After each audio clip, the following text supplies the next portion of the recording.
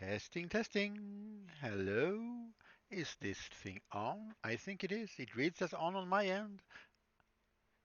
And the camera is also on, and it's a little wonky because you know what happened 2 minutes before going live. I was trying to adjust the camera, and of course, what happened is I break the mounting. Let me show you a little bit.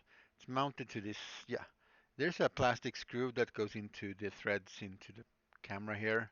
So now it's, well, as you can see, fixed with duct tape. Because why not? Yeah, I literally broke my camera mount 2 minutes before going live. Because that's how you do it when you're a pro streamer or something. I don't know. Welcome, everybody. Hello. Well, oh, I'm sitting down. I should bring my camera with me. Last time we did two things. We did didn't do, we started and got along quite a long way on this wastelandish little diorama piece. And these will, of course, be used to take pictures of your minis. Let's take a random mini standing around. You put him up here, you put your camera here, and you go click, click, and you get this cool background. Hopefully out of focus, and all the focus is on there. So one of the things I want to is not to have too much detail in the background. I don't want anything in the background sort of to grab the attention as much as the mini that is being photographed, being taken pictured of. Okay, yeah, being photographed. And then we also made this one, which is I don't know, farm fantasy English cottage style wall, and I didn't like the cobblestone, so I did this. That's how we ended basically. I ripped this apart. Oh, the camera is an autofocus. That's no good. I am sorry. I forget that it keeps changing that back for some reason.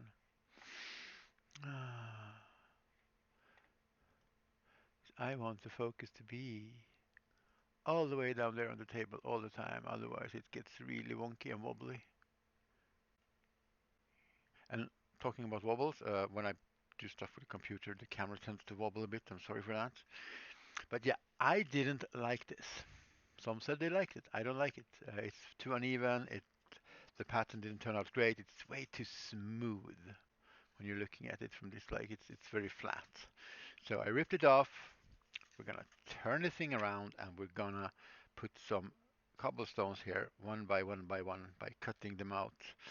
Very small stones. I'm thinking Warhammer-ish style, 32, 30 millimeter style cobblestones. So you're probably gonna need to be like 5 millimeters to really read as cobblestone. You could just do like stone. Like random patterns are very hard when you're cutting out individual stones. Well, they take a long time. So what we are going to do is decide first if we want them to be small cobbles, and I think I want that. So that's a lot of cutting, and then we're gonna, of course, paint it, and then we'll put it back together. I think no, we want to put it together first, or do we want that? I'm not sure. And then put the cobblestones. Because this needs to go up a little bit, I think. Uh, let's bring you, and let's hope I don't break the camera mount again. Here we go. Much better. Like that, because then the cobblestones will... Yeah, the cobblestones. Good morning, Ratsa. Welcome in. How are you? Nice to see you. Just, yeah, no, this wall should be glued on first, and then the cobbles should be on here. Because the cobblestones would have been made after the house, presumably in this case. I'll say that that's how it's supposed to be. So we're gonna glue this together. We're gonna glue it back together again and see what's and then because then the glue wants to set for a while. But we're gonna cut out small pieces of plastic to make look like stones. That's gonna cover this whole surface. So, hello, there I am. Uh, you're sleepy? Uh, I'm good, thanks. I'm a little bit tired today. Otherwise, everything is good. I get to stream, I get to build stuff. Oh, and I get to apparently unclog the glue bottle again.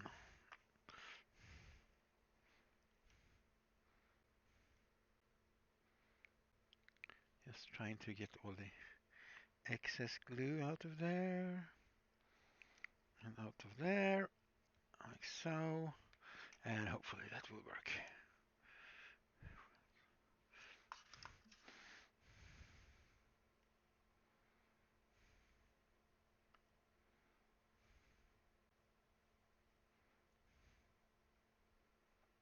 Oh, I'm literally smacking the camera with the glue bottle.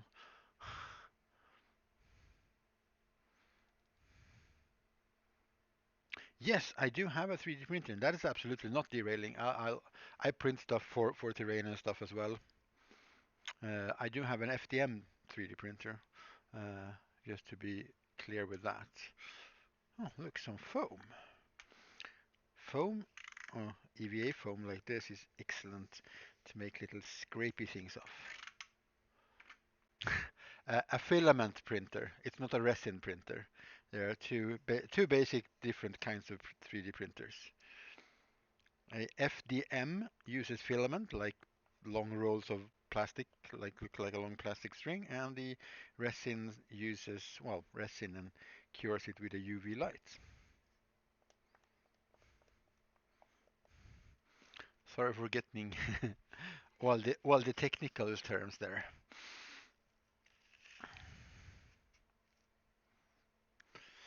FDM mean I don't remember actually. Filament something.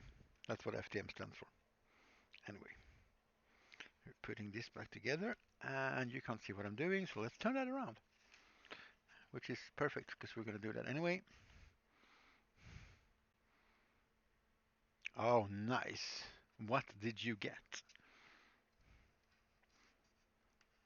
You can see I'm putting them in at an angle because that means this won't move to the sides now. It's just gonna get totally stuck there.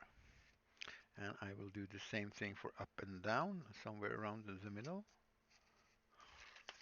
It's gonna come out there, but we're gonna cut these off anyway. Fuse deposition welding. Oh yeah. I have an Ender 3 Pro, and it is a magnificent machine. I the only problems I've had it's clogged nozzles and just nozzles are cheap. Just change nozzle, keep going. I literally like slam off things off my bed when they're stuck, and then I don't re-level it, and then I just print again, and it's just working. It's been so super working good. Yeah, I have a both need and want of a resin printer, and that's on the buy list for later this year, by like probably July, August somewhere, hopefully. Okay, so that's back together. Let's raise you up so you get a bit further away. There we go. Yeah. I ripped off the plastic bed thingy on my ender, and I use a glass bed, and just to make sure nothing falls off when I'm printing, I'm just putting down a thin layer of glue with a glue stick, and nothing bad has ever happened. I don't even clean my glass plate that often, and it still prints brilliantly. So I don't know. I might have gotten lucky, I guess. I don't know. Okay, let's make some cobblestone while this dries up. Now yeah, I'm gonna have to print when I come home actually, because my camera mount here broke 2 minutes before going live, and that's actually a 3D printed part that I made.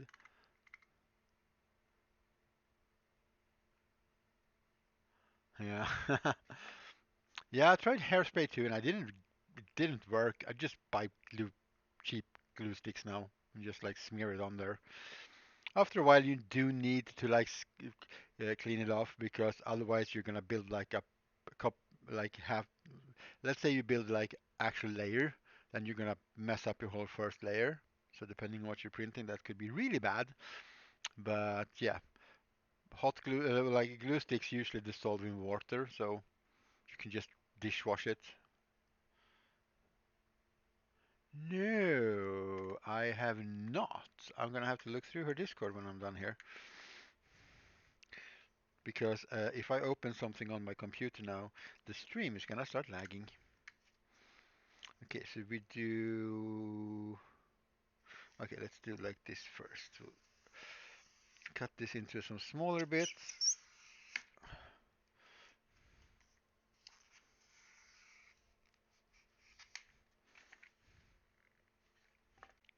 Yeah, and my computer isn't.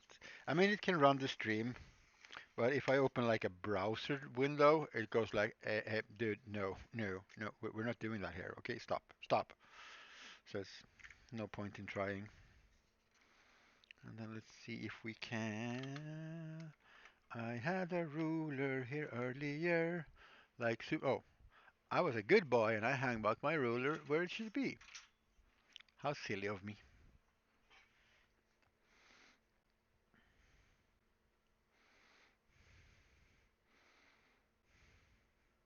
It's gonna be a lot of small stones, but it's gonna look good. What is that butter thing? It's the same as this actually. It's XPS foam. It's insulation for buildings, actually, or ground insulation for things. So it's polystyrene, kind of like the white bubbly stuff, you know, kind of like this, but instead of being having bubbles, it's just like basically solid, and yeah, it's quite common to use it. There's also this also exists in pink and blue and whatever, depending on who made it. But it's quite common when you're building scenery, terrain, model making. You can do all sort of things. I'm trying to find things. Here we go. You can cut out big sort of color pillars, columns, thingies. The bubbles are nice. You can build cool things with bubbly things as well. It does have a bit of structure stuff. You can build things like this from old packaging,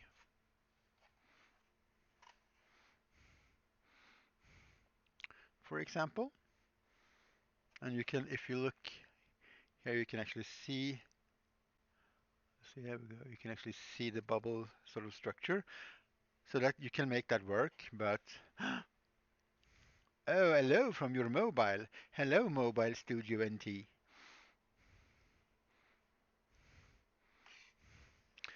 So what we're doing right now is something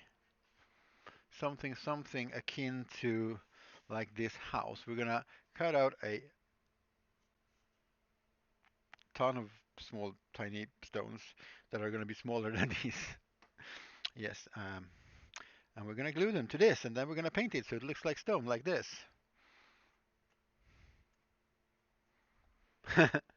Don't spoil it. I'm gonna watch it later.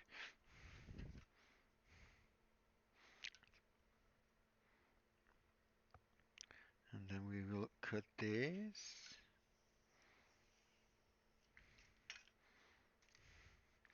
and we get some squarish little rods that we can cut thin slices from. Note how I am not super methodical and like, oh, it has to be the same width because I want the stones to be a little bit different. We're gonna cut them by hand all the way through, so they're all gonna be a bit different sized. Not like super big, a big difference, but oh, a little bit of a difference.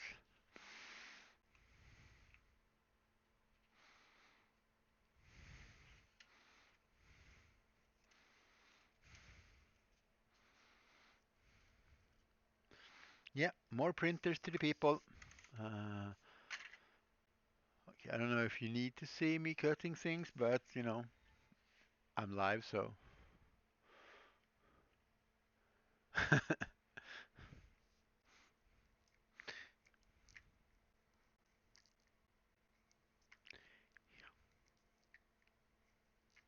So just to like get an idea, those are the cobblestones. They're gonna get glued on here and cover this whole surface. That's the job today. It's gonna look amazing.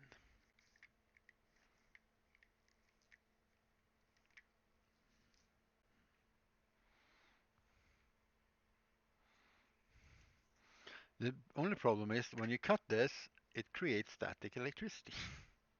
It's like petting your cat. This stuff gets stuck everywhere. They do look a bit uniform and like square to be like old cobblestones, but we're gonna mush them up a bit. And there are several ways just to do that. Just to make them look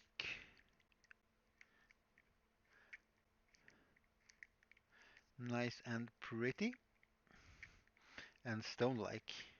I mean, cobblestones that are walked on aren't that. They're not very uniform in shape. They shouldn't be this super square and hard, have these hard edges. Let's move the mic down. That usually works.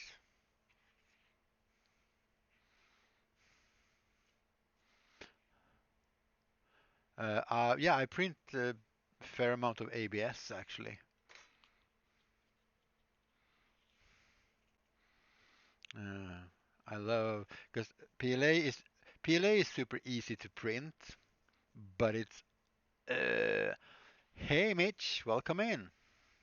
But PLA is a horrible material to sand, as you might have noticed, if you want a smooth surface, because it's super hard. ABS is super smooth and nice and easy and soft to sand, but it has its own issues, of course. You need an enclosure for your printer because printing ABS is very sensitive to the temperature around it. So if it's too cold, you're gonna get layer separations and stuff, and we don't want stuff like that.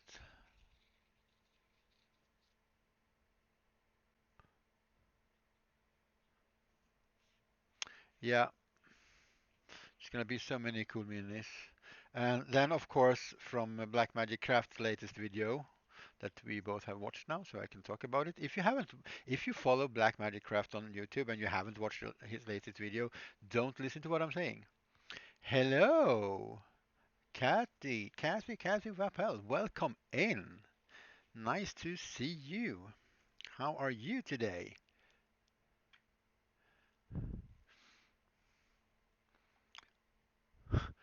Two katanas with PLA. Have fun sanding those, Mitch. Have fun. Nah, it's not that hard. It's just that ABS is so much smoother, but printing big things in ABS is a monster to do. It's so easy to like have a layer separation somewhere and then it's just like, okay, I need to fix this or just remake it.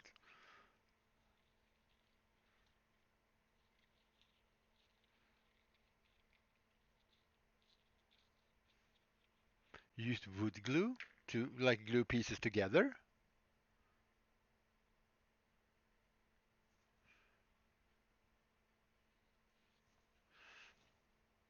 Did that work?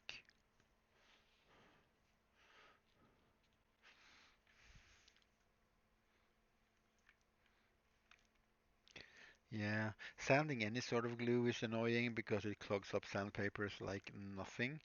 You can ask my belt sander. I had a friend here earlier today, and he is making some stuff with wood, and it's glued like laminated in several bits together, and he's trying to sand it down, and the sandpaper is just super clogged with glue. Just waking up. Well, good morning to you, and I don't know if you drink coffee, have a nice cup of coffee, and slowly wake up. I mean, it is the weekend after all. Oh yeah, there's wood filaments. There are all sorts of filaments now. Wood glue put metal rods in the print. Interesting. I didn't I didn't think wood glue would like because it can't get sucked into the plastic, but if that holds, that's brilliant.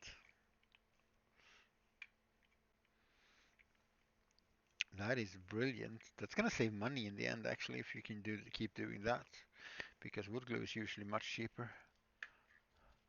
Oh yeah, the metal rods help absolutely, of course. Otherwise, it's not sure that super glue will help actually. I mean, if you print, I don't know if there's any PLA specific glues, but there are specific ABS glues that basically melt like plastic glue for minis. Could even work. Yeah, they could because they're acetone based. So you could use just plastic glue on ABS prints, and it will basically melt the plastic together.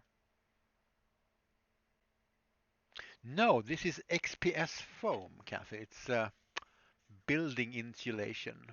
XPS 300. It's polystyrene, just like the. Where's my white bubbly thing? Here we go. Just like what you normally see in packaging for, buying TVs, computers, microwaves, whatever. Except that this doesn't have bubbles in it. It's just like solid chunk of it. And that's what I'm cutting up now. And you think that's enough? I don't think so. That's going to be like that one. I think we need like 4 or 5 times as many of these.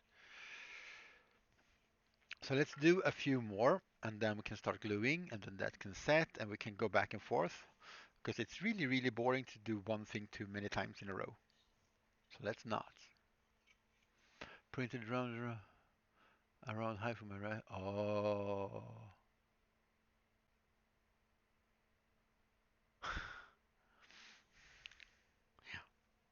Yeah. And there are different versions of it and different colors. You see a lot of light blue or pink uh, stuff like this. Oh, let me. I really need to like invent a way to get that camera to follow me when I stand up and sit down, which is an issue because it's actually the camera in my laptop. So I don't think that's gonna work.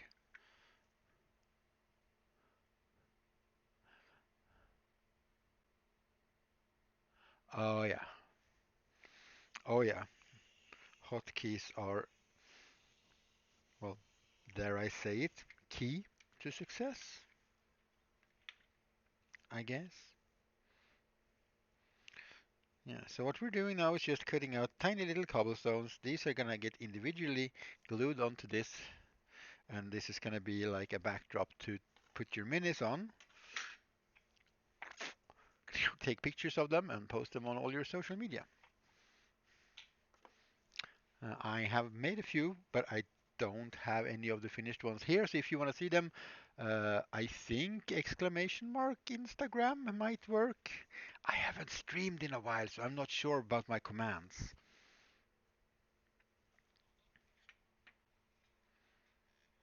Yeah, that's quite common. It's the same as long as it's called XPS, and preferably if you're going to do this XPS 300. It doesn't matter what color it is, because we're going to paint it anyway. And you can also just do this, and then you can just, before putting the model on here, preferably maybe, just glue some of to the base, and you can make your own cobblestone bases and things like that. So it's a pretty good material for a lot of miniature stuff. Oh, the Instagram works! And because you can also, uh, let's see, what do we have? Oh yeah, we have some rocks that I've started a tall rock structure of some kind. You can see going from there's two actually different colors here from two different foams and how it started out with like square blocks and then just start cutting into it. And well, of course, the similar thing that we're doing now, you can just make brick walls or stone walls from small bits. You can also, and that's how this project actually started last week. Uh, sort of apply a little bit of pressure and you can make marks and you can just make cobblestone. I didn't like how this looked though, so I just flipped it. No, it's okay. That's fine. Uh, that's good to point out so nobody thinks that you're actually driving.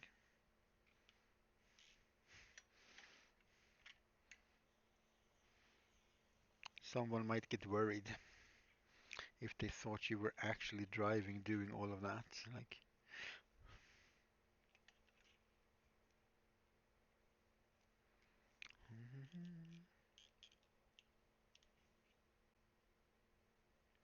Come on, come on.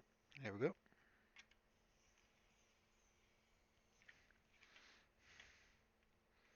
Okay, can we get one more of this one, please? Here we go.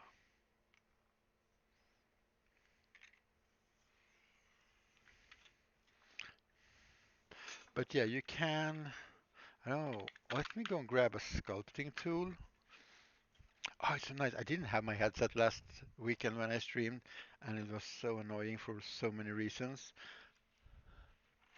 But this is so comfortable because I can keep talking to the stream even if I'm not on camera.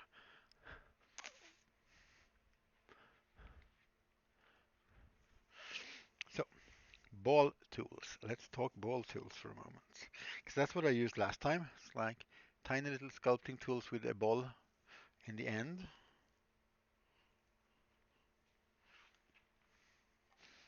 And you can. Oh, well, that's. Oh, wait. Over here we have something that I cut out. You can actually. You could use a pen. You don't have to use a ball. You can just use a pencil or whatever.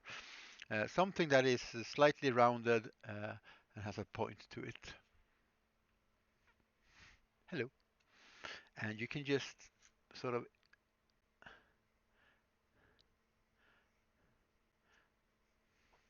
do patterns in it.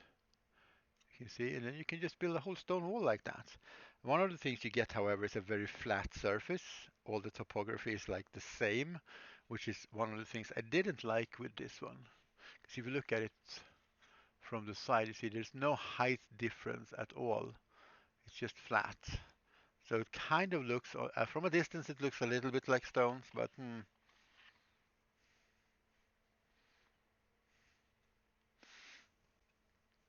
So you can just either do stones, but you can also do like around the archway. You can, yeah, you create patterns and you can create depth. You can see here. And all of a sudden we have some molding around the doorway. And, whatever. And you can use bigger and smaller tools to create different sort of patterns. Let's toss that over there. And let's get cracking on cutting some more small, tiny rocks. Well, actually stones, I guess. Or cobbles, or I don't know.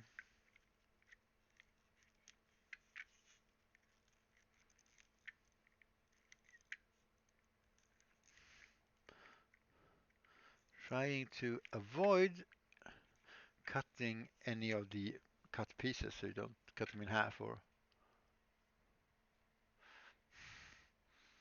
cobblestones and arches. Okay, of course you do. Of course you do. So fairy tale-ish weirdo castle thingy. If you want to, feel free. If you have the energy at some point, feel free to do some sketches, like a mood board or whatever, or just collect pictures like a mood board if you want to.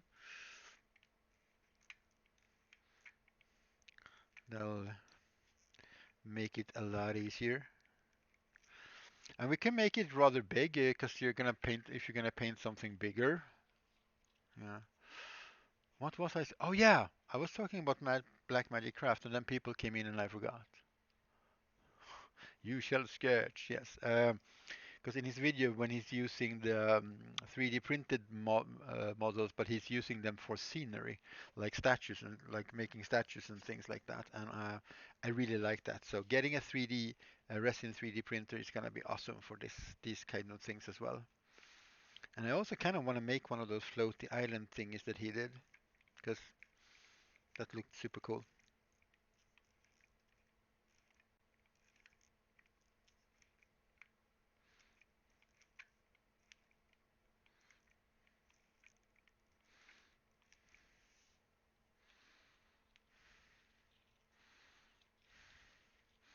Yeah, same here. I've been down for quite a while actually, but getting back to streaming and getting some stuff done actually helps. Get a lot of extra dopamine hanging out with you guys. So I appreciate you guys coming hanging out, all you peeps.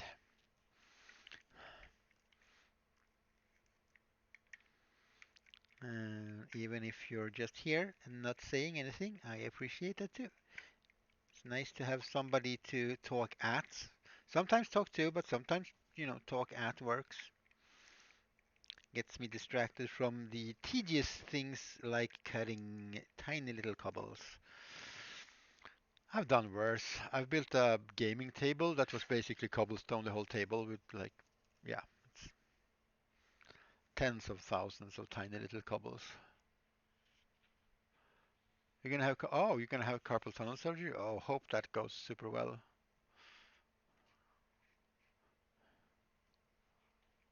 I hope that goes super well.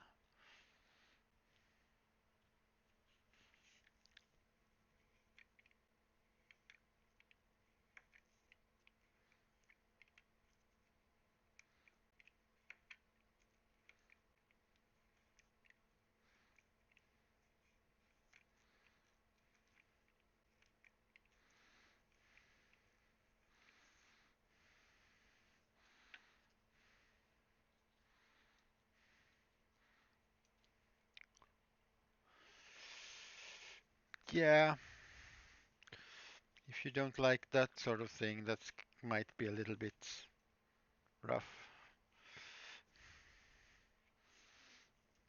I used to not like needles because I mean, who really? I mean, It's perfectly natural to not like being poked with things that are sharp. I feel. I mean, you can like it if you want to, but I feel it's a pretty normal response to not having people poke at you with sharp stuff, right? But during the last, half decade or so, when I've been sick and things, and I've been into the hospital, I've been needled so many times, so I don't really care anymore. My body just gave up. It's like, okay, it's this again, whatever.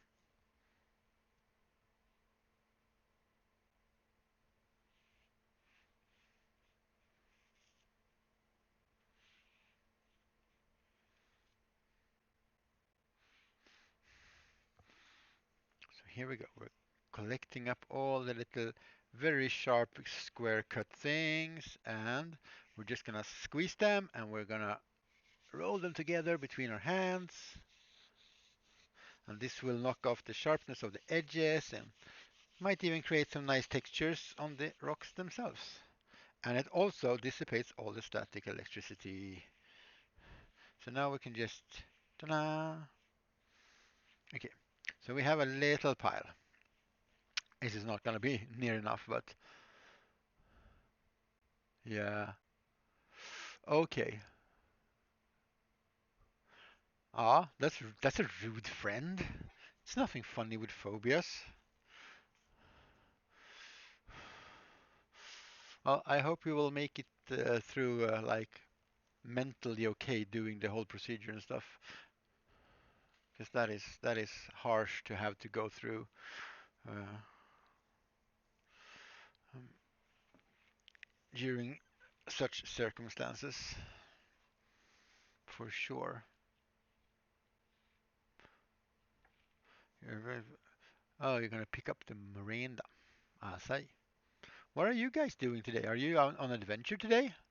Since you're still in a car, are you adventuring? Are you adventuring today? I hope you're adventuring. Ah, okay. Oh yeah, she thinks it's a little bit. Okay, yeah, I get it. She's not making. Okay, yeah, yeah, yeah. I got it. That makes sense now. This is still a bit clogged. Let's do it like this then. Sklurf. And let's not cover too much because this is quick glue. And this is a PVA glue that dries quickly. Not like super glue quickly. Not like and it's done, but it's a lot faster than normal PVA glues. So I'm just using a little spatula. Get on a nice coat over the first part here. And now picking up tiny little plastic cobbles with your fingers and getting them in place without getting glue all over your fingers and therefore making things getting stuck to your fingers instead of where you want it is a very annoying thing. So we're not doing that. We are using toothpicks. Oh, that is very good, people. That is nice. Oh God, yes. Oh, oh, that is so rough. I need some. Oh, I have my water bottle actually. I need a cup. I need a small cup of some kind. Here we go. Because we need some water for surface tension. Because you can't really pick these up. If you can see that, yeah. Uh, but these are super duper light because they're styrofoam and they're fluffy. Was working until lunch. I went to ICA. Willys to buy. Okay, so you're like okay.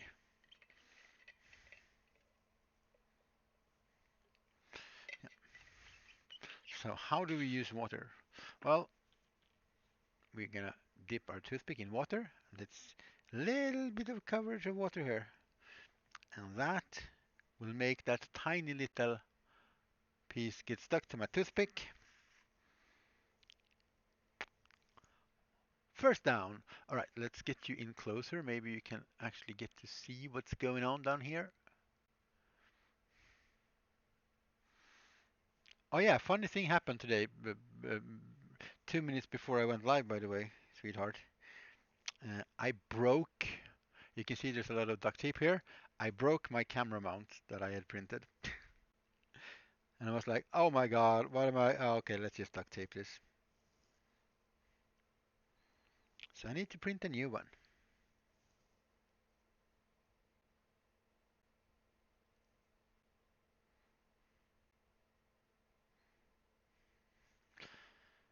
Yeah, so this is not going to take any time at all. We'll be done by, okay, lunch tomorrow. I don't know. I don't know how long time this will take. I do know, because by experience, that this, when it's done, all of these small rocks like this, is going to look like real cobblestone, and it's going to look amazing. Yes, water as an adhesive,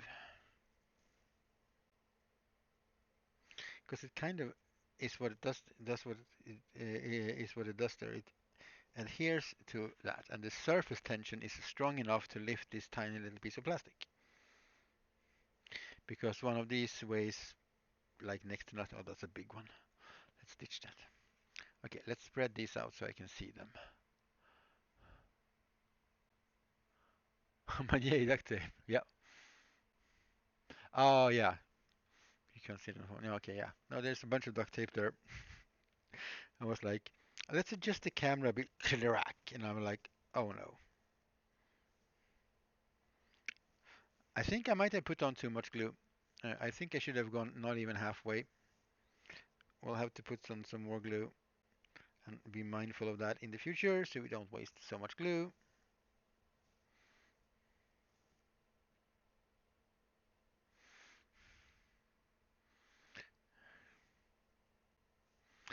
And while they're not super uniform, they are uniform. And oh, those are pretty. Some of these are very square still. I don't like that.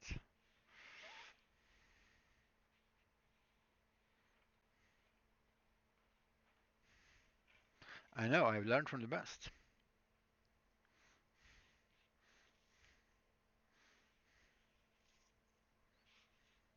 I'm also a bit annoyed that I used this duct tape. I should have just taken the steam-proof tape because that is very easy to get off. Okay, let's squeeze this and mush it around a lot because we want this to be squarish, but we want them to have rounded corners and like a little bit of texture on them. Here we go. Put in the water there and another one. So today's stream is gonna be a lot of this. I will take a break from doing this though in a little while, and we will uh, put on the first layer of paint on this one, so we get something else funky to do. But yeah, level of you have leveled up your patience to level 100. That's what you do when you build things like this. you guys are actually helping out a lot because now I can focus on talking to you while I'm just going through the motions of doing this. Otherwise, this would have been even more boring. Actually, I would probably just play really loud music and try to ignore what I'm doing. And oh, there's a hair in there. We don't want that. Get that out. Tape is very useful. I have a lot of different tapes. I have some funny, funky tape that is steam proofed, so you can actually steam wash things, and the tape won't come off. Weird thing for somebody to invent. I haven't put it to the test though. Now that I think about it, I should really do that. But it's mainly used in hospitals and stuff, where you steam clean equipment and need the markings to be on. So I'm guessing it's gonna work pretty well. Yay, we are on row 2 now. Cosplay gun needs to reprint one part. Oh, you steam clean your rat trade? Yeah, you see. There's another stuff you can try Stardew Valley. There's a really good wiki, 165 pages of wiki for. Oh gosh. Uh, okay, if anybody does anything or have like if you art something, whatever, if you build something, art something, if you do something creative and you have an Instagram or whatever where you show off your art stuff, feel free to link that in the chat. We are very link friendly like that. Spread your cool skills and art and stuff everywhere if you want to.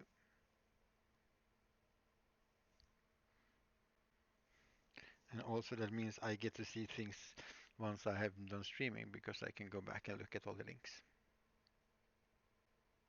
Ta-da! Well, cute, adorable animals are also allowed.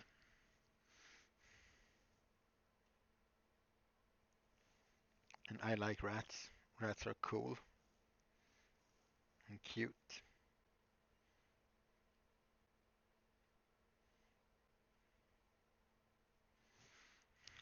And they have tiny little hands.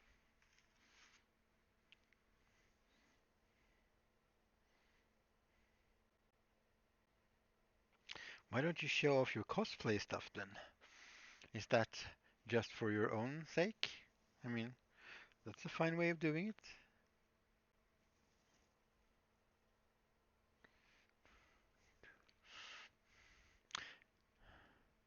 And I'm still such a eh, about what I should stream. Should I stream just to rain? Cause I don't want to paint minis on stream. That's one thing I have come up to that I don't want that. That's not what I want to do. Because I want to focus so much on painting when I'm painting. Because I can paint well if I focus, and so I do focus. I wanted to print the most. Ah, okay. So you just okay. Yeah, I get it. Yep. Yeah. Yeah. Yeah. I got some printed weapon thingies too. That's just on my wall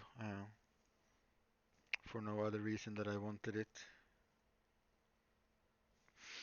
Uh, but I also do fair amount of work in Fusion 360, so I do model a lot of things myself that I use and print, including some weapon replicas.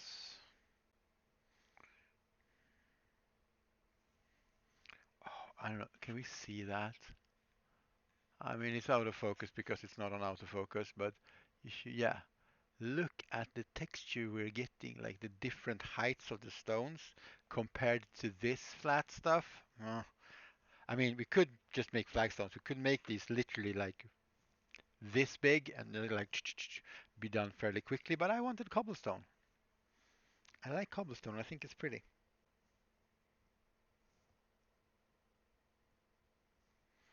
It's also silly durable.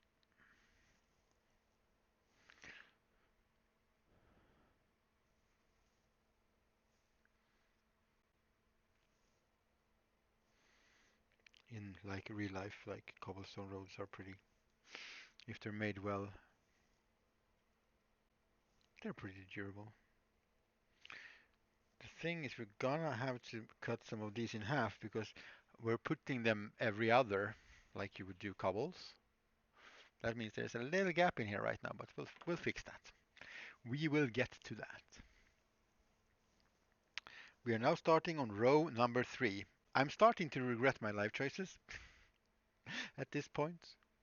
I know this is gonna look fantastic, but I was thinking this is gonna be a generic one. So maybe because maybe I don't want it myself, maybe I'll put it up in my Etsy store, but I can't sell this. This is gonna take too many hours. Well, maybe I can. I'll try. Or maybe I'll sell it for cheaper than I should in the end. I don't know. Or I'll keep it for when I paint random models. It's always nice to have some extras. I have one more that I need to build as well, because I need to make one for my orc army. Yeah, I'm making these basically because okay, I painted a cool miniature and I take pictures of it and there's a keyboard in the background or you have to like have a black backdrop or something. In this case, you can just put your mini up on here. Let's see if I can get you down there without messing everything up too much. Oh, there you are in the chat saying hello to yourself. But basically you get this view and you take pictures of your mini and it looks really cool because he looks like he's in a town or something. So that's my whole idea.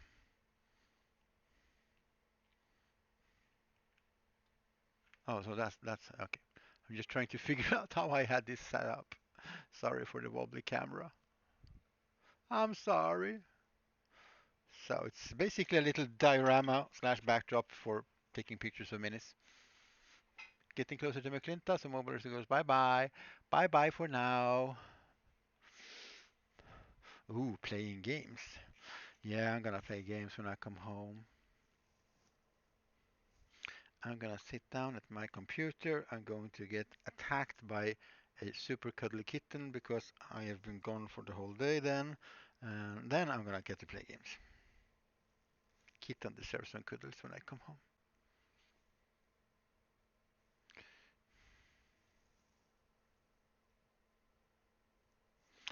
So if you want to do something like this, it's fairly cheap in materials. It's fairly easy. Don't do super small cobblestones because you're gonna get tired and just hate yourself. Start with like bigger stones. I mean, that looks good as well. If you do check that link on Instagram, there is one that is sort of a castle background. Coffee cups. Hello, welcome in. Yes, happy kittens when you come home. He's like always inside the door when I open the door when I come home. Welcome in. Yep, sand and glue makes for cool textures. Yeah, or like really coarse sand and stuff. We have the other backdrop here, which is gonna be sort of a wasteland thing. Is I'm guessing we're gonna put some more garbagey things. I don't know. Generic post-app dystopian thingy. The other backdrops that are on my Instagram are uh, more specific to some of the armies that I play. So I have like a Necron one, I have a Dark Angels one, I have one that I made for my Black Templars, but it doesn't really scream just Black Templars, I guess. So I'll put some Black Templar banners or something on it, I guess. I don't know. But yeah, those are all on my Instagram, and that is exclamation mark Instagram if you weren't here when we did that. If you want to check that out.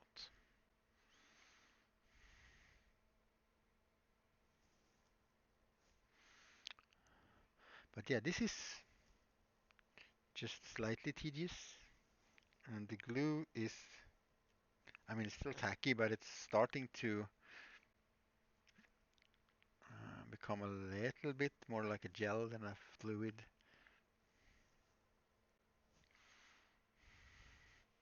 Oh yeah, here we go. There's the Instagram. Thank you for that.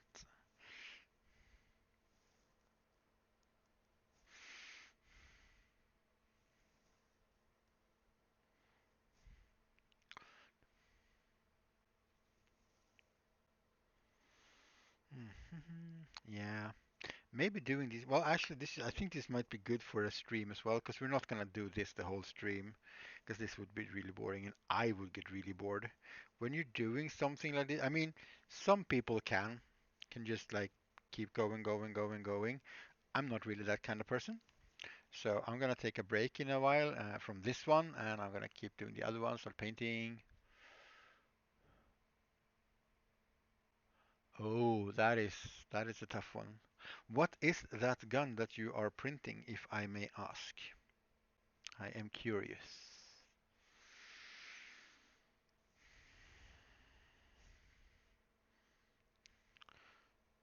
So yeah, welcome in to anybody who is new. I am Pixel and I build things and I make stuff. And today we are making backdrops to take pictures of minis. And I, in my infinite wisdom, decided I wanted this to be cobblestone. I made most of this last week actually on stream, and I made this stone pattern. And I didn't like how it looked, so I ripped it off, and now we're redoing the whole thing, but with tiny, tiny little cobblestones. Uh, oh, you can't even see all of it now. Let's switch that around. There we go. There are all the cobbles, and there is the important little glue pot. Because now, when you have water on your little toothpick, you can actually use that almost like an adhesive. The surface tension will let you grab these tiny little pieces of XPS foam that I have cut out earlier today on stream. Uh, XPS foam is this thing. It's insulation for buildings. Oh, game control. So it was just okay. No, I'll have to look at that later. I'll look at Instagram and see if there is I'm gonna look at your curse print. I guess you're gonna have some. Is that the curse print on the Discord? And here's Discord.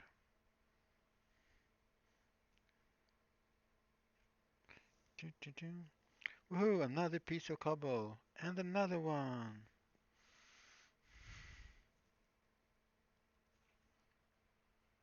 Okay, so the curse print is something else. Is there any pictures of this gun anywhere? Well, the one that you have printed. I mean, obviously there's pictures of it if it's from a game or something. There's bound to be pictures of it everywhere, but yeah, I put glue down here, and while it's still tacky, you can kind of make out that if I do this, it sort of doesn't flow back out. It stays up, so it's starting to dry up pretty well.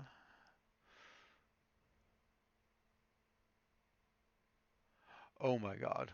Oh my God. Waking up and thinking somebody. Yeah. So, did you go and have heart surgery after that or something? Because that sounds like something that gives you a heart attack. Waking up thinking somebody's in your apartment.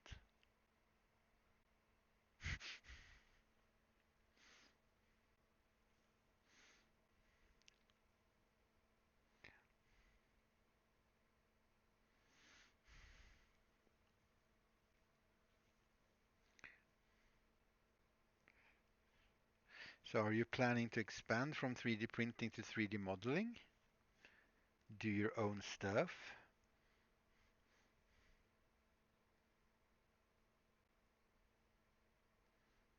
Or are you gonna just like print things?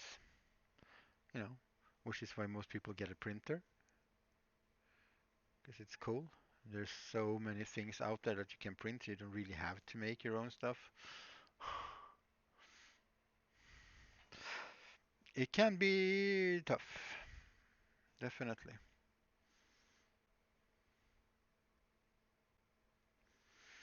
I think it's one of those things that you should probably be very interested in to start doing it. Because at least for me, if I'm interested enough in something, I'll just do it, and I don't even. People go like, "How did you learn that?" I just wanted to learn that, and everybody else is like, "Yeah, but it's so boring." But yeah, but I don't think it's boring. So for me, it works. So it depends a bit on how you are and who you are, I guess.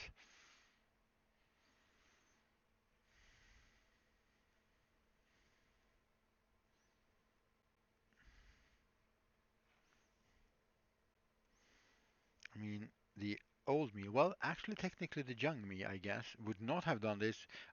Would have tried this because I have seen this somewhere and it looks cool, and then I would have done this much, and then I would, I'll continue later, and then I would never have looked at this piece ever again.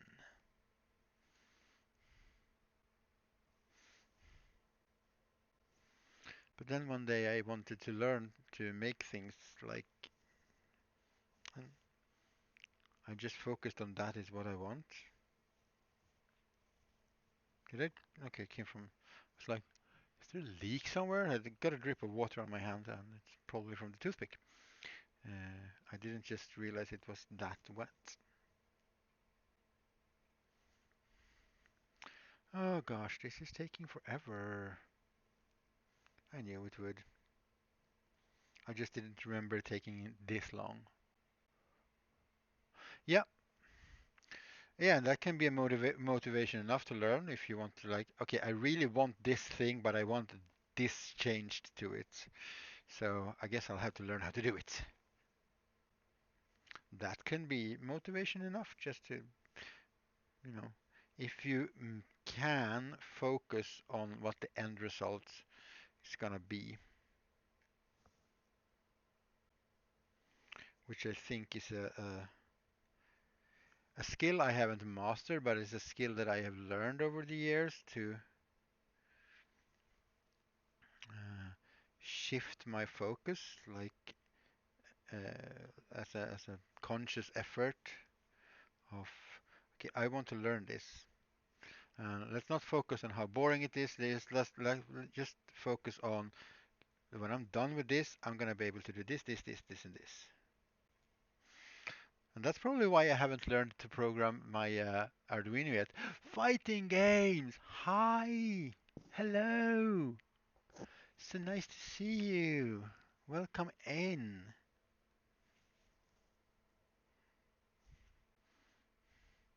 How are we today? Well, you're at least surviving because you are wrote something in a chat, and I like that.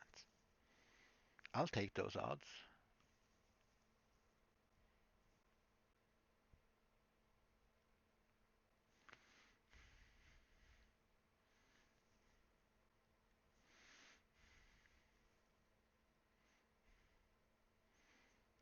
Whew. I think we're up to almost 5 rows now. That is not so bad actually.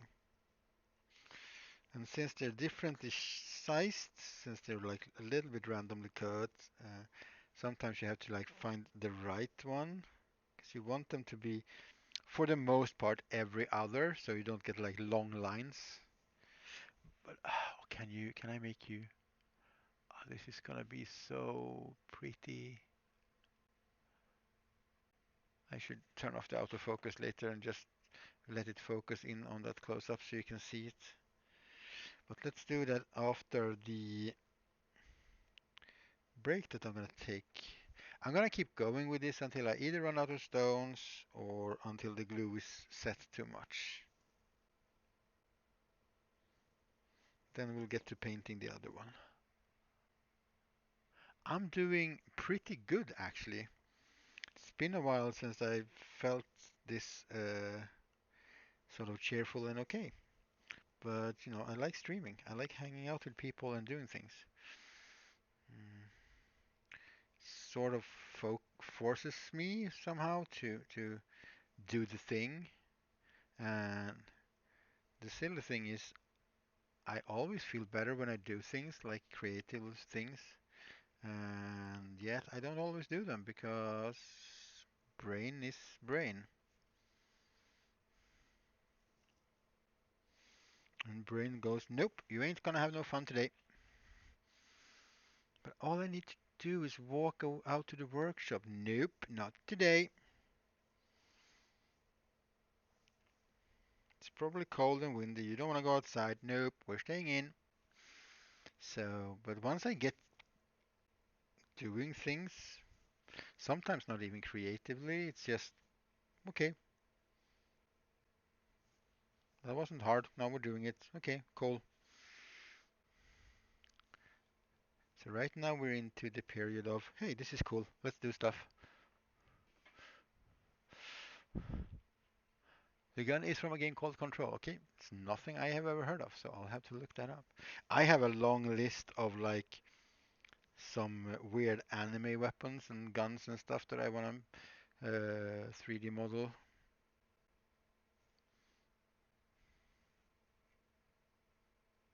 And that's actually a good, like you said, maybe you want something custom.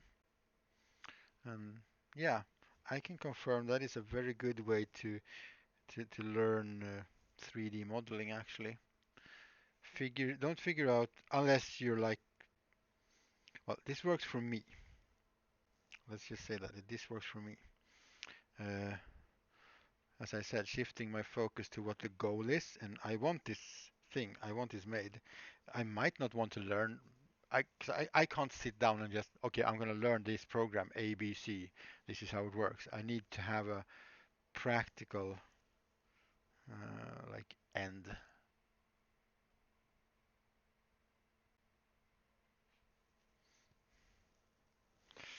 Well, gun looked cool. That is all you need. You don't need more. That is all the reason to get one.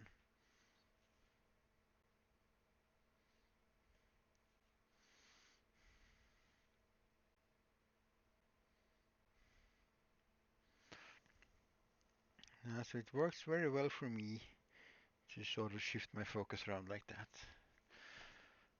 And then I think you start to seeing the result, and I can just imagine how this is gonna look. This is gonna take a while, but it's going to look fabulastics.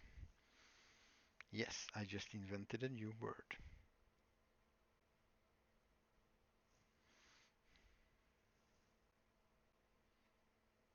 I think somebody might have used it before. I haven't heard all the words. I don't know.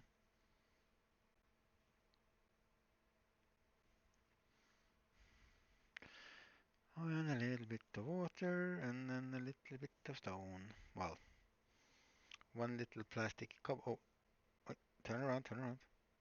One plastic little piece of cobble. There we go. Take a bigger, flatter one. Yeah.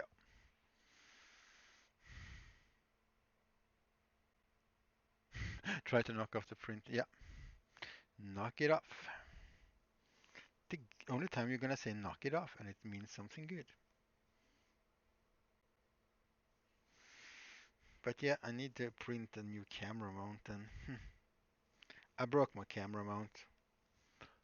That's why you can see some duct tape on my camera here, because I broke my camera mount trying to adjust the camera 2 minutes before going live. Yeah, that was like 2 seconds of panic mode until I realized I can just tape it in there on there. Because I was like, how do I fix this? Do I have any extra parts? Can it build? Oh, it's like, let's just duct tape it and stream, whatever. And you see, that worked out well. Because here we are, doing super tedious work and streaming. Cobble, cobble. Ooh, another cobble. Ooh, a piece of candy. No, this is not candy. Don't eat the XPS foam. Plastic is bad for you when ingested.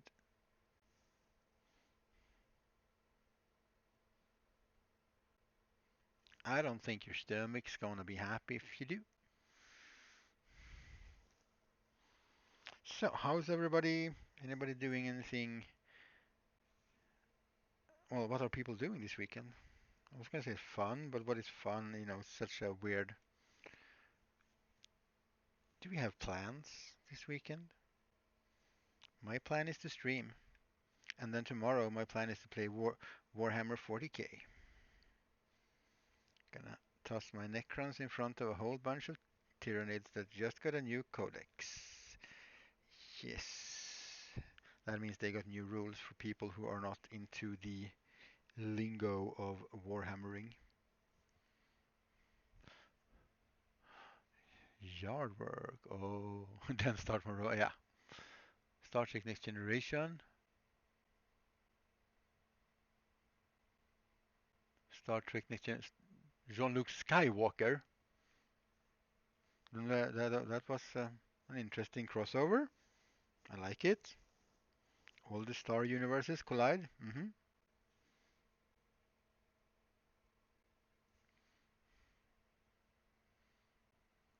You're giving your cat a bath. How does your cat like that? I mean, I've known cats that like water, so I mean, maybe it's like, whoa, it's so enjoyable, but it's not normally a combination you associate. The Trekkie feels slightly offended. Well, I'm a Star Wars fan before a Trekkie because I saw Star Wars before I saw anything Star Trek because when Star Wars came out, yes, I'm that old. Um, the only Star Trek that was around was the original series, and to be honest, even if I like it and like what it has done for like science fiction and science fiction television and even modern technology in some cases, it's not really a good show. It's a nostalgic and cool show, but calling it a good show is a little bit too far for me. I do love me some Next Generation though. Jean-Luc Picard will always be my captain.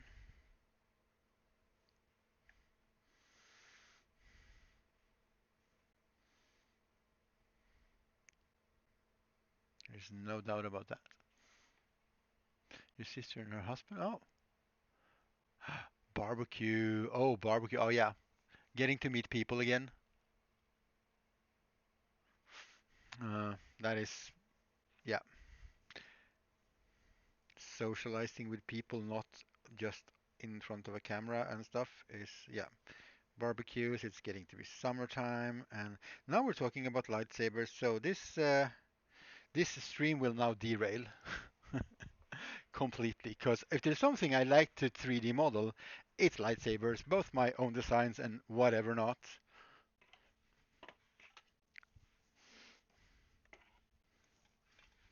So let's bring out some, stuff.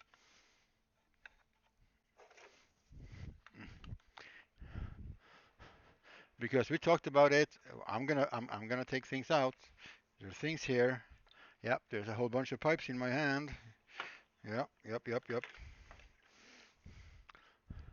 So for anybody who is a Star Wars fan, we have this one. The Hero Model version 2 of Luke Skywalker's Return of the Jedi lightsaber. Yeah. Okay. I don't have any blades, and I don't have any of them installed yet. Um, then we have okay, so then we have just my first sort of random put it together your own lightsaber thingy. Basically, yeah, random found parts and things to make a lightsaber. I can just print a blade and just, I mean, you can just take, if you just want to blade it for show, you can use whatever that is a clear plastic tube. That works fine. I want to make some of metal, so I can actually make a proper like one. Then let's build a PVC pipe lightsaber just because I can. Then we have, okay, I had not seen this before. This is actually a canon lightsaber. It's not from one of the movies. It's from the literatures, like books and stuff and comics. Because in the comics, there is another solo child who is, I don't remember his name, but this is his lightsaber. Exists literally one tiny little pixelated picture of this lightsaber, and somebody asked me if I could make this like into a printable lightsaber? And I was like, sure I can. And yeah, apparently I could because here it is. It's one of my favorite lightsabers. It's a very cool design. Uh, you know, it feels lightsaber. It has the ridges and yeah. And then if you're into the dark side, and yes, I know you don't have to say it. Everybody does the joke about lightsabers being something else. This one does very much look like something else, maybe to some people because of how it looks.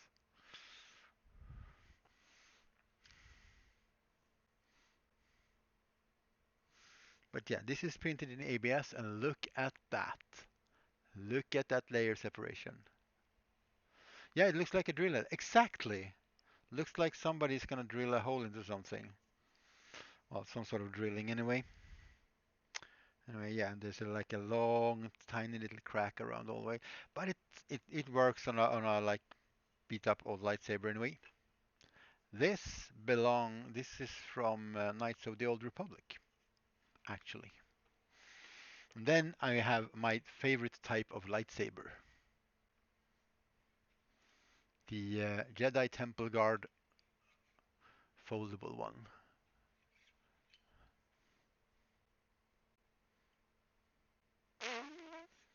Whoosh! Double lightsaber! And I think there's only one Temple Guard that actually has this one, as far as I know. But yeah, now we have derailed, so I don't have to do cobblestones all the time. Let's get back on the tracks, get the train going towards Cobblestonia. But I love lightsabers. Probably randomly just sat home and did like 50 different designs. I couldn't just start printing them all because it would cost so much. And not all of them are super cool. But you gotta do a lot of different things to get it right.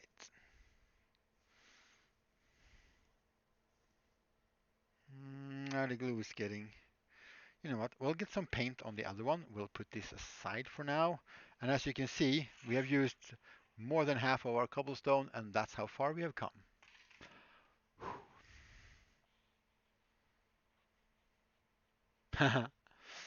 Yeah, I started to do that as well. I wanted to like, I don't want to print whatever someone else did. I was, for some reason, I'm gonna make one, and I was like, it's super complicated. Even if it's a very simple design, it's slightly complicated to design in some aspects. So I was like, nope. Can you print Riker's beard?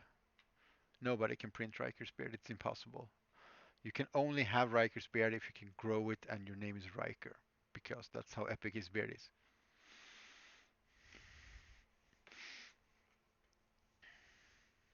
It doesn't work. You can't copy it.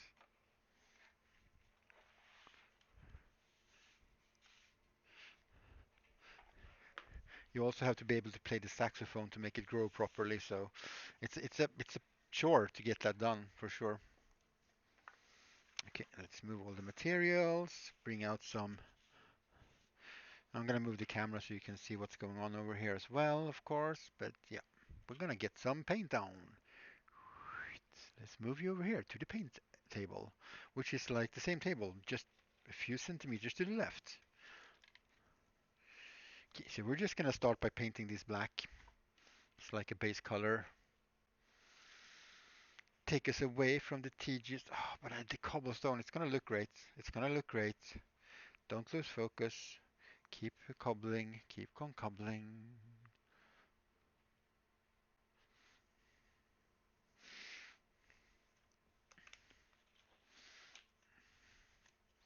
Just to not get all the paint on my fingers. Something to put the paint up on, a little plate.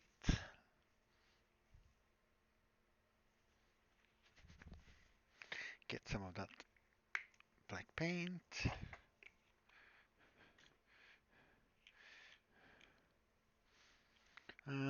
Where? Oh, there's my roll of paper. Hi to here, the city.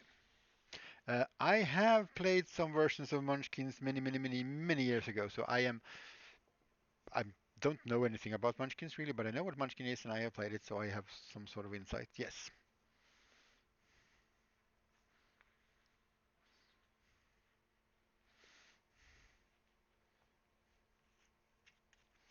Getting some of the water out, and then we'll add some water in because we'll, oh, super dirty water. It doesn't really matter because we're going to use black paint, so it's not really going to be that much of a difference. And we're just going to generously cover, especially the rocky area. We need to get the paint to run in between all the tiny little pieces of gravel and rock and sand. So we're just gonna stab it on. And then on the plastic itself, we're gonna have a little thicker paint because otherwise it won't really stop. Oh, I might have had to prime these. We'll see. We will see if they will hold the paint. And if I have any brush on primer here. Otherwise, I have a spray can of primer and we can solve this somehow. Oh, well, Munchkin is a very humorous and funny game, so that is not a bad gift. If they like weird, cute, random backstabby things. But as I said, I'm not an expert about anything Munchkin.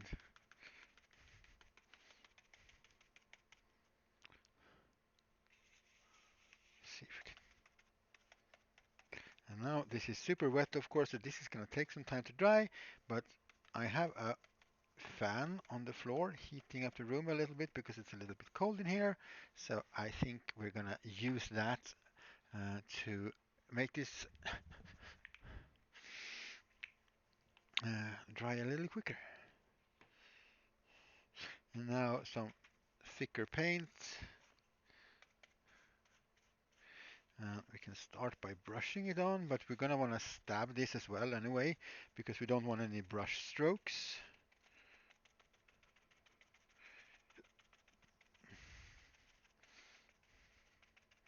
Okay, we'll have to go in with a smaller brush there and in the corners, I guess. I think the color laid on this sort of thick will work well on these little plastic pipes as well.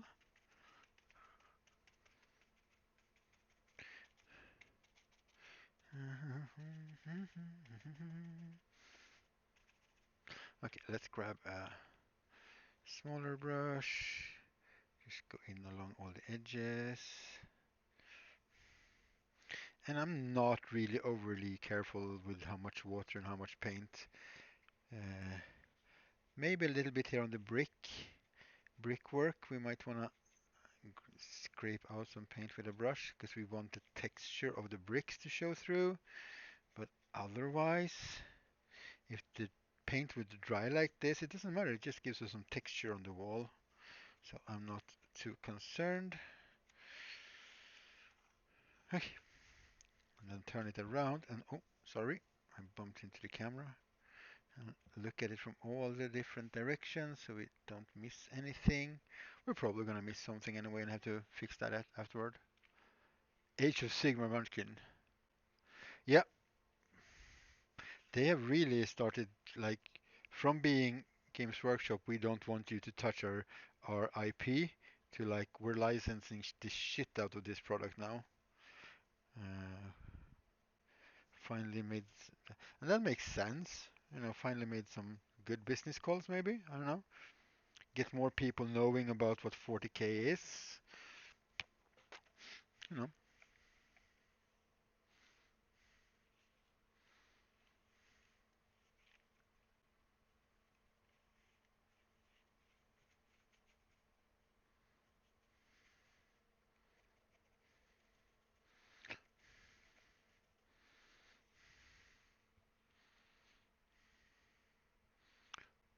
Oh, 2 hours and 50% done. That's not a very big print then.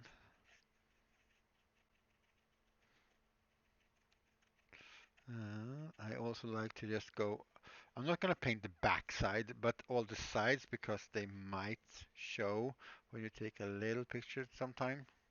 So I like to just get some black paint all over the edges as well.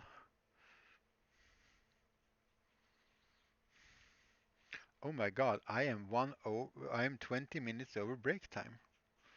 Usually take a break at an hour. Or no, wait, at 2 hours. I am 40 minutes from break time. Well, I'm the streamer. I can take breaks when I want, but you know.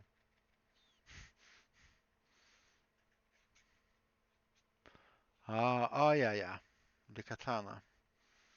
Yeah, but still, that's pretty quick. 4 hours ish for the whole thing. That's good. That is very nice. 3D printer fall failed. Yeah, yeah. I like. That's the one thing that I like most about printing, designing things, and printing myself. Uh, let's. It's all in one piece. Let's derail a little bit towards the lightsabers again, actually, because for that one, we'll put this to the side now, because this needs to dry, and then I'll put this oh, on the floor in front of the fan, and we'll see if that can dry quickly. Yeah, we're gonna have to put some more color on. I see.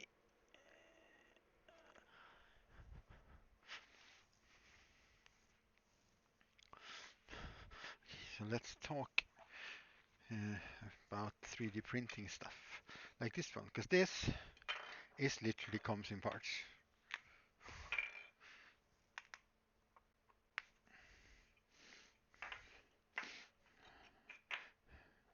Oh, okay. These blocks are actually loose.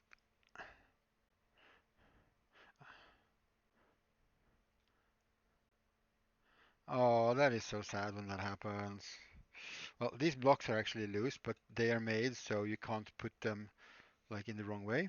And then this is already glued together, but this is one part, and then there's a piece that goes through that is two parts, and this is part. So everything is in small parts.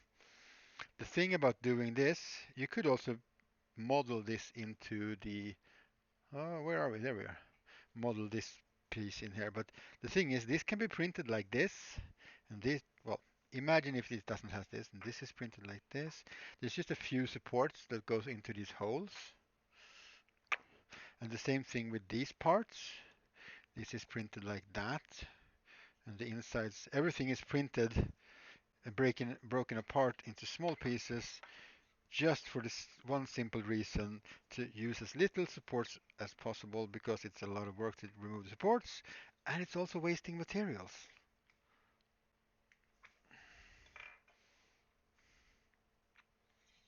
No, wait, is this going on this way? Yeah, it is. There we go. That line should probably, line up. I'm not sure which ways these things are going to go. Wait, this is going to go that way. Yeah, so when the things that I print that I design myself are usually a lot of parts, just to print them with as little support as possible, to make it easier to clean up and put together. And it also takes a lot less time, of course, because you don't have to print so many supports. That also takes time. Wow, I am so tired today.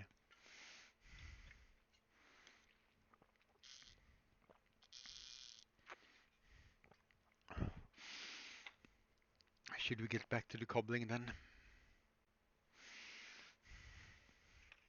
I guess we should.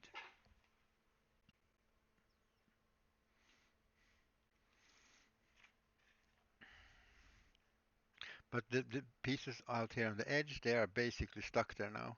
That's how quick the glue dries, and this is just barely tacky now. But then I know 2.5, 3 centimeters. Oh, I'm not even done with this row, and I started a new row. But I know that I need to. This is about as much glue as I can put on before it cures completely. Is what I was gonna say. Oh my. All the tires. No, we need to cut out more uh, cobbles first. Let's get the cobbles. Cobble, cobble. Let's go cobbling, cobbling. Actually, I don't want to do cobbles right now. That's super boring. I want to do my own personal third one because I've already prepped for that. It's two pieces like this. Put them together like that. Build stuff that fits whatever theme you want it to have, and go for it. And this time we are doing it for orcs. This is not gonna work. That is too small. Because I wanted to be able to take pictures of all my dreadnoughts. So this back wall needs to be taller. Oh, does that work?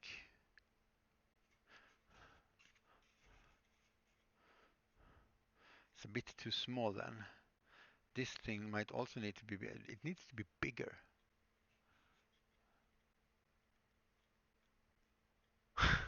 The cat. Yeah, we cats like to sing the songs of their people. That is for sure. Ah, oh my gosh. I am sorry, I'm so tired. Okay, so what I need to do is to find some bigger materials and cut that out.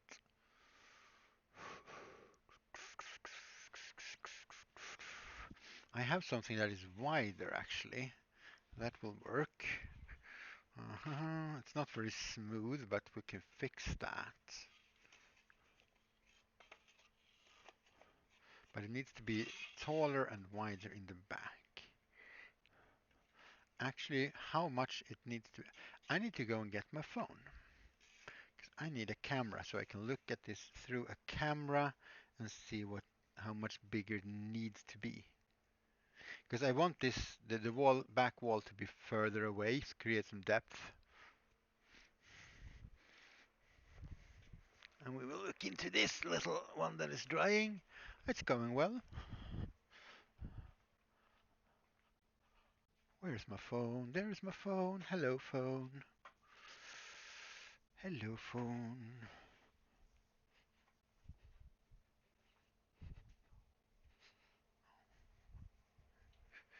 Do, do, do. Let's go, let's go, let's go. And now we can just have a look through like this. Yeah, no, his claws, it needs to be,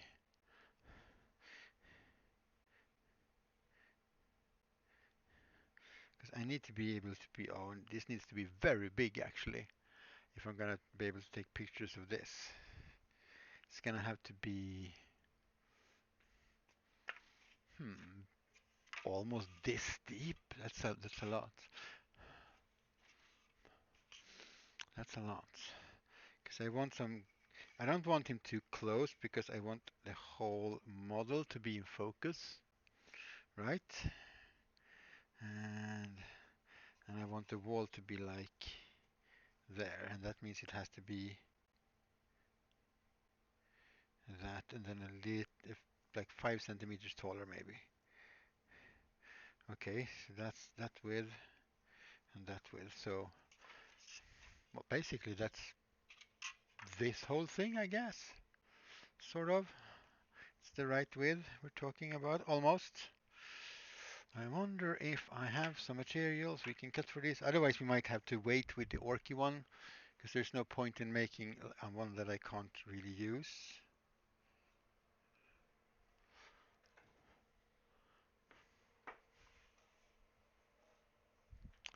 There's no point in making one I can't really use. Well, I have some old gaming boards that I can cut up that I'm not gonna use anyway. And that part could be used. Oh, what's this then?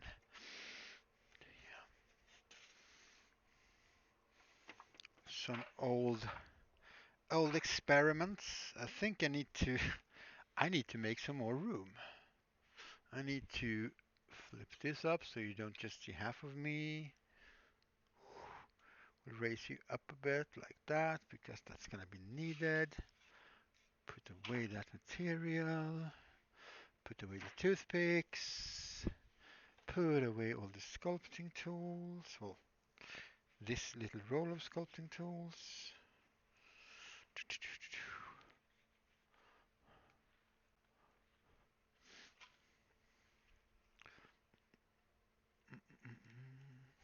Because I'm gonna need to put the whole thing up here so I can cut it. Away with the paint, away with everything. God, there's so many things. This wasn't the plan,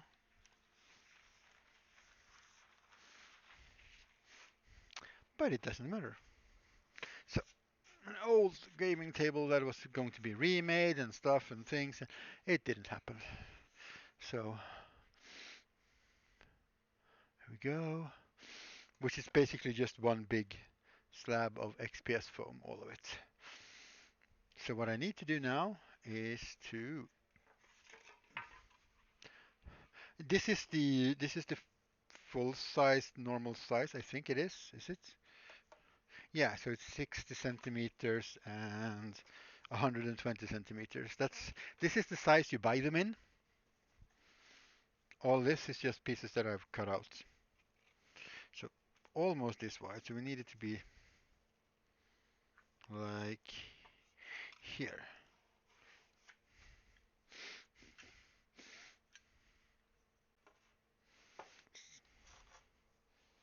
And that's 29. Okay, so let's do it at 30 because that will be very simple to remember.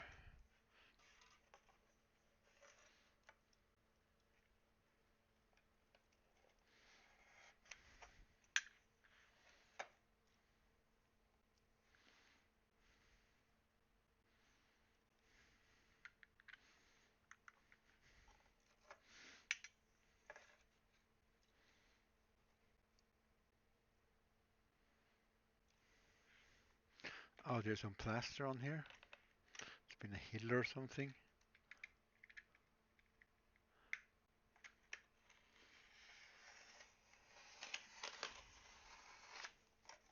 Yeah, there's some hard plaster there, but we'll break that off anyway.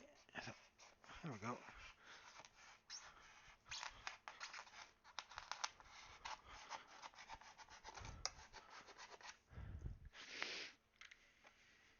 One last pass. And then we will be almost through. And we can simply... Yes! No, actually, I don't know, it should be. Is that on my Instagram? Is that on my Instagram? Because that's so old. Otherwise, I'll fix that. But I'm gonna have a look and see if... So I don't say, hey, look at my Instagram where you can see it, and then there's not there. It's just gonna send you down a long scrolling backwards. Actually, I made two different gaming tables with lots of cobbles on. I'm gonna see if any of them are on my Instagram. There are some Blood Bowl pictures there, which has a lot of like 290. Squeak, squeak, squeak at it. Yep, squeaky squeaks. Do do do do do. All the squeaks. No, no, no. I don't have it.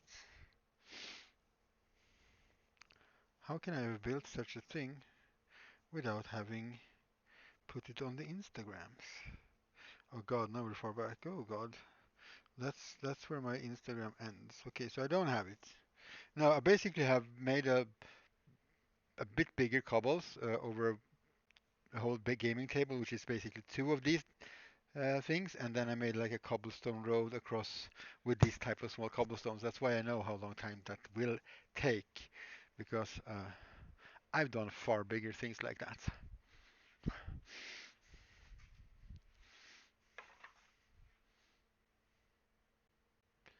Your squeaks are moving around. Oh, say hi to the squeaks. And then we're just gonna, this might pop a bit sound-wise.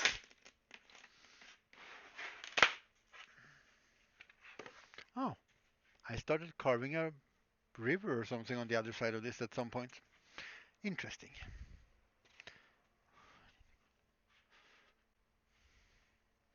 But I don't want this now, so I'm gonna use this side, of course. So if we cut this here and then we split that in the middle and we use that, yes. And then we'll cut this off, so it's... Oh, hello there. Uh, Cthulhu. Welcome in. How are you today? I do hope that you are well. Welcome in. This is where I should have a pen.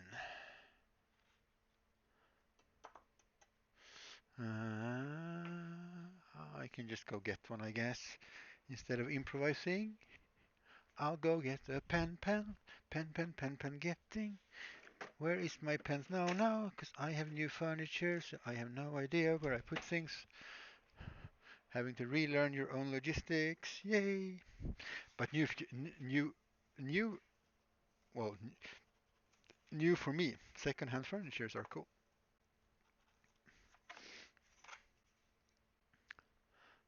Huh?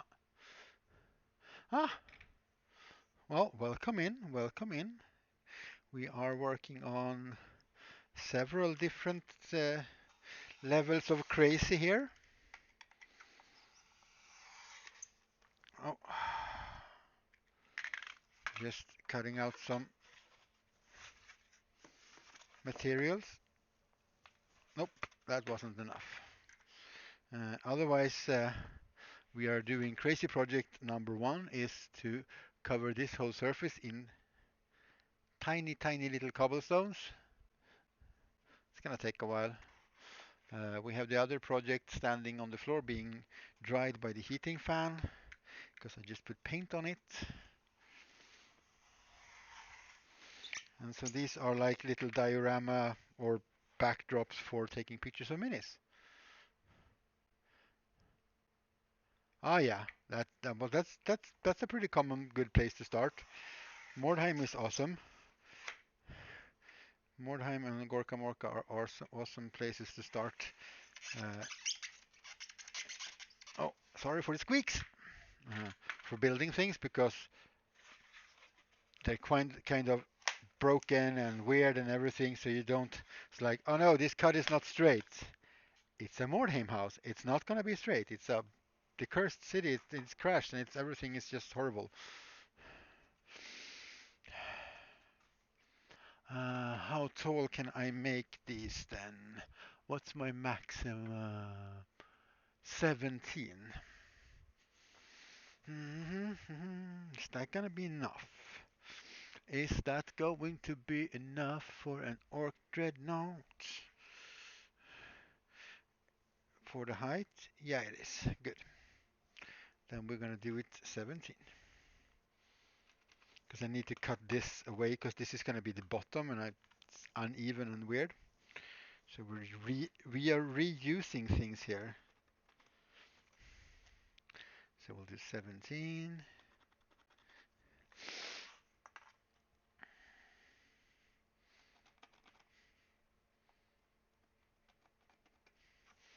17.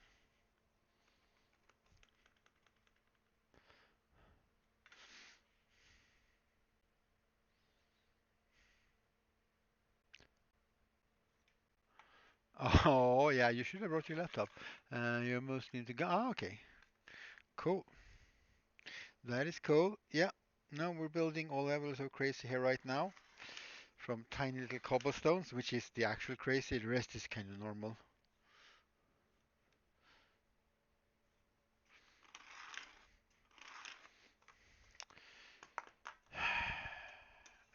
Okay. This is gonna take a bit of straight cutting. So I'm gonna go over there because I have a bandsaw there, and before I start that, I'm gonna click this button so you can't hear me.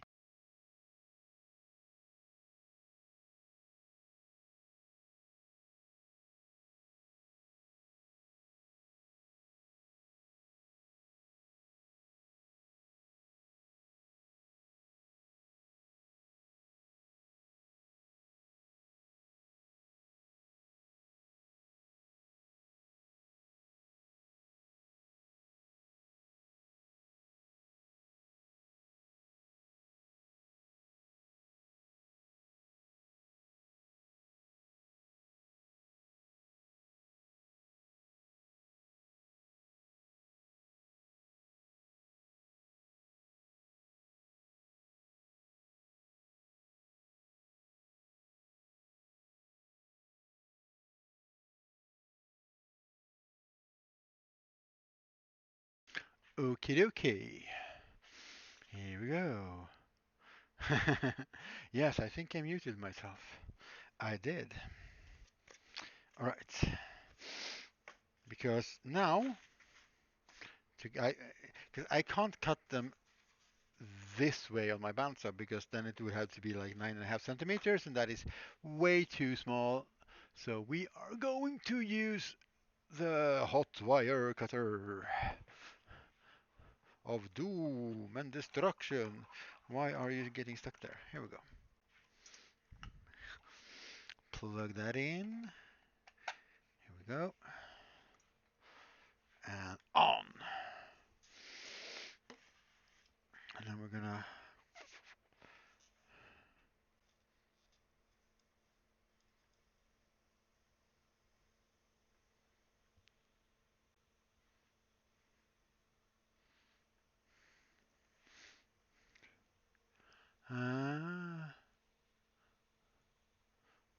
No, I use PVA white, normal white PVA glue. Well, actually, I don't use normal PVA glue. I use a special PVA glue. I'll show you the bottle once I've cut this part off.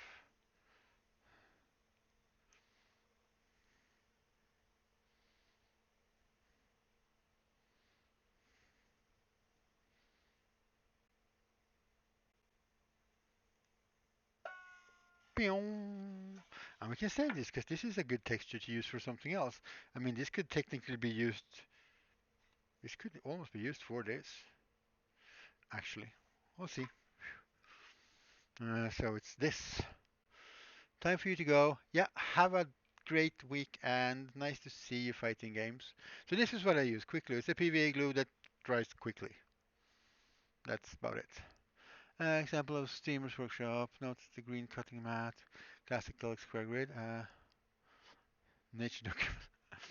And here we see a prime example of the Streamer's Workshop. Notice the green cutting mat with the classical square grid. Ah, such wonders of life. Yep. And then we can just keep slicing this. Actually, oh, could use this. Slightly orcish. We put some gravel, sand and stuff here. Maybe. I don't know. Should we? Could we? We could. Should we? Probably. Let's do it. Let's use that. How will that look? I will work fine. I mean, it's just one color now, so more colors and stuff and that. Yeah, but we're not going to use a thick chunk of this. That's just a waste. Let's cut out a backdrop wall, and then we'll have to decorate the wall somehow. Oh yeah, I turned it off. Have to decorate the wall somehow so it looks a little bit more orky as well.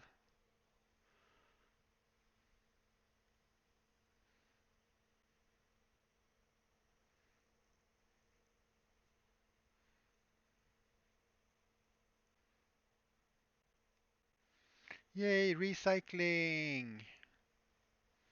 We are using old things that were discarded as the project they were originally for. Whoa!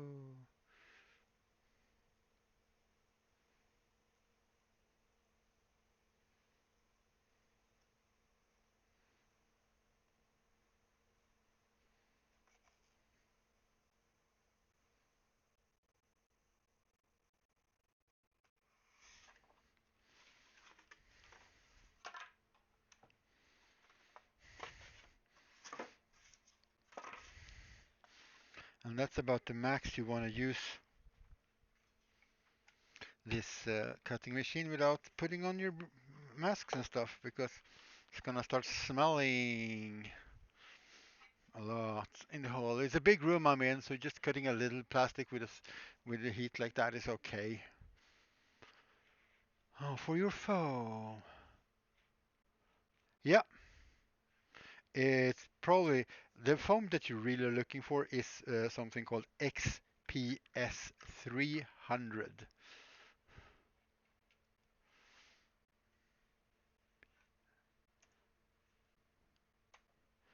That's uh, that's the thing. Uh, extruded polystyrene.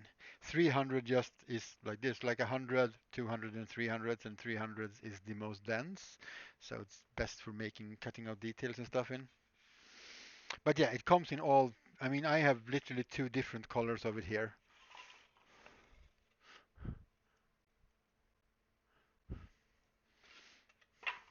So they come in a variety of different colors and stuff. Extremely perfect stuff for 300 things. Could be that as well. Okay, so here we go. And then we'll put you there. We'll have a look like camera's angle. Yeah, because I want there to be a little bit here so I can have ground in front of him. But I also want it to be some depth here because when you're focusing, if you're using a camera with manual focus and you can like focus also on this area or the depth of the image on this area where he is, everything else is going to get a bit blurred, a little bit blurred. We could also put that behind like that. That's still enough. Yeah. And then we'll do some orky stuff. We put some more. I think this is going to have more stuff in the. Oh, here I am in the background. I sat down and forgot to fix my camera again. It's kind of a thing by now here, so get used to it. Oh, you're a photographer. Okay, good. Then you definitely know that. Yep. Yeah, so that's why I want to have that's because otherwise, I used to take like just a bit of fabric or something just to get like one color, but I really wanted something. Yeah, depth of field, blah blah blah. Exactly, exactly. And that's why I'm started making these sort of backdrops so I can take cool pictures of my minis. Now I just need to remember everything I once learned about taking pictures. But that'll be fine. Pictures are getting better anyway.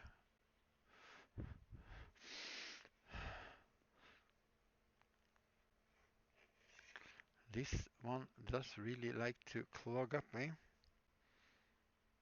Well, if I'm gonna sit a while, let's remember that camera as well. Depth of field. Well, that's what it's called. Skärpedjup in Swedish.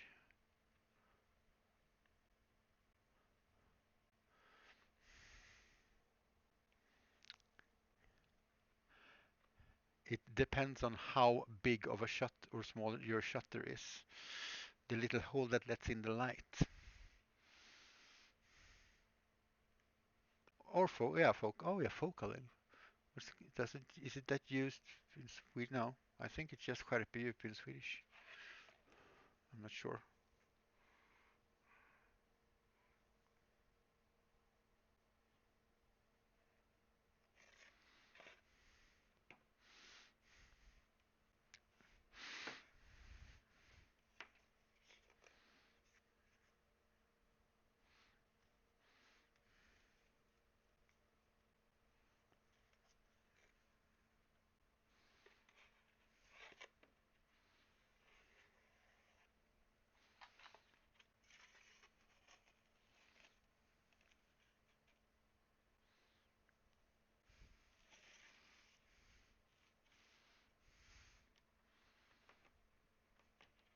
Oh, there we go. Toothpicks. And then we skewer them in with some toothpicks to hold it in place while the glue dries. And I'm doing this at an angle because if you do it in an angle like that from one side and from the other side you go the other way, like opposite like that, this now can't really move back and forth that way. It can still move this way, so you still have to be a bit careful. So we're locking it in place with the toothpicks. We're also keeping them very tightly pressed together by doing this, and that means that the glue and the surfaces will be No, absolutely not. Share, share, please do.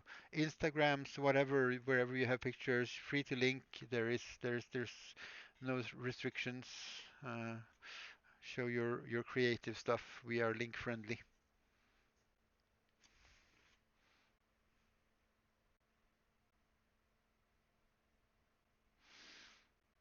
It's not an actual setting, it's the results of settings.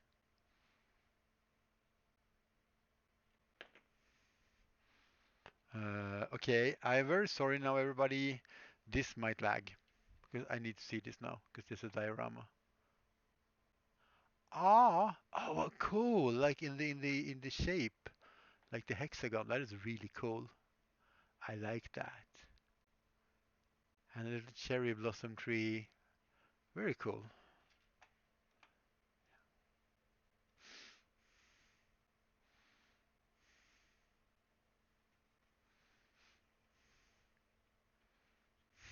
Might lag. Yeah,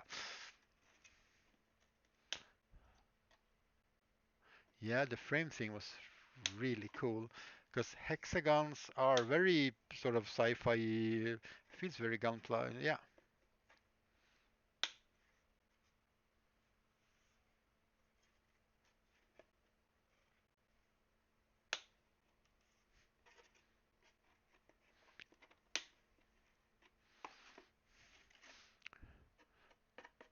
quite stable. Right. We need to orcify this somehow.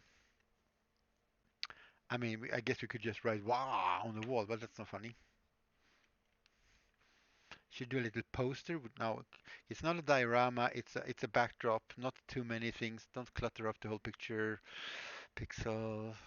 Because the difference between making like a diorama where the whole thing is a scene, where everything goes together, the whole point of this is to see this guy. But just taking a picture of him like this, there's a lot of lines, there's a lot of clutter in the background. It's hard to focus on this from this perspective, like when you take a picture. So that's why we're making this. So we don't want too much things here. We want things here. Uh, Preferably, we want to build out some volumes to get even more the sense of that depth that we're talking about. But we don't want too many things.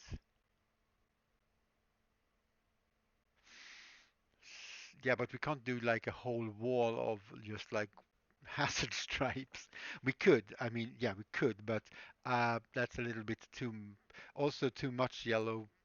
Yeah, but we could do something because I don't want to do the whole wall because that also doesn't really make sense.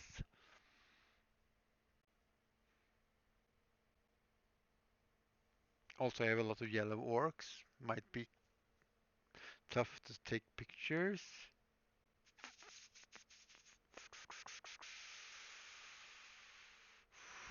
Yeah, is it like one of those things you can just stare at for a while, I guess, and it will solve itself? Well, it won't make itself. It's gonna be worn and dirty. Everything is worn and dirty around here, especially when it comes to the orcs. They get the whole treatment of worn and dirty. It's okay.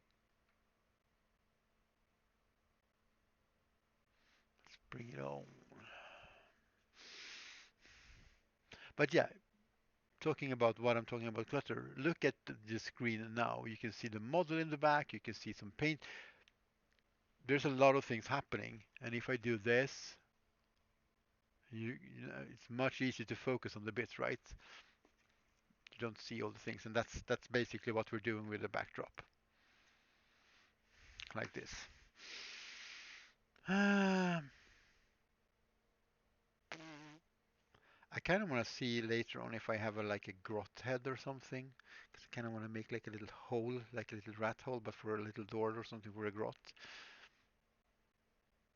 because it's gonna be so small, it's not gonna be visible. I should have made all my backdrops this size, or at least that this size, because some of them are a little bit smaller. Because if you want to take pictures of big models, but you can also just go closer and zoom in, and you can like take pictures of small models as well. So there's no excuse for making too small. Make them big. Unless you have a storage space issue, then keep it little. You know what you could do? You could also put magnets in this and in this back here, so you could just click these together when you're using it, and then you just flip it, and it's this big when you don't use it, if you don't have the storage space. Because storage space is always a prime thing.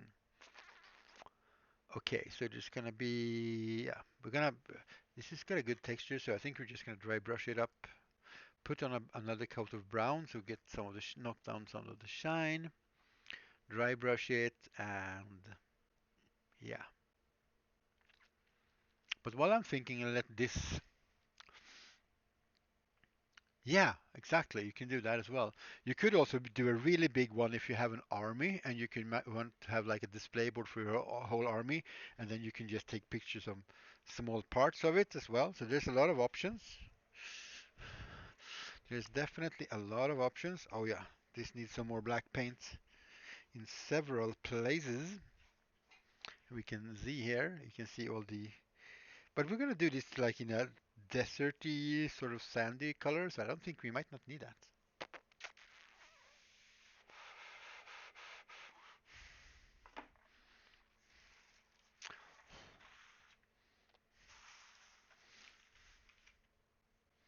Bam, bam, bam.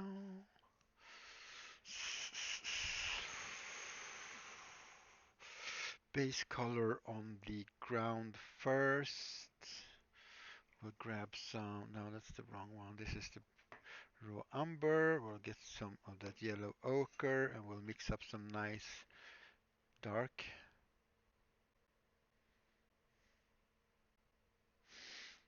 Yeah, exactly, exactly. You could have different walls and you could make this totally modular actually. I haven't thought about that until now when I started to think about magnets. That is a very cool idea as well, because you can mix and match. You could have like cobblestones and like a broken concrete wall, or modern wall or a fantasy. So you could like, because I mean we have cobblestone roads still.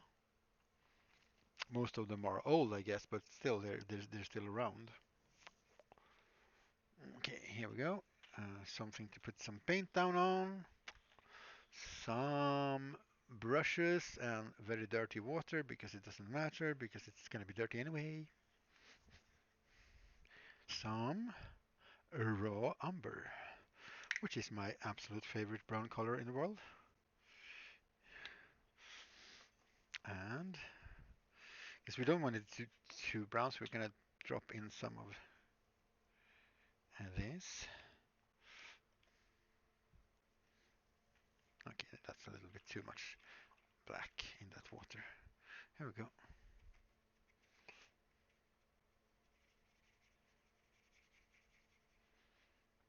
Looking for like a dark sort of mustardy color, maybe we can call that.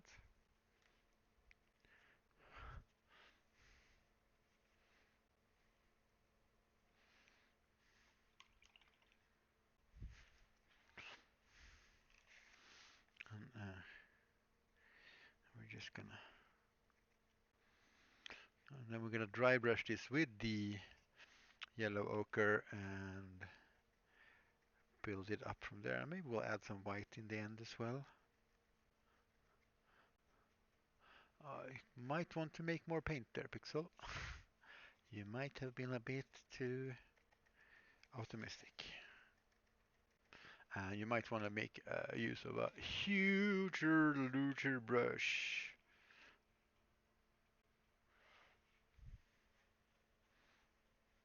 Yeah, I've been thinking about that working as like a logo thingy on the background. And you can do logos in different styles for different styles of paintings as well.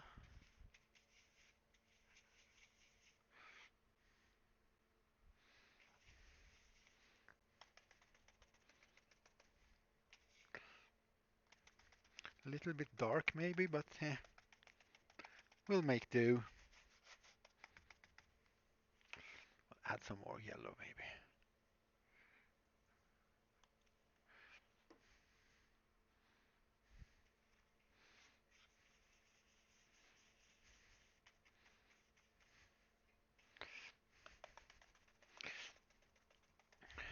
Oh no, the colors doesn't look the same. It doesn't matter because ground color on the ground doesn't look all the same. So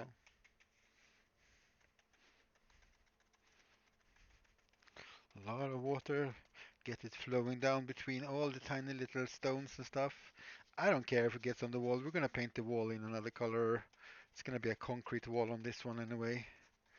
So, oh, get some paint running off the sides. We can repaint it black later. It's okay. Looks very like dirt brown now, but I think this is gonna be very good when once we get some. Once this gets dry again and we can start to dry brush on, we should get some sort of a wastelandish feel maybe.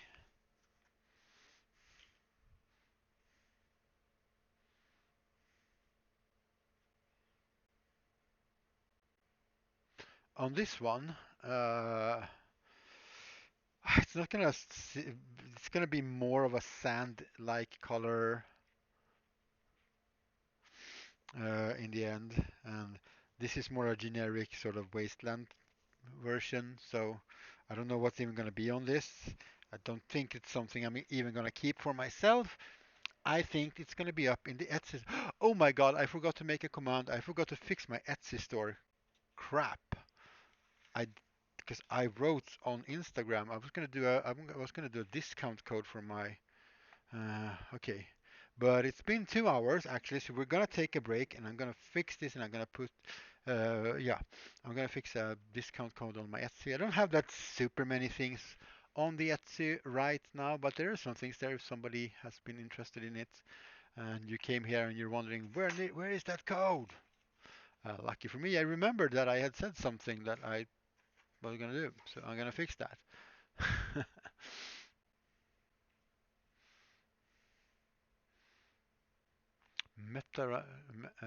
Motorized spinning plates, cool. Okay, yeah, so it's 2 hours. It's time for my break anyway. I need to go grab a snack, make a cup of tea, use the restroom maybe, and I'll be back in 5 to 10 minutes. Stick around if you want to see where this is going. See you then.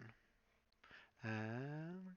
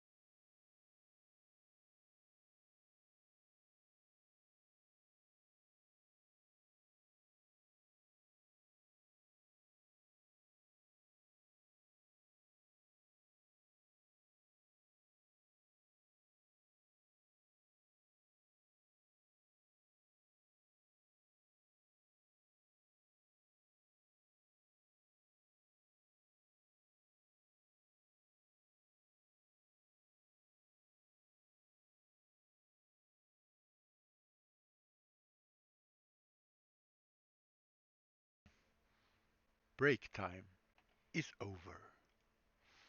Hello.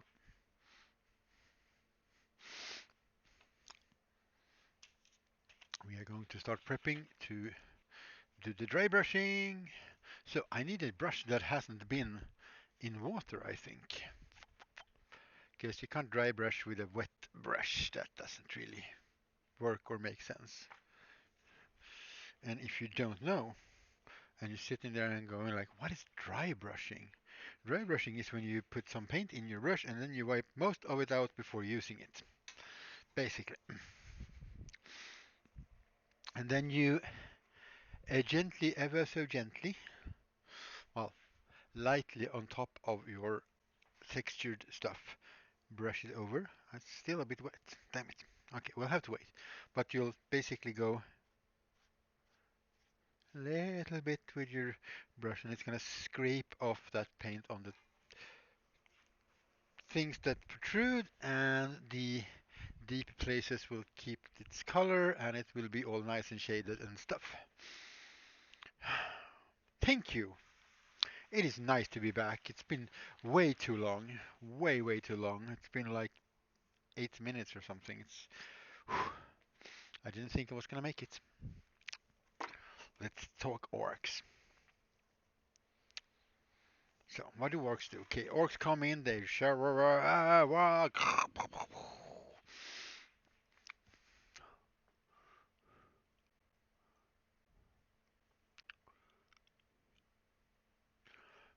So, this is way too smooth and look pretty.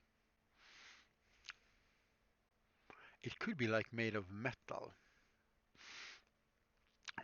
or something, or ceramite or whatever they call it, like the compound. Michu! This is where Mitch reads the chat and smacks you virtually.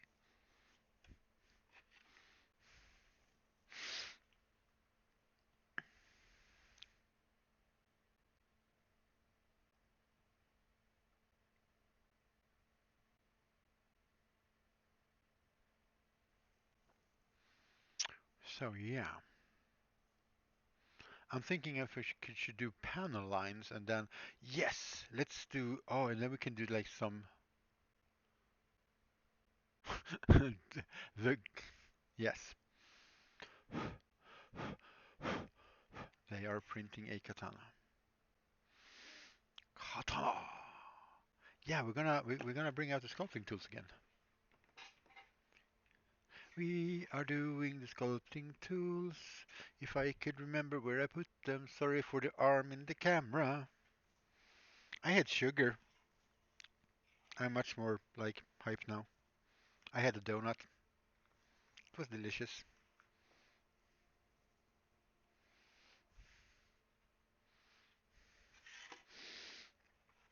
Okay, let's draw some panel. Yeah, we sort of interact every now and then. Breakfast, lunch, sometimes around dinner, sometimes randomly because we happen to go to the same room. Yeah, that is a pretty safe assumption actually. And sometimes we don't interact by choice as well, so there's that. Okay. So what am I talking about? Panel lines. Well, imagine if you build something. Well, do I have something? Well, these are not the best examples because they're scratch build custom thing made stuff. But there are panels. A robot thingy isn't made from one solid piece of metal. It's made of different pieces of metal, so you get different plates. The handle look. Well, that is actually not glue. That is paint. And this is a knife sharpener. Well, knife and scissor sharpener, which is very nice for these type of box cutters and stuff when you're cutting foam to sharpen it up. That's what that little handle is. Okay, so panel lines. It's like this wall is made of sheets and sheets. Oh yes, we're gonna do some rivets as well. This is gonna be fun. Now we're having fun again. Everybody rejoice, fun is back on the menu.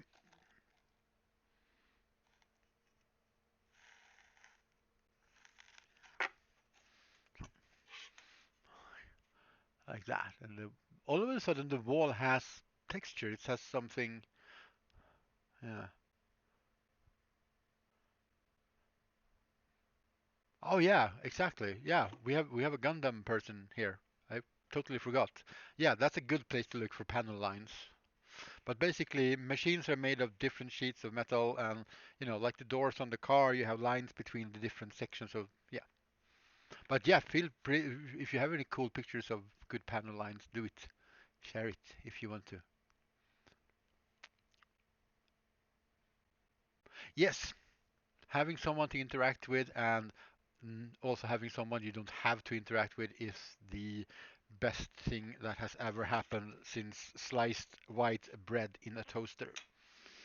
That says something because I really like my toast.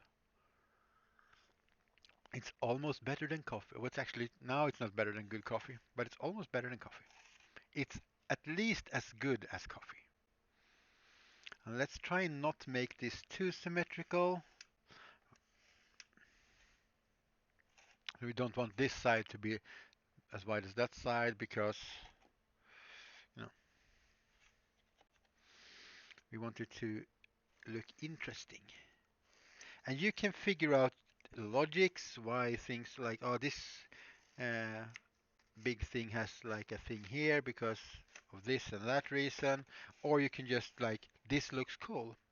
And when you're building something like this, I think the rule of cool should apply more than anything. No, but sometimes you like at work and you have to interact with people because you have to work, basically. But yeah, no, you shouldn't have to. If you live with somebody, you shouldn't have to like, okay, I want to hang out with you now, but yeah, but I'm busy. No, hang out with me, and you know, that's a big no. Okay, to make this a little bit less two-dimensional in its panels, in its panels, I'm gonna go. I'm gonna go head back to that bandsaw, and I'm gonna cut out some really, really thin pieces of this.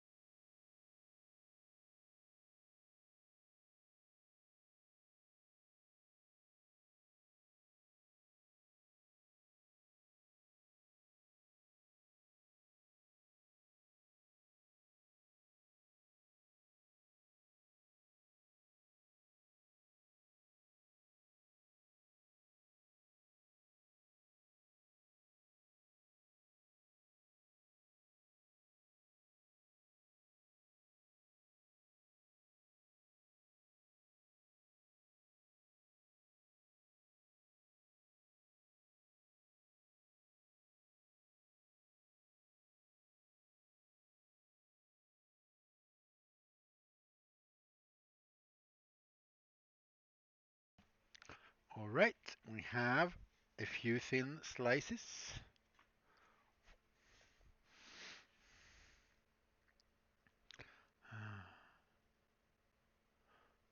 No, that is really not a good thing. There you go. There you have a picture with some panel linings. I'm not gonna lag the stream by opening it, but if you're wondering what the hell this guy is talking about, some of them are really thin, some of them are good thin, like this one.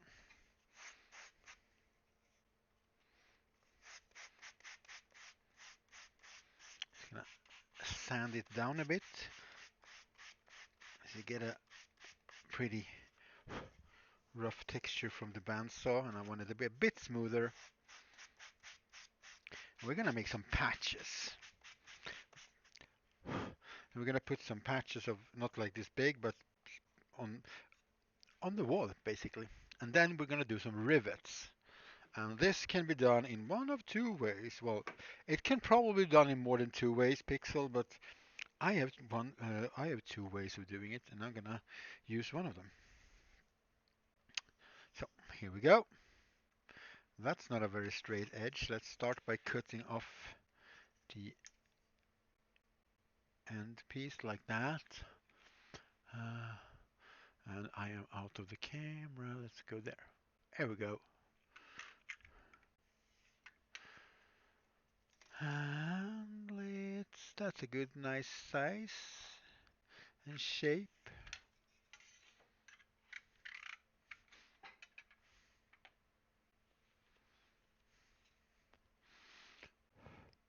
Yeah, or somebody's just busy for like the next 10 minutes with something like super focusing something. It's just like, nope. The only time that would be interrupted if it's like an emergency, I guess, but otherwise it's just like, okay. And anybody can do that, of course, but the important thing is that it's like it can create some really hard tensions, I guess. So I'm gonna put some. Oh, you can't really see it. Oh, there we go. Let's. Okay. I'm gonna put some like stuff, not in a right angle or anything. Just smack it on there. That is the biggest secret of why we have not killed each other, or why we're still living together. And it's not a secret, but that's the one of the main reasons, because we can both do this without, you know. And even if I go in to her and she goes like, no, I might get upset, but I'm not gonna start a thing about it because I know. Oh, well, I don't know how it looks or anything, so I don't know what I can do. Uh, just screw it or just do it in any way you can, and screw if you have to fix for the supports fix after the supports afterwards. Maybe just get it out there. It looks to you. Oh, okay. Yeah, venting is good. It is super good to not keep things, and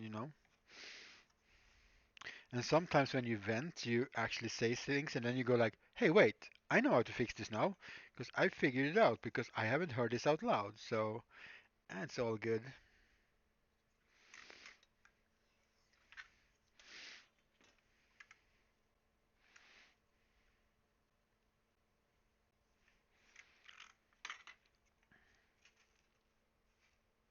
Oh, you know what we're gonna do? We're gonna take one of these and we're gonna put it like this.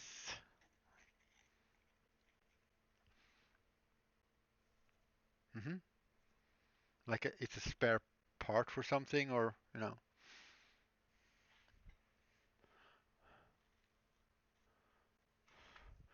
Oh, and they don't have any super good printing instructions for it, I guess.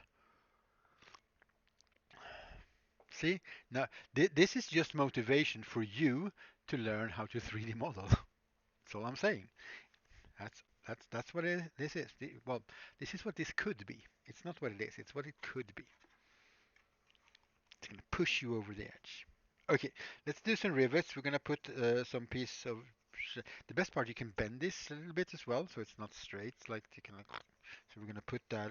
We're gonna put some small bits like that up against the wall. Oh, it's threaded. Oh, well, see? Now you're noticing things. Ta-da! Okay, so I have some small plastic pipes, and I'm just gonna put the blade in there and roll it back and forth just to sharpen the edge a little bit. Because just like you can do with the ball tool, you can use things like pipes to make marks. Oh, too much. And you can get yourself rivets. Yes, please cue all the riveting jokes if you want to. It's okay. We won't judge you too harsh.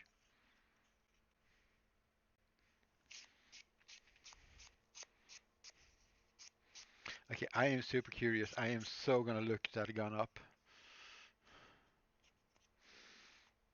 once I'm done with the stream because I need to know now.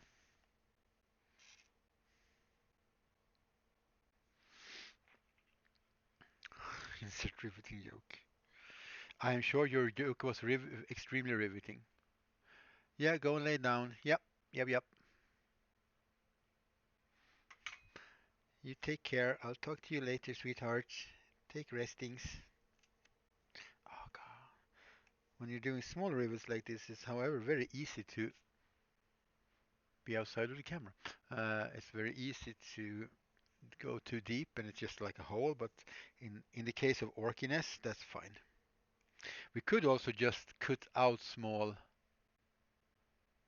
See, I lost the link. No worries. We can either do like that, or you can just simply take pieces, like round pieces or whatever, and you can glue them on top, and you get like those type of rivets, which I think we're gonna do on this one, but not on this one. So this is like a, I don't know, Imperium of Man kind of thing, or like somebody with more sense of building things than orcs. I made this maybe, and then the orcs came, they killed everybody and looted it, and they put on these. So these extra bits that we're gonna put on are gonna have the other type of rivets. It also makes it, yeah, it gives us more textures and more options to work with, so it doesn't look just all the same.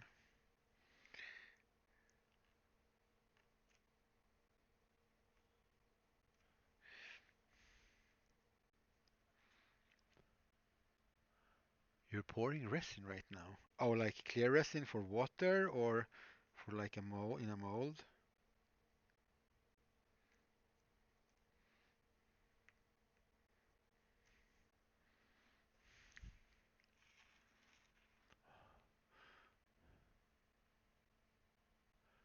Yes, you will definitely need a curing washing machine.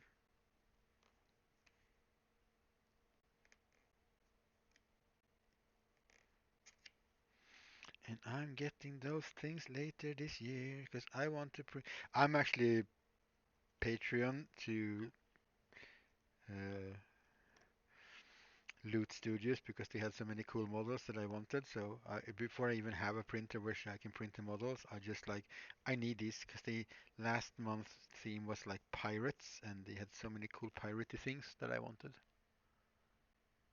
Yeah, yeah, that's fine. That's perfect. Or send it to me if yeah, yeah, you can do that, or you can send it to me in Discord. That's whichever way, whatever works for you.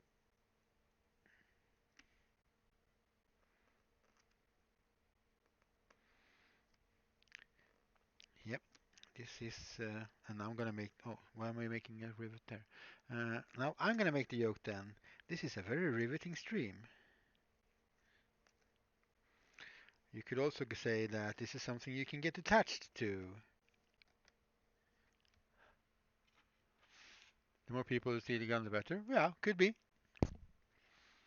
And then we're gonna cut out some like orcish things. Oh wait, I have almost all my plastic. Oh, that's too small. I don't have any round plastic pipe thingies at home. Oh well, I have them at home. I don't have them here. So, oh, let's take out the terrain box. Let's see. Yeah, because we're gonna put some stuff on the other board as well. Okay, we'll cut them from some XPS then. I'll cut some rivets from this super thin slice thing. They don't have to be round,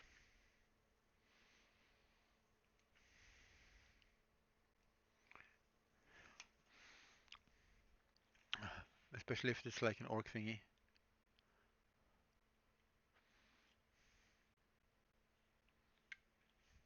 Yeah, resin is unhealthy stuff.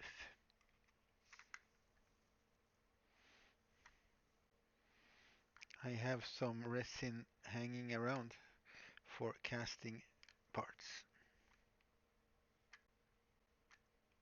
So we'll start by making them square.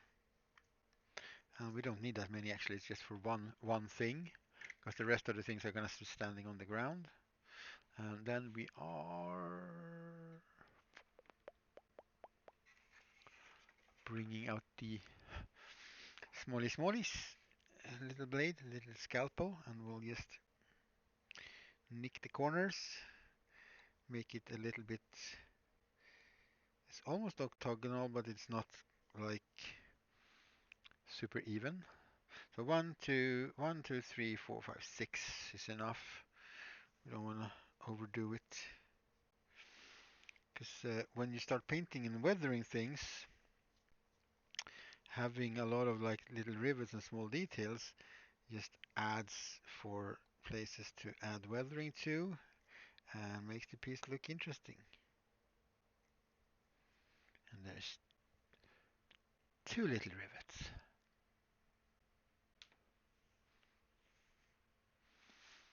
Yeah, and I'm looking for a resin printer that will end like five, 600 if we're talking US prices. So yeah,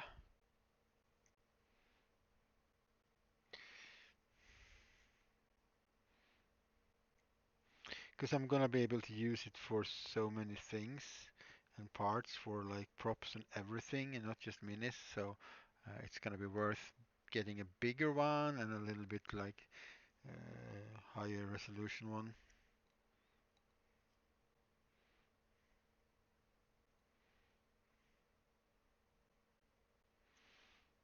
And I have plenty of spaces in the workshop.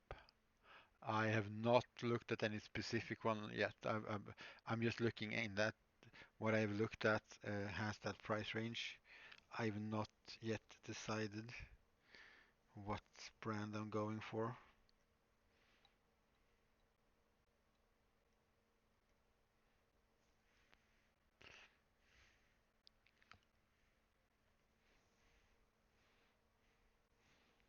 But there's a big chance it's going to be one of the Anycubics or something.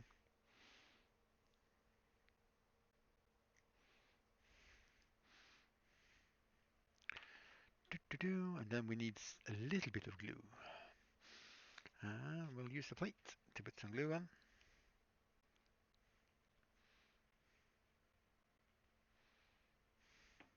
Yeah, and there's that to wait, looking to see if something is for sale. You can get stuff a lot cheaper. Again, no, we're using a toothpick to apply some glue this time. Yes, so we don't have to mess. We can control the glue, and using this actually, especially with the quick glue that sets very quickly, you can leave these dots here now, and you can see, even you can see how it looks. And then you do this a couple of more times, and you can actually make rivets with just the glue as well. And then we will use the other side, and we'll use the water trick.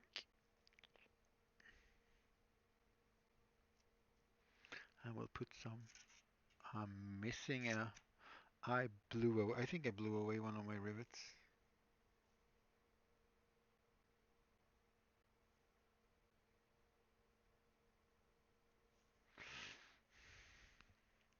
We'll cut a new one then.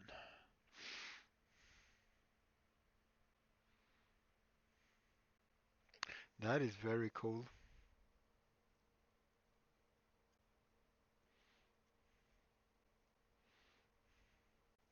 Yeah, but having access to a resin printer is going to be huge. That's why I have sort of also stopped working on my uh, on these, because these are, well, let me get the one that's not finished. Here we go. So I designed and 3D printed all the parts, the black parts, and then I add bits afterwards, and then they turn into this. But if I can do, if I can start printing things in resin, I don't have to do all the rivets and stuff afterwards. I can just make the whole thing in super high resolution and detailed right off the bat and just print it as that. And that's gonna be so cool.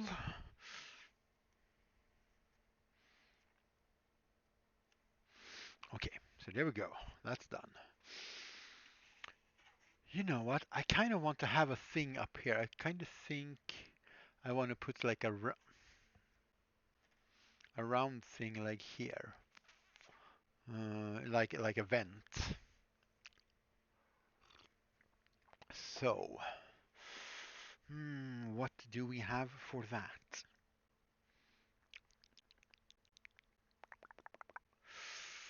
We look in this little random box. Let's look in one of the random boxes of things. Well, it's not a box actually, but still. We have some tubing, some PVC pipe, some weird whitey floopy derpy derps, some cork, a button that is definitely wrongly placed. And I'm thinking like something like that, cut a hole in it, but smaller, much smaller. And like put some kind of mesh there maybe. So there's nothing in there I want.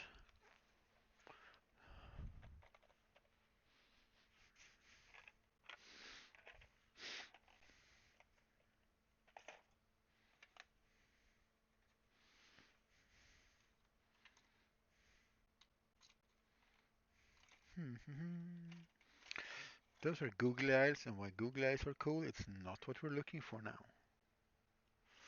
Oh, for the wasteland thing, I'm gonna have to make another wasteland later as well, because now I want to make one with like crackled, like super dry ground. And talking about wasteland, the wasteland is now again dry. So while I'm contemplating that and the rivet glue is drying, let's go back to the wastelands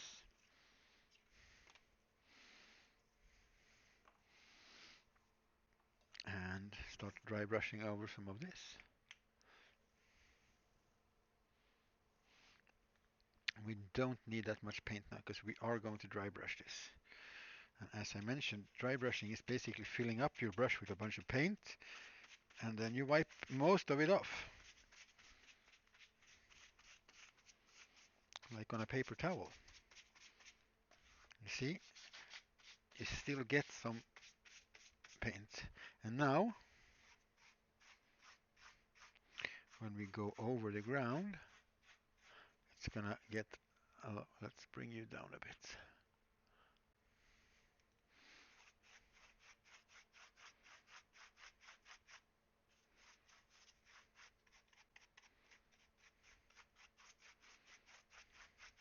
But it's still dark at the bottom and it just pops out right away.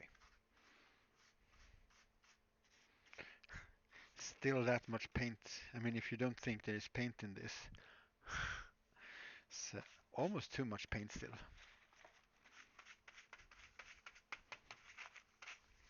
I mean, dry brushing, it really wants your brush to be dry. You don't want that much paint in there at all. I'm gonna actually, so many big stones here, so we're getting more of a light brown. But maybe this is the light brown that we're looking for then.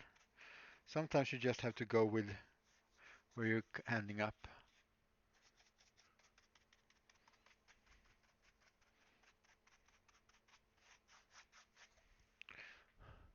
Very coarse and dirty. We can put some grass tufts here, uh, but a lot of it comes in once we start to weather it properly.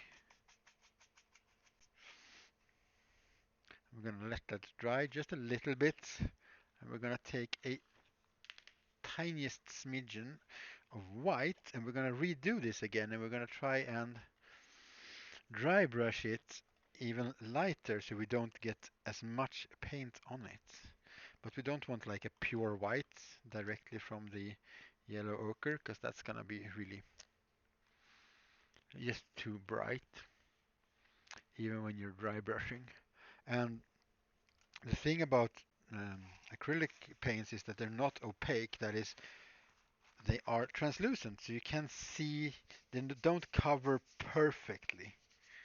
And we get some much lighter yellow there. which means if you dry, depending on what your bottom color, base color is, your result is gonna be different. So when you build up layers with dry brushing like this, you can go pretty bright right away if you want to. Depends on, you can go pretty, if it's not completely dry, it is going to sort of blend and it might turn very pale. So we're going to try and wait a little while longer, even though I just refilled my brush with paint. You know what, let's put it in front of the heat. And a good thing, wait, how do you know if something is dry? You know, a good thing to do is just touch it. Well, if it's wet, obviously, but you can usually see that. But also, if it's very cool, it usually means it has water or a liquid in it. Because what happens, well, I mean, what paint is a medium, which can be acrylic medium, it can be oil for oil paints, and then there's pigments, and there could be some other things in there as well. But those are like the main ingredients. What happens when the paint dries is that the medium evaporates basically and leaves the pigments and a little bit of the medium to make the pigments stick, roughly speaking. So if it's cool, it's got liquid in it. You know, some acrylics dry very matte, so while they are shiny, that's why things that you paint always look a little bit lighter when they're newly painted because they still have medium or liquid in them, so they are reflecting a lot more light and they look lighter. So that's why you have to wait, so you can see how the result actually is.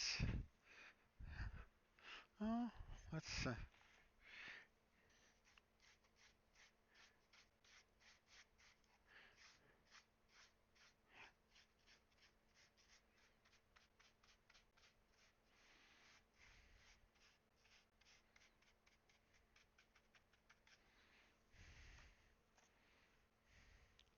yeah, I don't think I want to take it any lighter.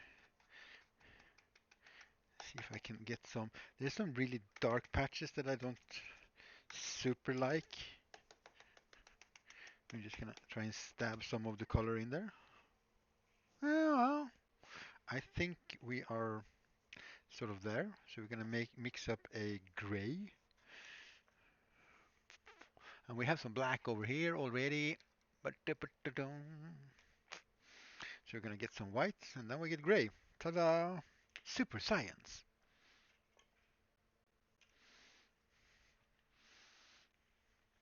But yeah, ideally between, unless you're wet blending, which you can't do when you're dry brushing because wet and dry, but otherwise, ideally you should always wait until your paint is dry because otherwise you might mess up the paint under that you already did. Yeah, the glue jar kind of still looks like glue. So, I mean,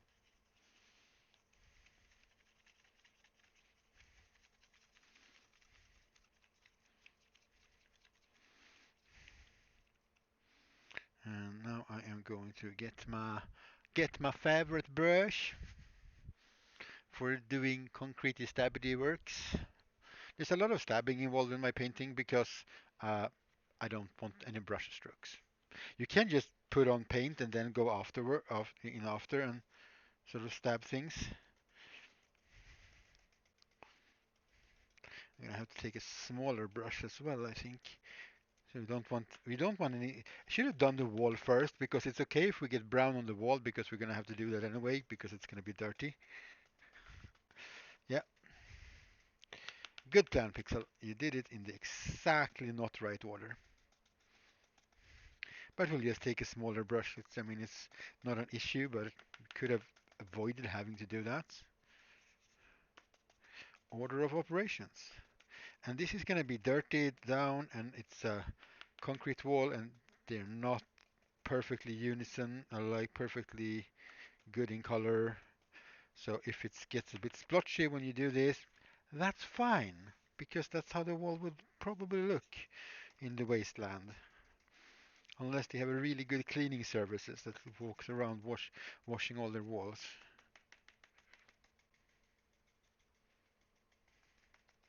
And then we're going to paint the pipes rusty, of course, because it's me. It's sort of, you know, the thing.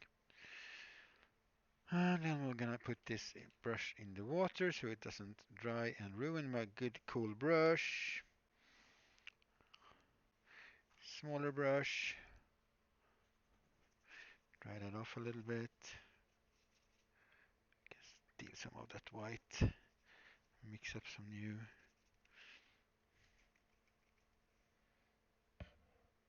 Yeah.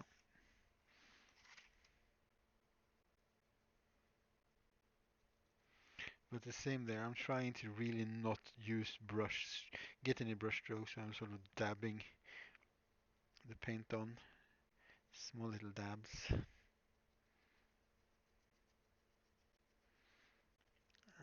Don't really care too much uh, about being all the way down to the sand because I said we're going to make this dirty and it already looks a little bit dirty when it mixes up.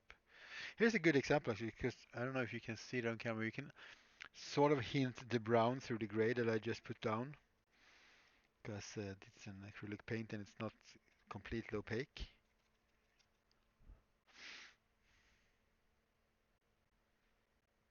Yeah, or if it's concrete. And I mean, if this is a post-apocalyptic world, it's not going to be completely fresh and clean. That's just not a thing. All right, let's grab some more white. Uh, this is one of the cases where you actually don't have to wait for the paint to dry. This is actually where it's to your advantage not to let the paint dry completely.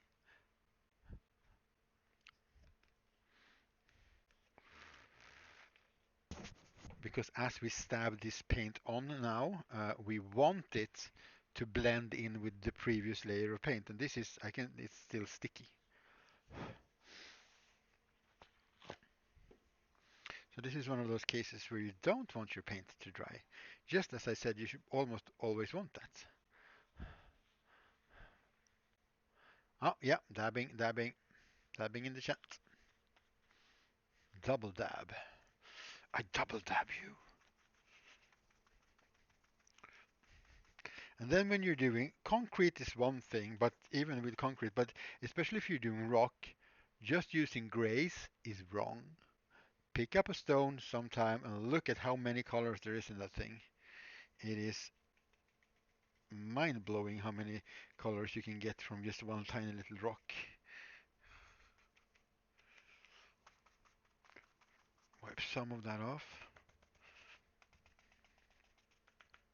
And now I am not even not even caring if it looks splotchy because we are going to clean that brush off a bit.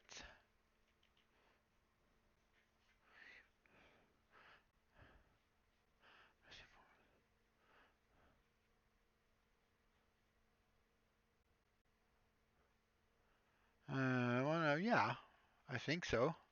I mean, I guess it depends on the resin, but you should. You could always wait a little bit longer, I guess, if you want to be safe. But if it is got a work time of 90 minutes, it should work. So what we're doing now is with basically the dry brush, because this is picking up the paint that we just put down. And we're just going and mostly around the edges of the areas where we were, but a little bit all over the place. So we're gonna make it more splotchy, more color variation, but we want to avoid like any sharp lines. We want it to look as natural as we can. So this side does definitely need. But yeah, even concrete, especially if it's aged like this, uh, will have other colors than just gray tones in it.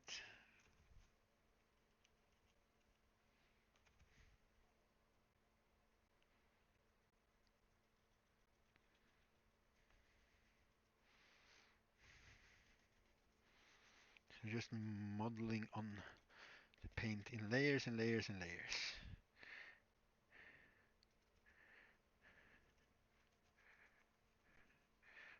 Making a little bit of a light spot somewhere. So what we're gonna do now is that we're gonna put in some of my favorite brown.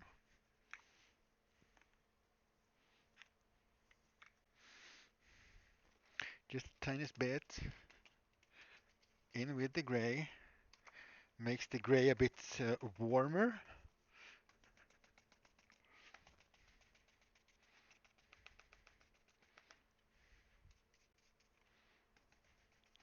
And we're gonna go over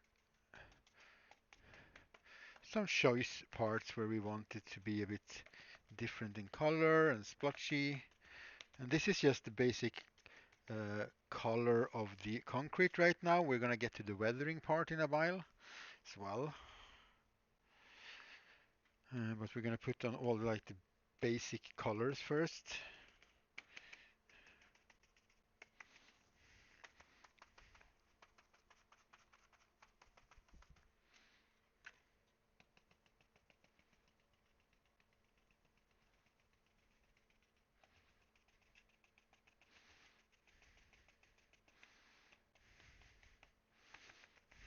And this is just like, does this look good? And experiment and look at it. And when you feel that it looks like you want to, just stop. Uh, like an hour at least more is the plan. Then we'll see how tired. We'll see how tired I feel. I usually do 4 hours, and then we'll see how tired I am.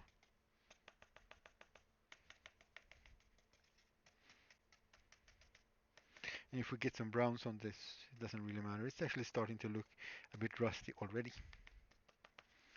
Okay, I'm pretty happy with how the concrete looks. So we will leave the concrete alone.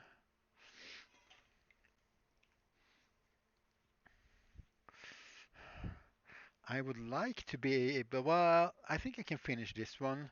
The cobblestone is obviously not going to be finished. That's going to be like a forever project here. We'll do a few centimeters every stream.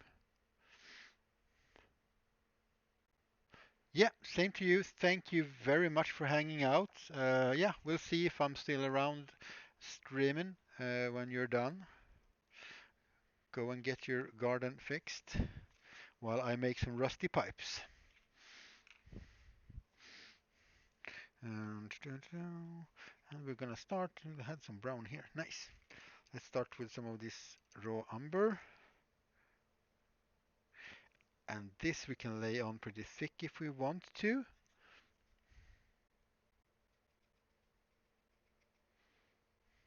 I'm not gonna have any metal color shining through. This is just gonna be rust.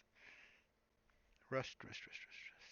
If you want to put on a really thick layer to build up like a texture, we're gonna have to dry it in front of the fan a little bit. So we're not gonna do it too thick. Print is still printing. All right. Well, that's good. That means it hasn't failed yet.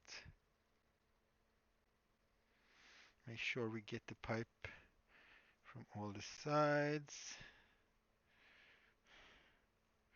Get the pipe on the ground.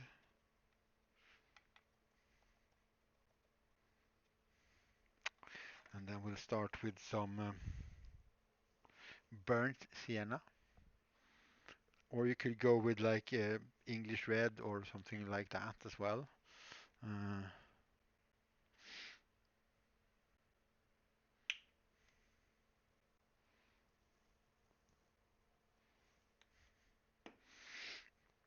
but a reddish tone like that uh, is great. This, however, we are not covering everything. Now we are being a little bit selective. There's a lot of paint for this little project pixel.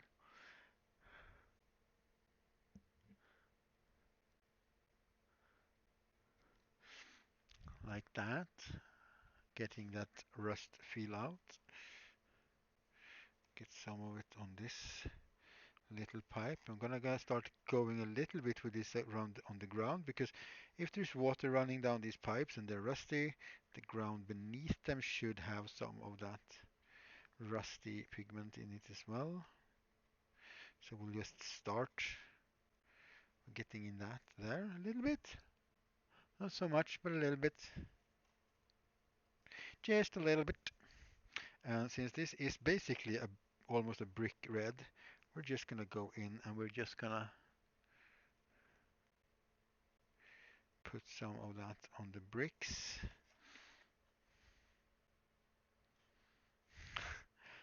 Always need more desks.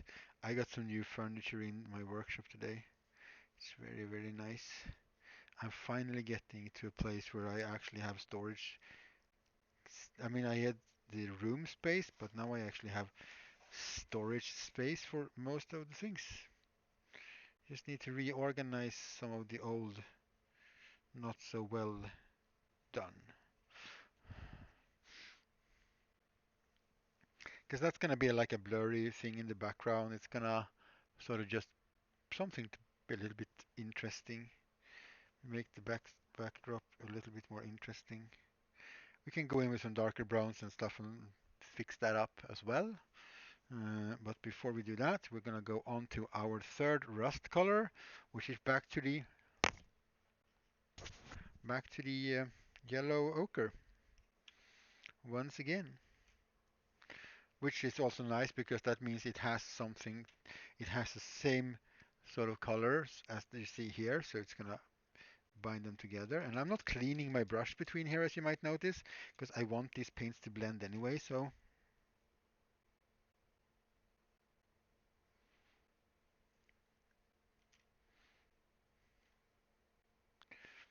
we're doing this, not covering the red that we just put on, but we're doing this mostly on top of where there is a bit of red.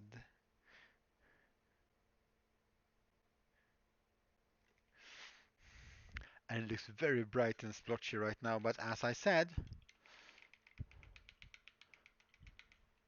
oh, that's not cheap. That's a good kit to get. That's a very good plan. Makes buying pre-made kit for textures and stuff like and effects is a very time-saving thing to do. And then we're just blending in the yellows by smushing them out into the reds. And we'll see. Oh, haven't put any yellow at all down here. And we'll see how that looks, if it needs some more. Or, once it's dried, so it goes back down to the floor. Once more. Once more to the floor.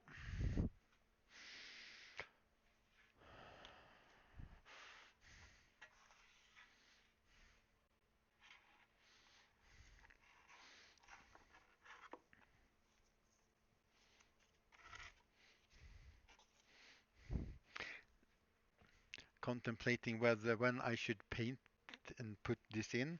And I think I'm going to put that in right now, actually. I thought I might want to wait, but nah.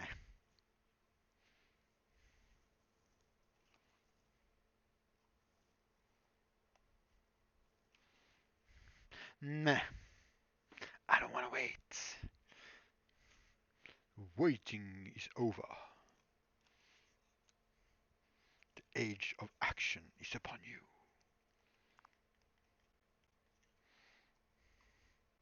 Because that's going to take a while to dry. We're going to put some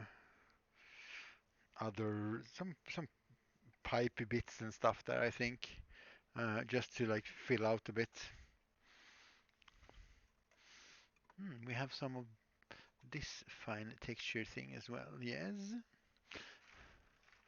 I really should bring my camera back, like see if I could turn my camera back here so you can see what I'm doing, but you have to guess. You can have a guessing competition about what is Pixel actually the fuck doing back here. Is he just walking off camera and talking and not doing anything, or is he getting stuff? What is he doing? No. One of my favorites after you rusted it, yeah. Let's lag the stream. Lag incoming. I want to see this rusty thing. Oh yeah. Oh yeah. All that yellow and stuff. I love some weathering. I love me some weathering. Yes, and oh gosh, I fixed it and then I didn't say anything about it. I'm gonna uh, this cool. Whoa, that worked. Cool. Exclamation mark discount. Yes, if you have looked at my Etsy and go like, I want that hat, but it's too expensive, you can have 15% off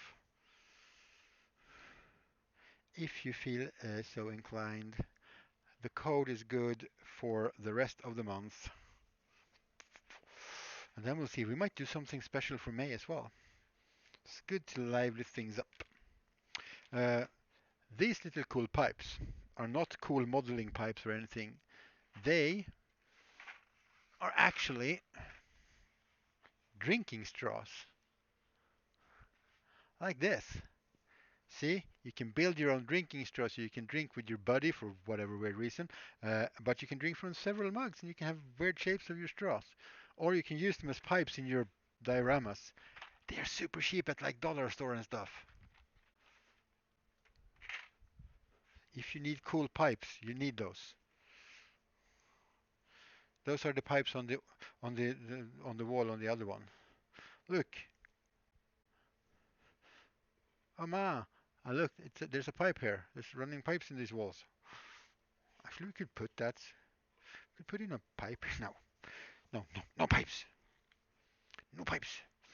But it's very shiny, nice plastic. So to get any sort of paint to get stuck on that, you need to do this.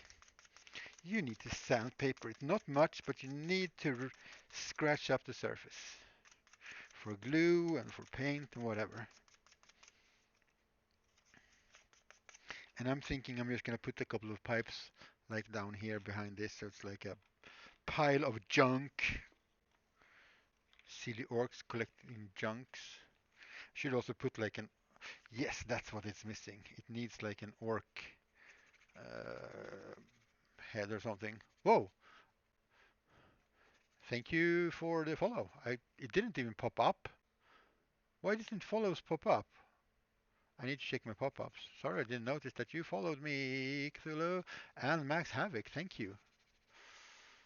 I have the list there, but it should. I made like graphics and stuff for this. Come on, Stream Elements. What you doing?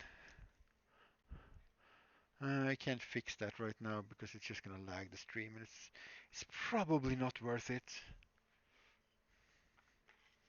Probably. Dun, dun, dun.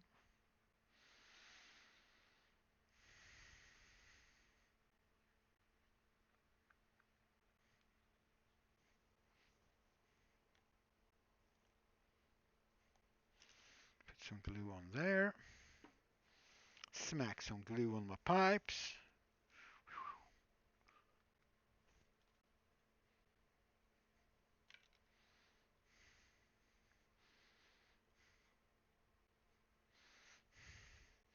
And then of course this is gonna have to dry, but the painting project should be pretty dry and ready to keep on painting on that anyway. So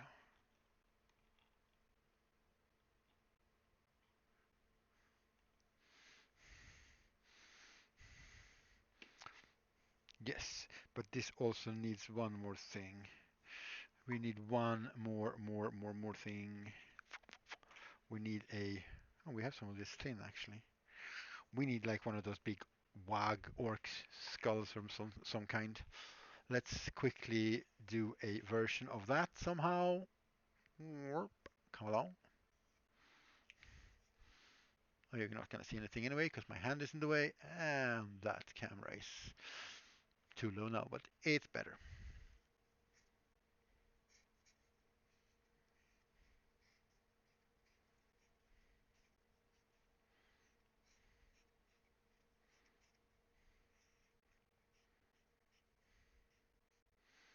Just roughly shaping something out like that.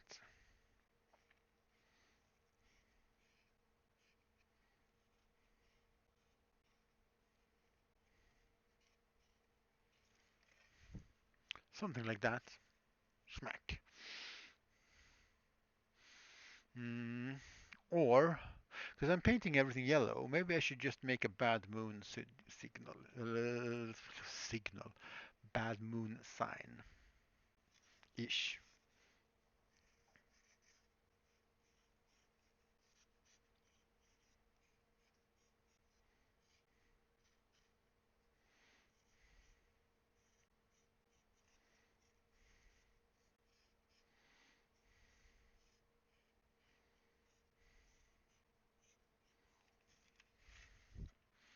Like something like that.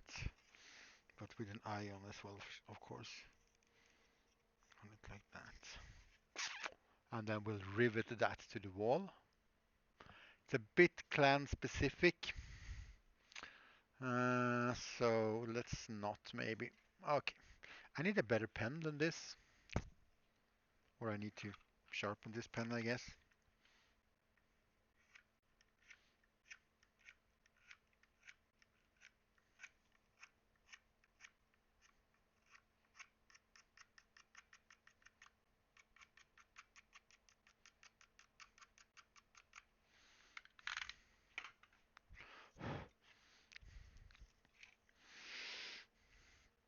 Okay.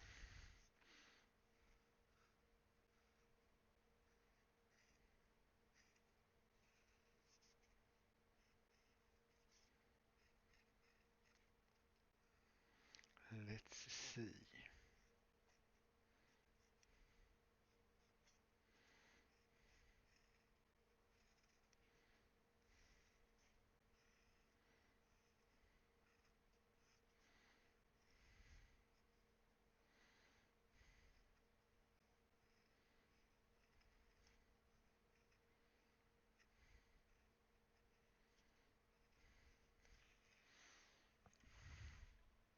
Yeah.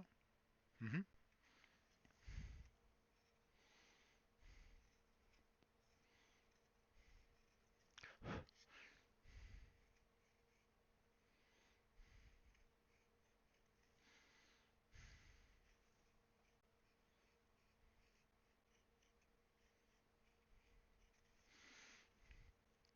One big eye and then the one small eye because that's usually how it looks.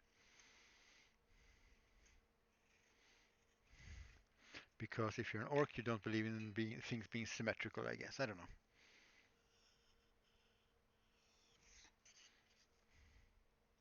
We should. Oh, we should have sanded this first. We'll solve it if it needs to be solved. Whatever.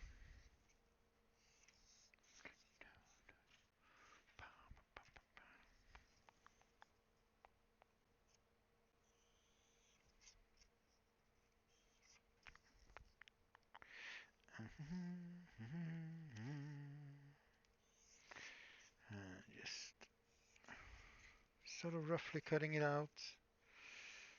It's orc science, not accurate science.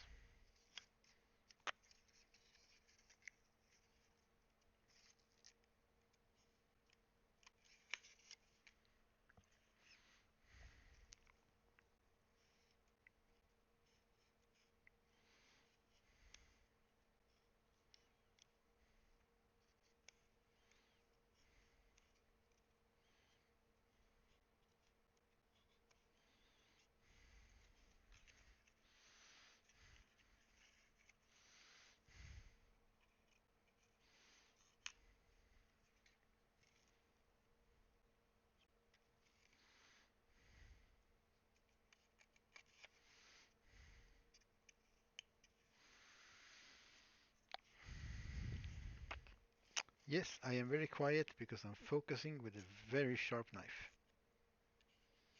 You can entertain yourselves.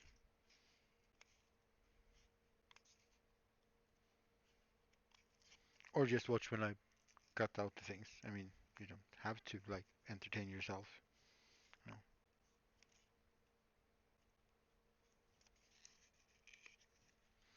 There we go. Ready to wah!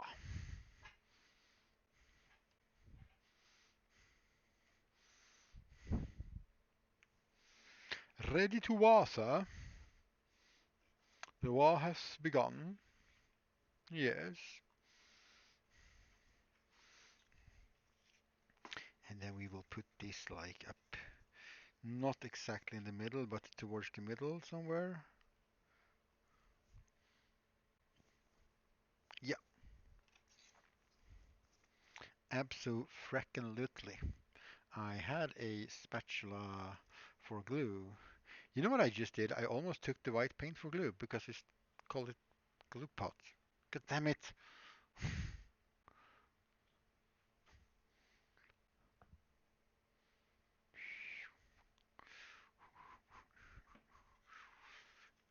Let's see. Bring up the other one. Should be well dry now.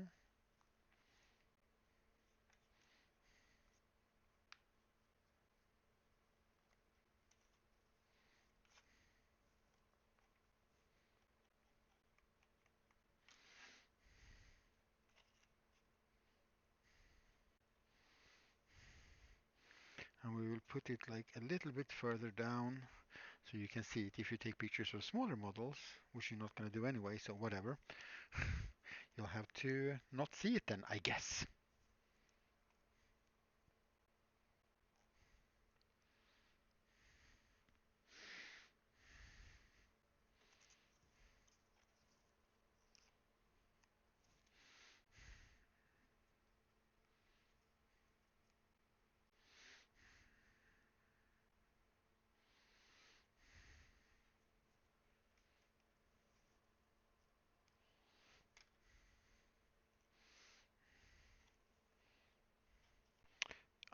I did it the wrong way. It's supposed to be this way. I put glue on the wrong side. It's okay. The glue, okay, that broke. The glue is gonna dry anyway, so whatever. I mean, just paint. It's gonna be painted over. It's gonna get a bit smoother texture maybe, which is, not necessarily bad. Let's put some glue onto the right side this time, Pixel. You're supposed to be a professional. But here's a secret that you all need to hear. Being a professional doesn't mean that you do things don't do anything wrong. It just means you're less likely to do it wrong as often. Everybody makes mistakes. And it worked out anyway. We can walk now.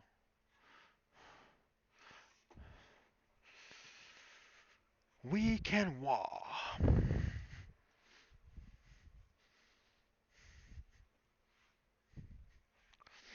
So we did some dirt on the, the brick. I don't think we're gonna need to do much more with it actually. And I really like how the rust turned out. It's not too much. It doesn't like take away. I do think I wanted the bottom of this to be lighter or the top to be dark, the top part here to be darker. It's a little bit too high contrast. But also looking from this way, like because this is how you're gonna see it most of the time when you take pictures, right? Yeah. So I think we're just gonna dip our heads straight into the weathering part. Let's weather things. This is the fun part. Oh look, we have a brush that we have used for dry brushing that is just lying around here, just waiting to be used again.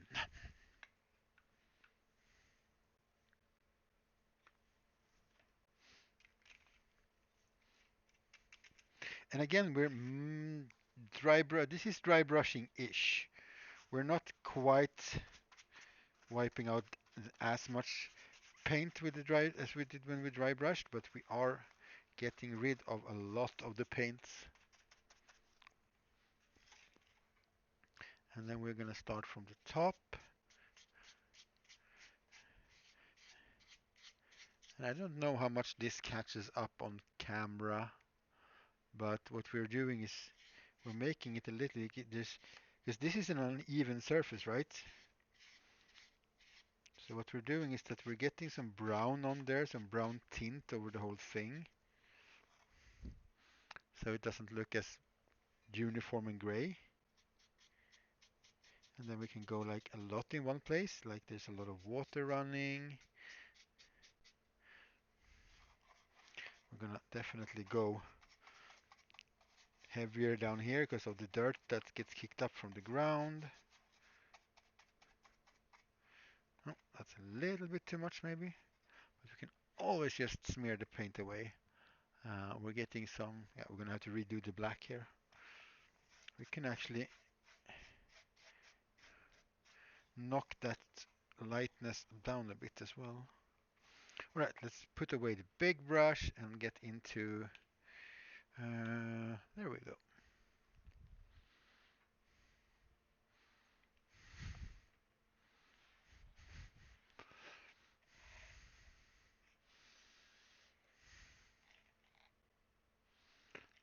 Quite a lot of water here.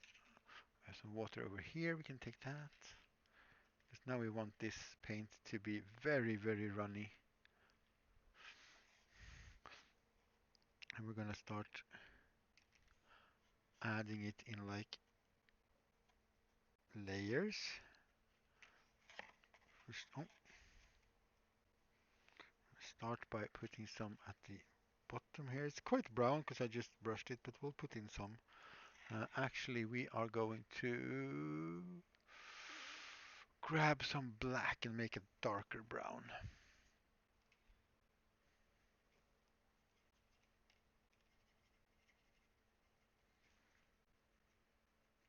There we go. Very wet, just sloppy, like putting it on there. What you don't want is any sharp like edges between the colors in most cases, so you want to like knock those down because then it just looks painted, and it looks kind of dark when you put it on because uh, it's still wet.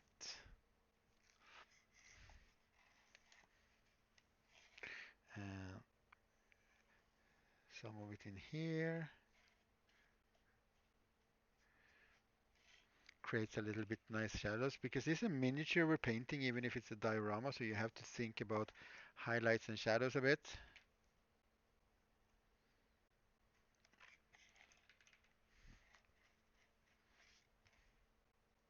And just water in the brush and just softening up the edges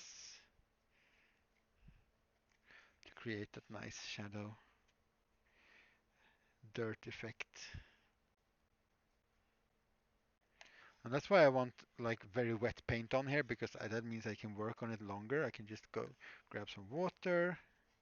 I can dissolve the paint more and spread it out more, blending it into everything.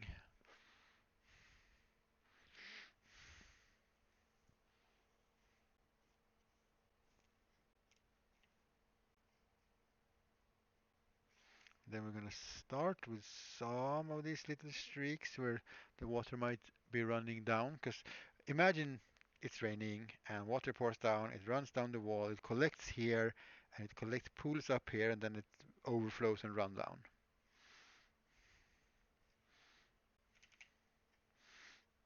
And the same thing from the top,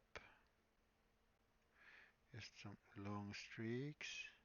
And there's a few things to be mindful of when you're doing these streaks. One of them is scale. How big is like the stream of, I mean, you could running water out from a big hole and then you'll have a big streak. But in general, you want to try and keep them kind of thin. And then we can just poke it with your finger and it's gonna look a little bit more uneven and it's gonna be looking a bit more natural. And then we can just, if you put paint on your fingers, just grab the stuff. You're making it randomly dirty is very good. But yeah, one when this paint is like still wet, just smear it out with your fingers. So,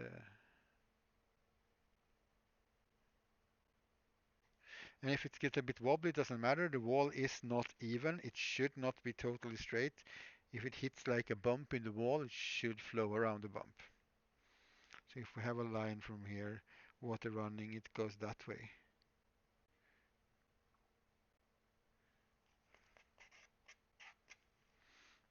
Wait for it to dry a bit, and then wipe away most of it with your finger, but you can still like make it out, right? And just keep going until you say, oh God, this looks cool, I'm done now, basically.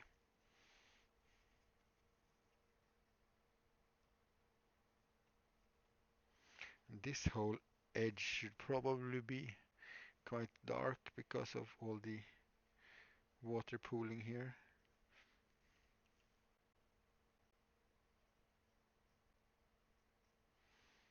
Can do some dirty streaks on the bricks as well, just to make them also a little bit dirty.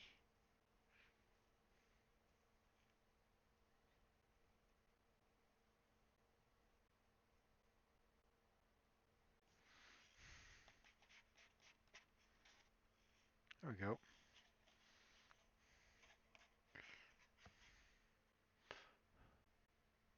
Oh, here we go. Just got here. So it's foam. It's this is all XPS foam. And welcome in. Hi.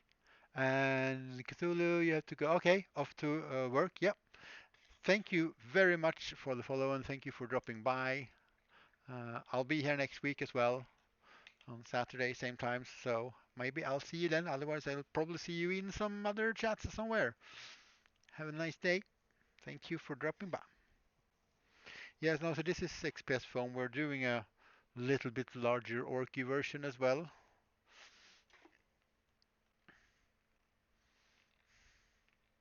You don't have to be sorry for being here. You can't be here all the time. Oh, sometimes I feel like I'm not even here all the time.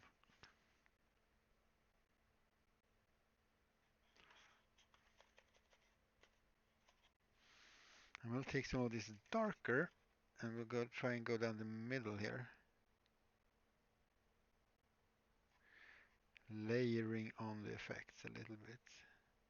And once that has dried, we're gonna smoosh that around a bit as well. Oh. Now, questions are always welcome. I am happy to answer the same question. Uh, this is not covered with anything but paint, just normal acrylic paint. It just has a bit of uh, texture to it. You can see. So it's just XPS foam. It just happened to have a bit of texture. Um, yeah, and these are just some plastic pipes that we painted up. So this is basically some kind of, I don't know. Oh, thank you. Thank you very much. Appreciate that. It's generic, like taking pictures of your minis, maybe post-apocalyptic, maybe a little bit wastelandish. I know what this is missing. I know exactly what we are missing. We are missing some avocado.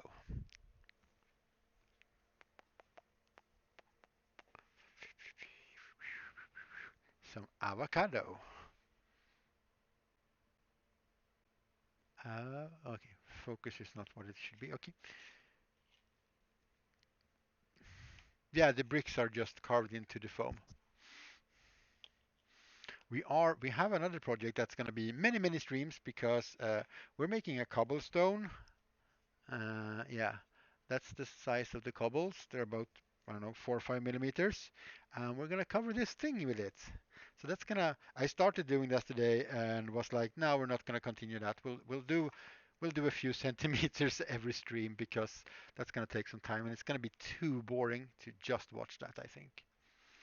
No, but everything that's around for a while in an any most of environments where there is life gets like pollen and stuff on it. So some tints of green, especially around moist areas where there might have been a lot of rust, you can have mold and you can have fungi and of different kind and stuff. So we are gonna go in with some greens. We're gonna add a little bit of brown into the first greens.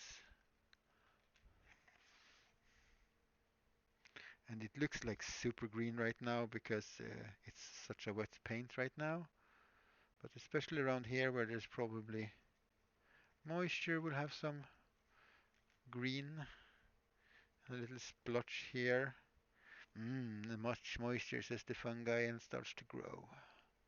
We can even go like out here if we want to, but I think we're gonna stick to the doing the greens over here.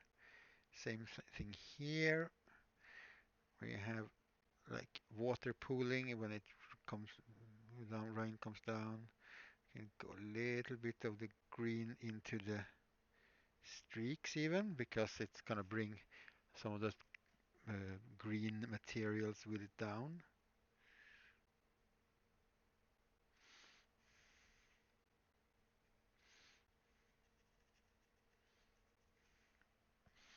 I don't know, yeah, it shows that the camera is very, very bright. Sometimes, someday I'm gonna manage to fix a good camera setting. There's a hole in the pipe there. I forgot I made that. Let's put some green in around that. Probably leaks out some kind of moisture from there. Well, did at some point anyway. So let us. It's not gonna really be seen when you look at it so much from the front. I need to. There's a bit of a gap to get some light coming in there, so I need to put some. I might need to put some black paint yeah, on the back there. Anyway, I didn't think I was gonna, but I think I might have to. Let's see if we can go. Yeah, just knock that down a bit with some greens. And then you have to stop before it is too late. Let's do. I wasn't gonna.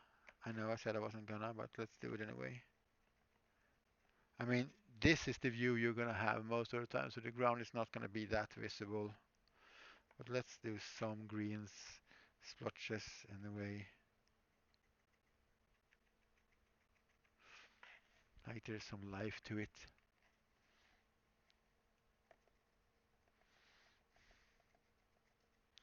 So yeah, I just carved in the bricks. I do regret that a bit. I am much more of a fan to cut out pieces and bricks and stones and do that.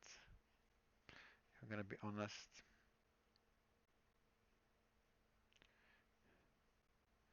Add some greens, small green highlights to the reds.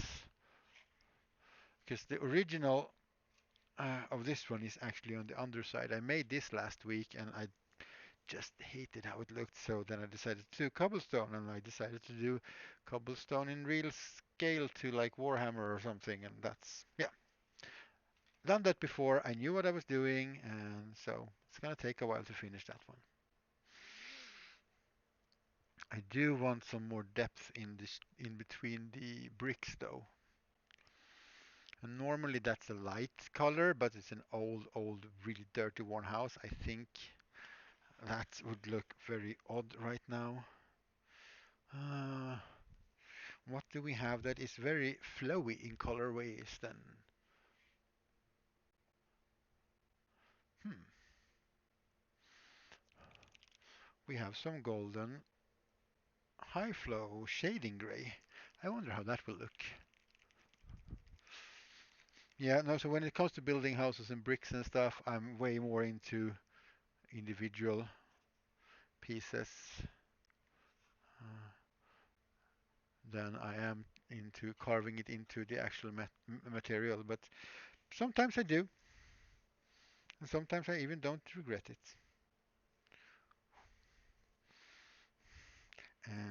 Well, actually, this is a pretty fine.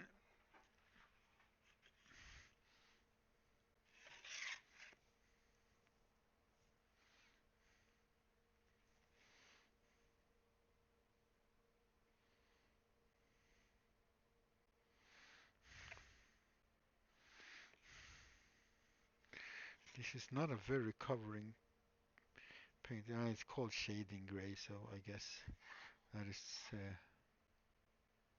Oh, might work, might work.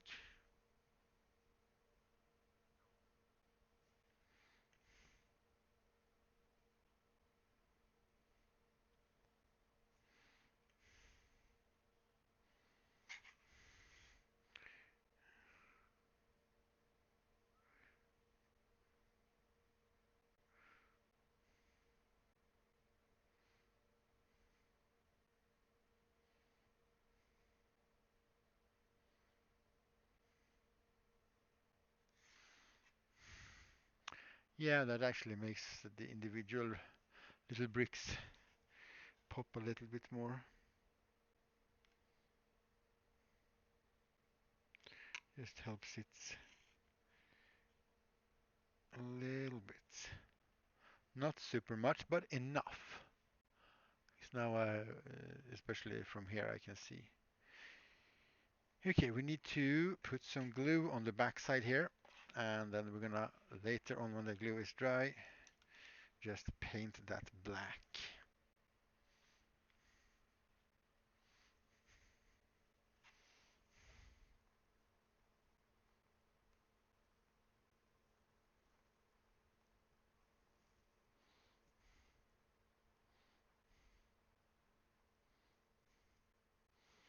Just covering the whole seam on the back side here. I could have moved the camera, I guess, but I'm gonna show you anyway. I just seal it all up with glue, because then I can just paint that over with a couple of layers of black paint, and it's not gonna lead. Hey, Katie! Hi, welcome in. How are you? We're making little backdrop diorama thingies.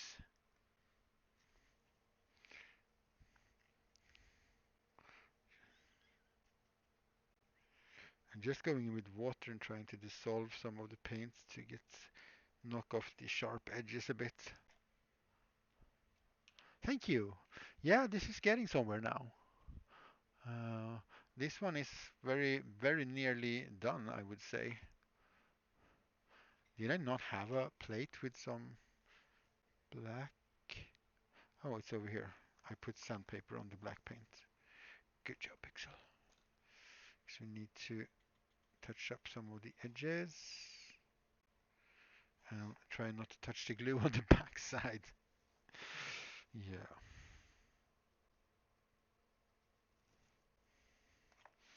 We'll let that dry. We'll put it in front of the fan like we usually do. Let the paint and the glue dry. The Mmm. Num num num num num. Yeah, kind of looks like some kind of chocolate pudding. You're not wrong. Okay, let's bring out the big orky thing. I have some cork shavings and I'm gonna put along the edge in the back here. Because it looks a little bit too like clean. Should have been some dirt built up around there. Let's bring you out a bit. We're just gonna go.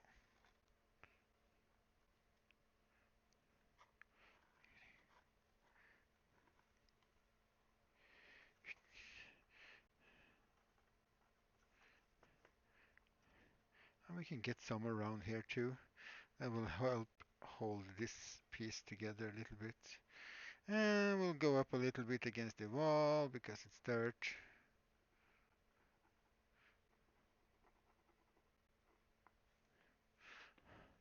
We might, yeah, I think we need to make some more of that cork shaving, but that's easy. We'll take some cork. We will take a rasp like this one. You can see already that it's already been done, and we just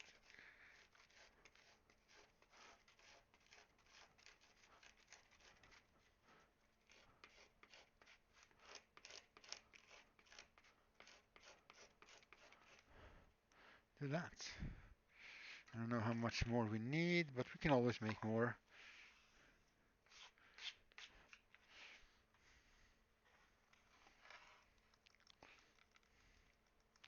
Let's just sprinkle this on there.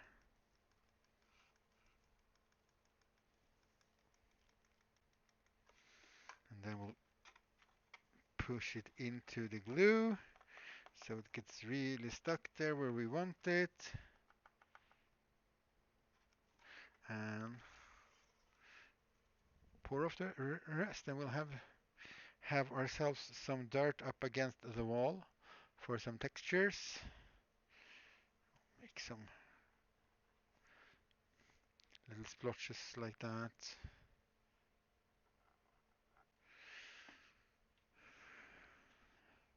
Sprinkle, sprinkle, cork shavings. That is what you always do. Sprinkle, sprinkle, sprinkle, sprinks. And off with the excess. Go in with some of the finer stuff.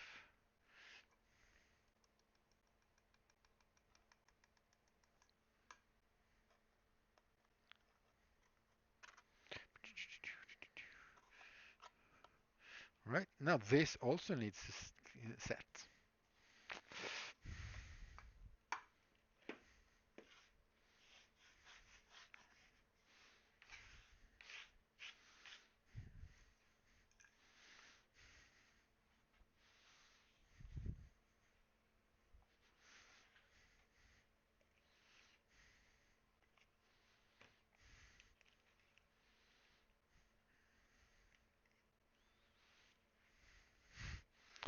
If you want to wake up earlier on Saturdays, that is an option. I'm not going to argue against that because that would be silly. But as I stream more and more, we're also probably going to go longer and longer, so you're probably going to be able to catch a little bit more.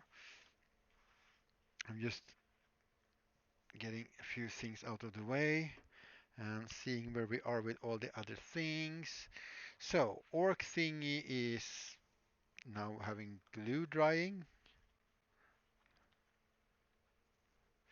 Yeah, that's a magical skill to learn to not be that like picky and much of a perfectionist. I know that very well. Exactly. That's what I mean. If you really want to wake up early, I'm not going to argue with you, but I forgot to put back one of the tools in the tool case. Oh, I forgot about that discount code almost the whole stream. It's so annoying because I had told people. Oh, I'm just going to put the discount code out on my Instagram as well, I think. Hey, I need to make a backdrop to take pictures of backdrops because I have backdrops now that I need to take pictures of and put up on Instagram and stuff. Good morning, Hydraxa. Hello. Welcome in. Hi. I'm fine. I'm having a great time building stuff and being crazy. Yeah. And thank you for that follow all 3 days ago. It says so on my notification thingy. Yeah. So we're doing some backdrops. We started one last week. Made some stone patterns. I hated it, so now I'm remaking it, and I'm making tiny little cobblestones one by one and gluing them in place. That's gonna take a few weeks to get done because I'm just gonna do those on stream. So we're doing that, and then we're doing a bigger backdrop for my orc stuff, which is this one, which is well, coming along, but I don't know how finished. I just literally 30 seconds before you came in, I actually removed everything from here because I was like, okay, let's see where we are because I have things. This is how the table looks otherwise. It's not that clean. It's okay. I am working. I promise. And then we have a little thing that is drying. That is a tiny little backdrop for, I don't know, dystopian, post-app, whatever. You like the orc skull? Yeah. Wog. Yeah, I think they thought because I wanted to make something because I am doing a crazy ass project of Dread Mob, so I'm gonna have 9 of these guys, and I wanted to be able to take picture of them, so I needed a big backdrop. Now more just taking pictures of your minis without having like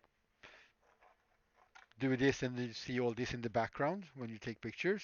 So you put it here and you go, so it's basically gonna, well, you get that look, and then you cut your picture like,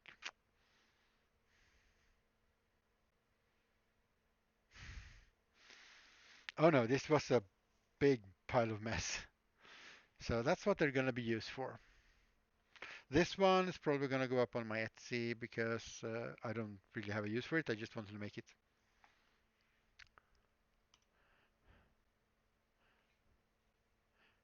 Yeah, the orc thing is for me. Uh, no, this is a Death Dread actually. It's a little bit. Thank you for the yellow comment. Because we have some older test models of Killicans which are a little bit smaller. They're kind of like big. Like Killicans are driven by grots, like goblins, and dreadnoughts are driven by orcs. That's why they're bigger. Yeah, I'm pretty happy. And this is also a labor of love project because I need 9 of them. So what I did is what I designed the base model and 3D printed it, and then I'm adding all the white plastic bits and stuff to those, and then I paint them. Whew. So yeah, I have 2 of these painted. I have one almost built, so 6 more to go. But since I'm planning on getting a resin printer later this year, I have taken a break from the orc project a bit to see if I can print those in resin later instead.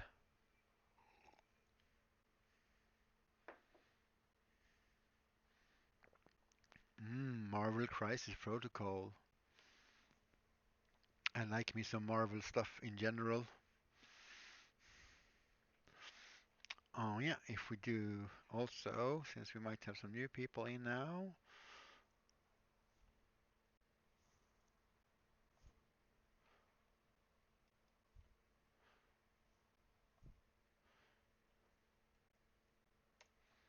let's do that as well. Because I did write on my Instagram that I should have would have that, and now I do because I forgot about making that discount code for almost the whole stream, but I did remember it in the end.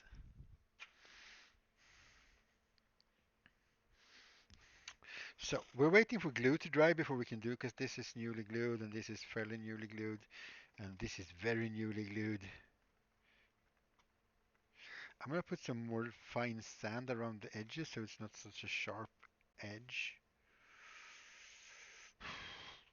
But yeah, we have glue drying and we have, well, so I'm gonna look at this now and I'm gonna go, yeah, I'm done.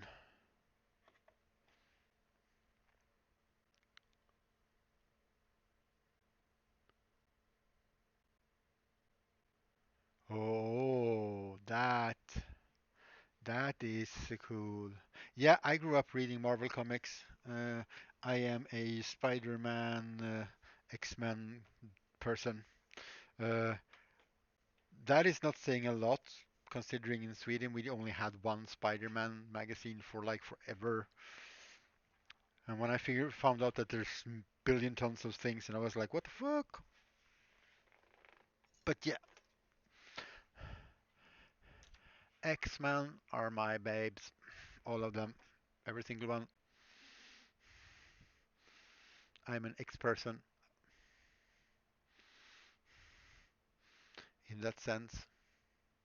Yeah, I drifted out of Spider-Man a bit when they went into like, hey, this is Spider-Man clone number 17, no, or something like that. It was just, I don't know if I got bored with it. I just sort of zoned out from Spider-Man, and because I don't really read any comics now. Yeah. Oh, McFarlane Spider-Man. Mm. Todd McFarlane drawing is mm, all the weirdo details you can get into one palm of a hand. But yeah, let's call this done. So I'm gonna take a pictures of that, and that's funny because now I have to take a picture of the backdrop. I need a backdrop, backdrop. No, I'll put up some fabric like I usually do when I picture big things.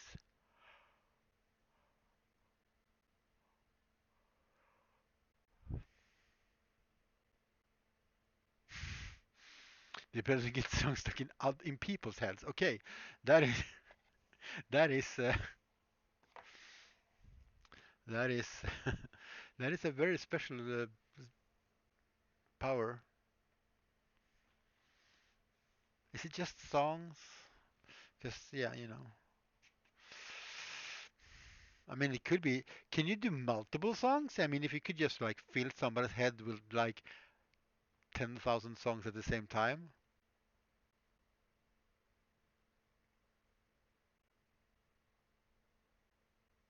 Yeah, exactly. The like the really sort of ultra flexible weirdo Spider-Man poses and stuff. I did read Spider-Man before that, but I can't say I remember too much of it.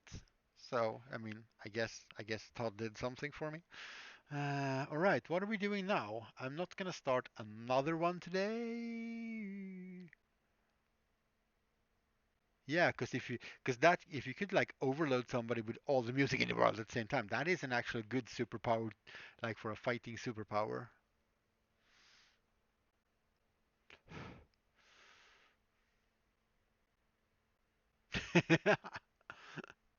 Oh, you look, or you can also take care of your teammates. Oh, you look so sad. Here, have all the lovely music in the world. You can only think about your happy music now. Very, very versatile power. You know, all the superpowers.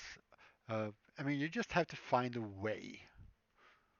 It's like you can do anything with a stick. You just have to like, yeah, yep. Oh God, it's so cheesy. I think that's why I liked it because it didn't try to take itself so that seriously. Because seriously, who calls themselves the Brotherhood of Evil Mutants? We're evil. Evil people don't think they're evil usually. So I mean, I think that's the thing that also made the whole Marvel universe more likable.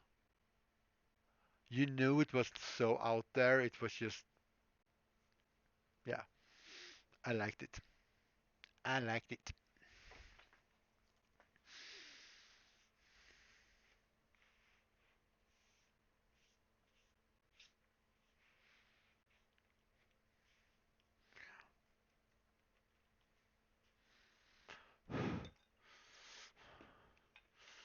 I am so evil.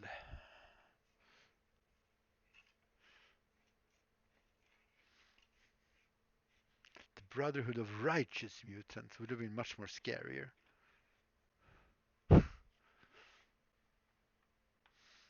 Are they just a Brotherhood now? Which is kind of cool, but a little bit more like badass, actually. We are the Brotherhood. I'm still streaming. Streamer watching girl. I got accompanied. Oh god, here comes the Derper Deb as well. Oh my god. Hide, I don't know. Hide your keyboards.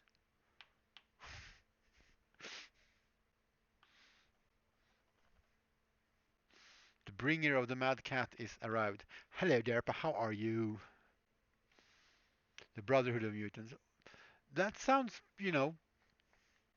serious. There's a lot of O's there, but I am gonna guess that's still you and not Gizmo. Have to keep track of that now. Well, I don't know. Do not make me say it, because I will. I made this today. We are working on an orc version thingy of a backdrop. Wag. And we're doing tiny little cobblestones one by one.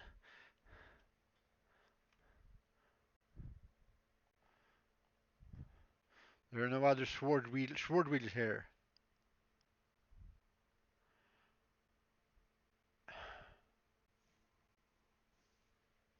You're making me say it. You are making me say it.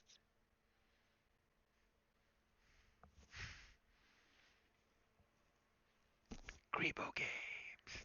Here we go. I did it. You made me. It's not my fault. Let's look at some older projects. I have a dice tower. It's called D6 because, it's a dice tower. And it's also very dirty.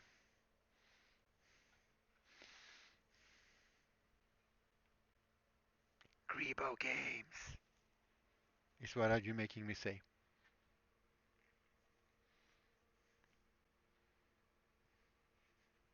I like that you actually asked as well. That's very nice. It's very, very, very kind. Much kind. I'm trying to find the dice. Do I not have any dice in my workshop anymore? Did I bring home all my dice? I don't think I brought all my dice home. I wanted to show off my dice tower working. Silly Pixel, why are you keep cleaning your place? You can't find anything. It's horrible.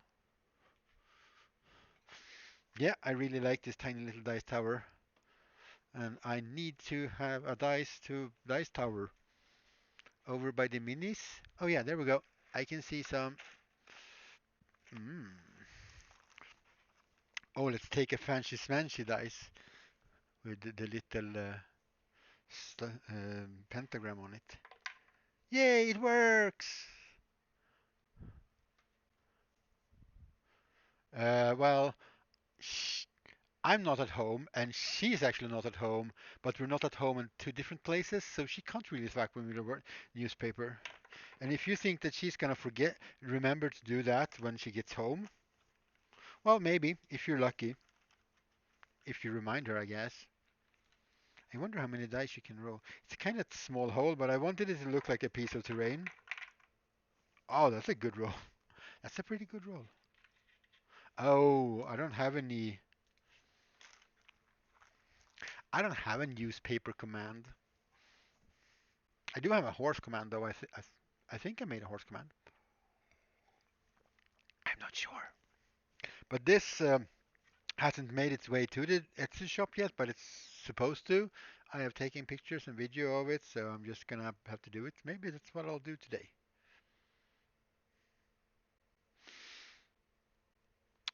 Newspaper seems a bit soft and boring, but we can try. You know, whatever.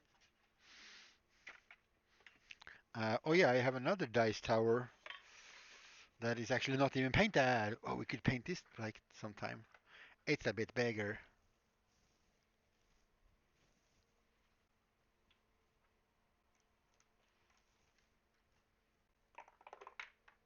Also works.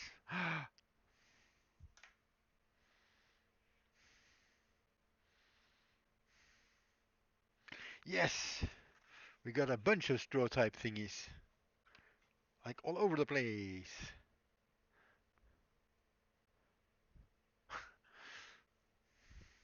Yeah, exclamation mark discount. Discount, there you are. If you like want to buy stuff. No, these are going up to Etsy. This just needs some paint. You know what? Let's put some black paint and start painting that. The other one, as I said, it's already pictured and stuff, so that's gonna go up to that. That. I bought them like at dollar store or something. We picked up like a bunch of them and stuff. But yeah, they are on Amazon. I have seen them on Amazon. Here we go. That's the store. And if you write exclamation mark discount, you get the discount code if there's something you want to shop. That discount. No, nope. I just paint them. I just slather them with acrylic paints. And let's do that. I'm just gonna get some new paper to put underneath my painting so I don't get paint all over the table.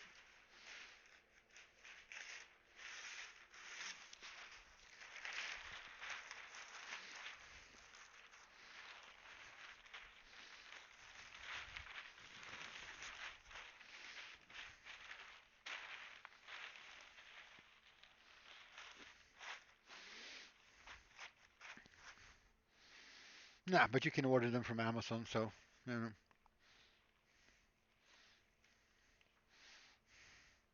So yeah, no primer or no sealant or anything on this. It's I don't really haven't found a point. Uh, the time is exactly 1800 hours, so 6 o'clock p.m. right now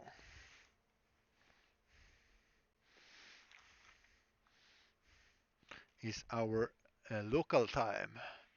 Let's bring some plates out.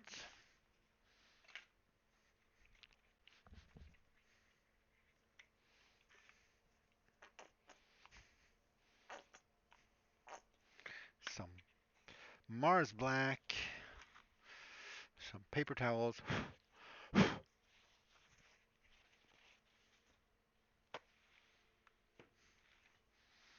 We need to.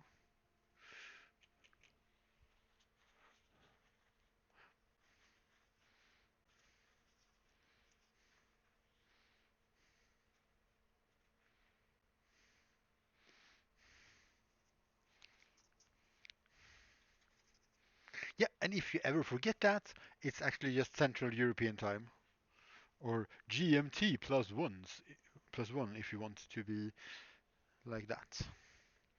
Let's grab some water and dilute the paint. And it's black paint, so I don't care if it's dirty water.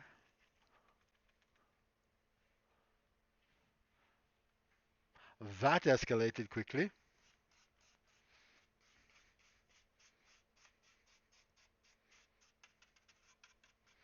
And I like to stab my paint for the most part because that means I don't get any stupid brush strokes that I need to bother about.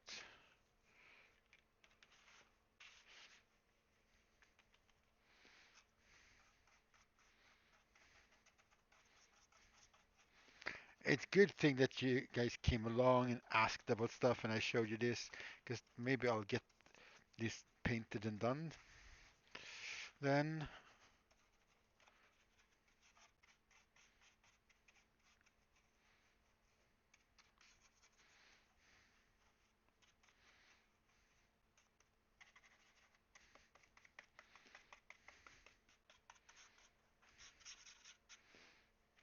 Oh, I haven't put on anything on the base.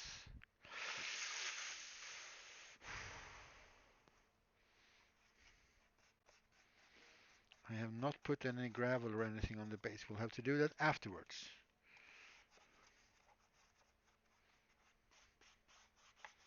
Because I got so excited that oh, very much out of camera. Here we go.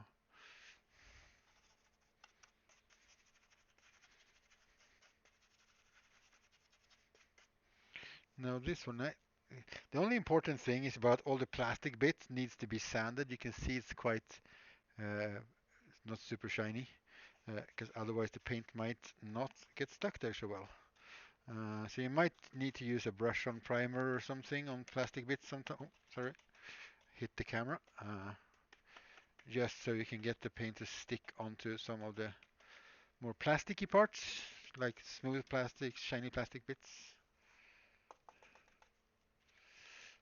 But otherwise, just keep on painting.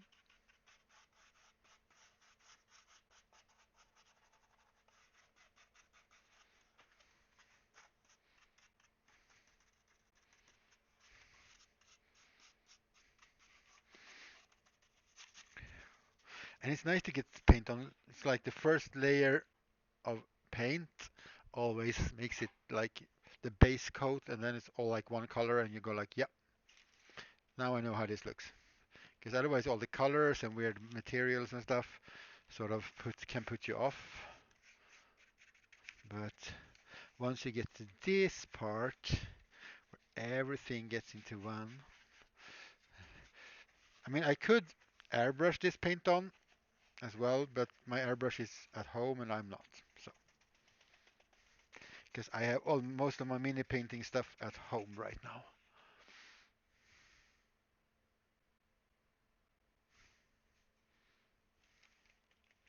It's okay. You can escalate as much as you want.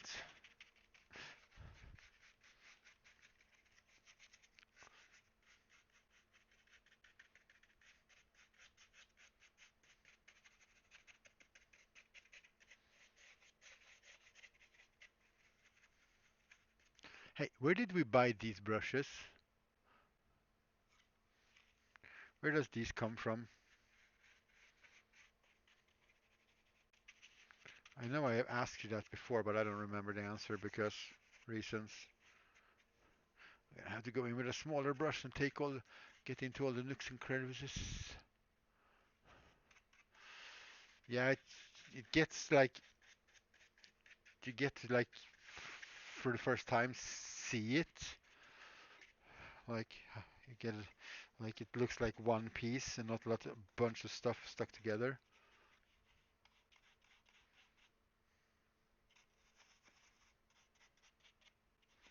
Oh, Lidl. Well, next time I see this, I am buying 10 packs of them just to never run out of them because I love these round ones, especially the big round. This big round one is brilliant.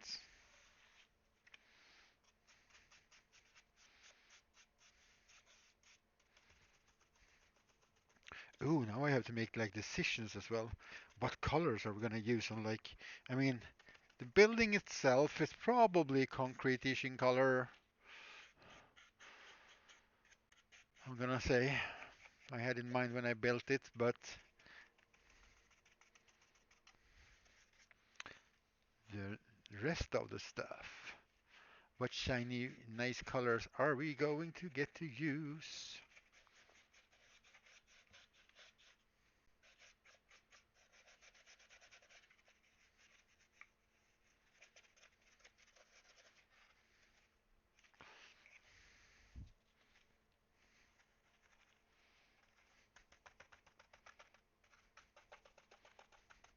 And the stabbing is also good because then you will know if your stuff is stuck together properly or not.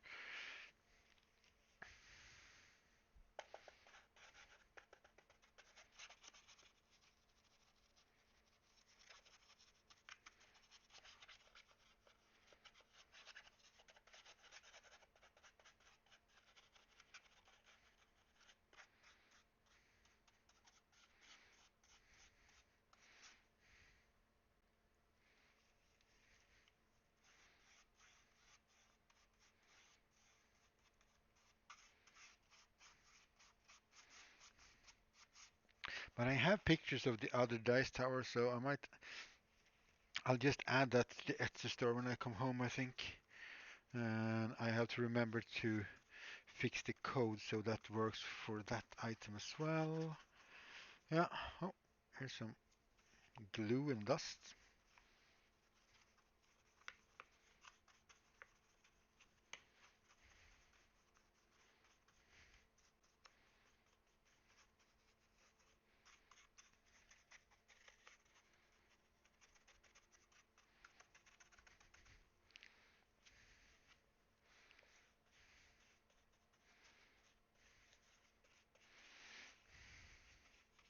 Yeah, I need to put some sound on the base, but we can do that everything.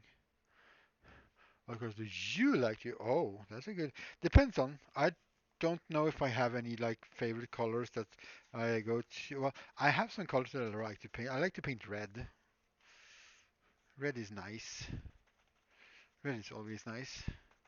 So we might make like something like these details. Eh, like over here, some of these parts. We'll probably get some reds on them.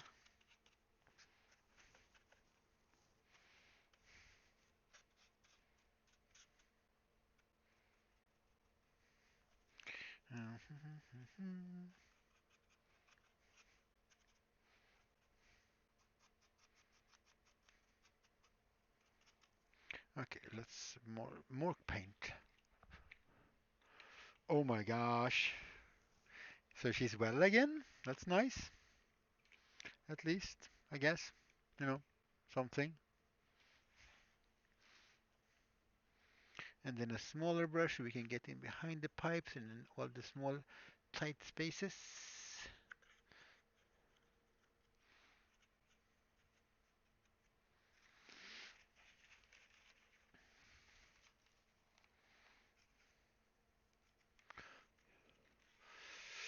I like how this started with me showing a few things that I made and now I'm painting a thing.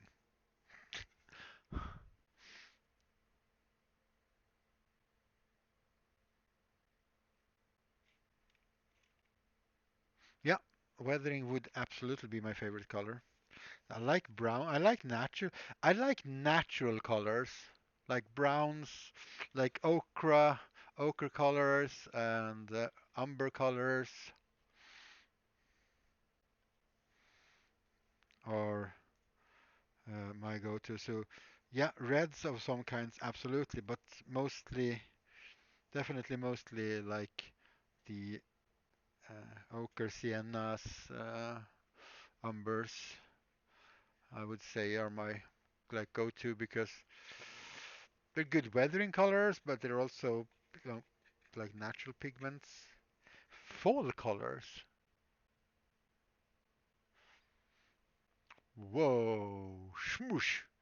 I didn't even have time to see that. Thank you very much. I'm just gonna assume that that was horrible. Wait, oh yeah, I'm not in mod. I'm just in the normal chat, so I can't see. What did the bot want?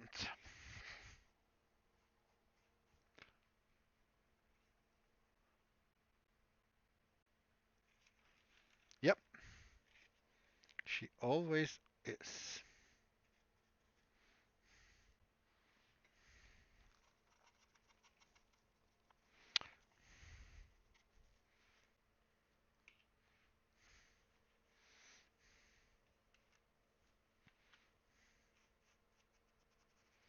And this is gonna need a couple of a couple of coats of paint, I think. It's scratched up, but the paint doesn't really hold too well.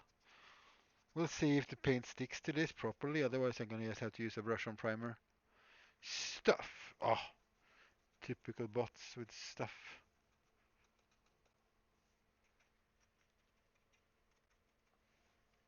Might.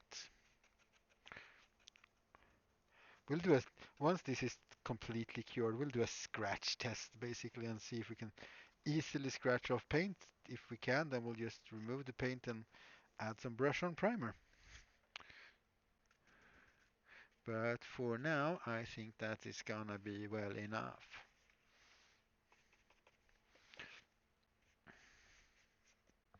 Okay, let's put this in front of the fan.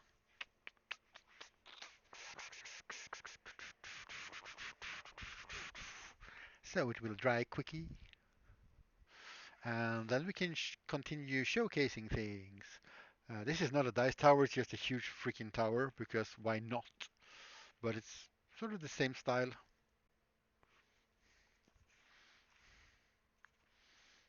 I need to build smaller things. Pipes, industrial, dirty. Hmm. We have, of course, if you ever come and visit and you feel one of the stealers, so oh, evil bot stealing people's souls, you can always go and buy yourself some fresh worms or a rat burger. May I offer you a rat burger? I don't remember what they cost. They did actually. There's no prices on the sign. You'll have to negotiate for the prices.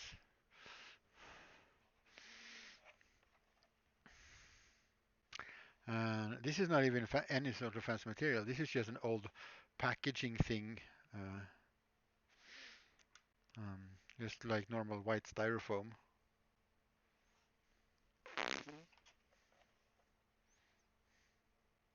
It's a bit chunky, but it's, yeah, good for a game of Necromunda or something maybe. Got a nice little warning sign in there. Little computer terminal.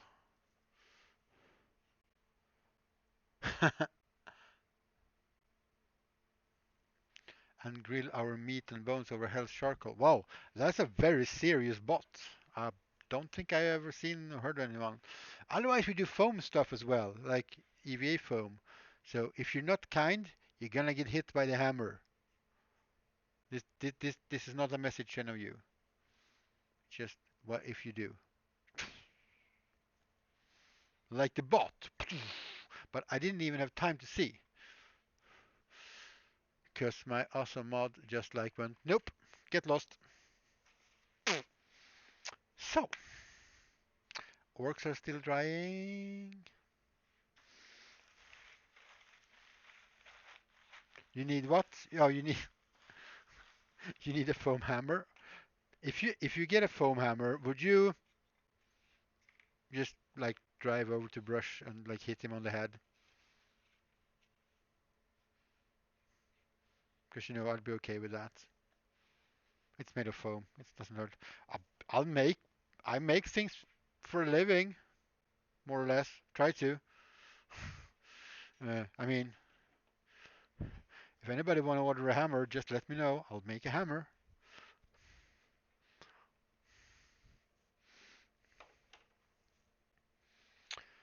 Oh, water bottle.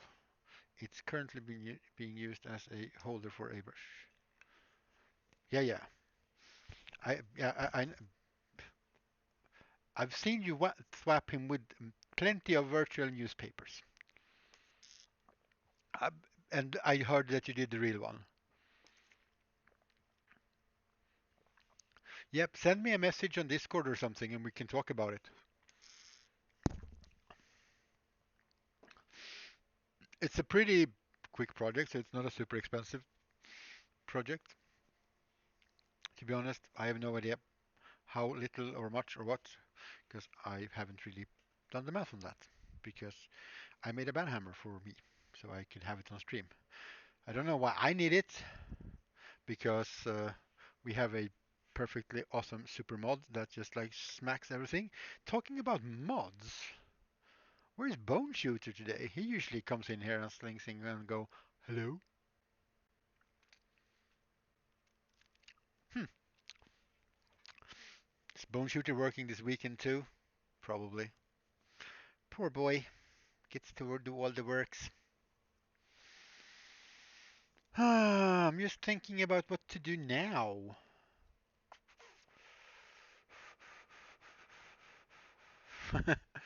Well, we'll make it happen.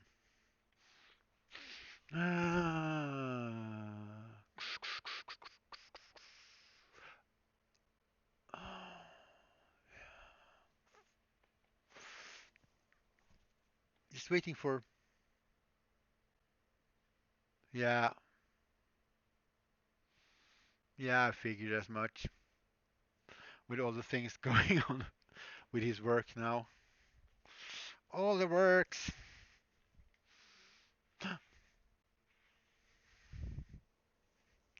I also do weird minis sometime. I have an Easter ogre. Ah, okay, I need to let the camera do the autofocus thing for a while.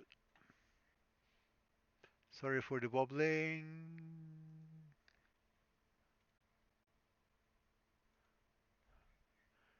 Go. Whoa. Let's see if we can get this to focus on the Easter ogre. Hey camera, you're free to focus now. Stupid camera. Focus. There we go. Easter ogre. He's got some eggs.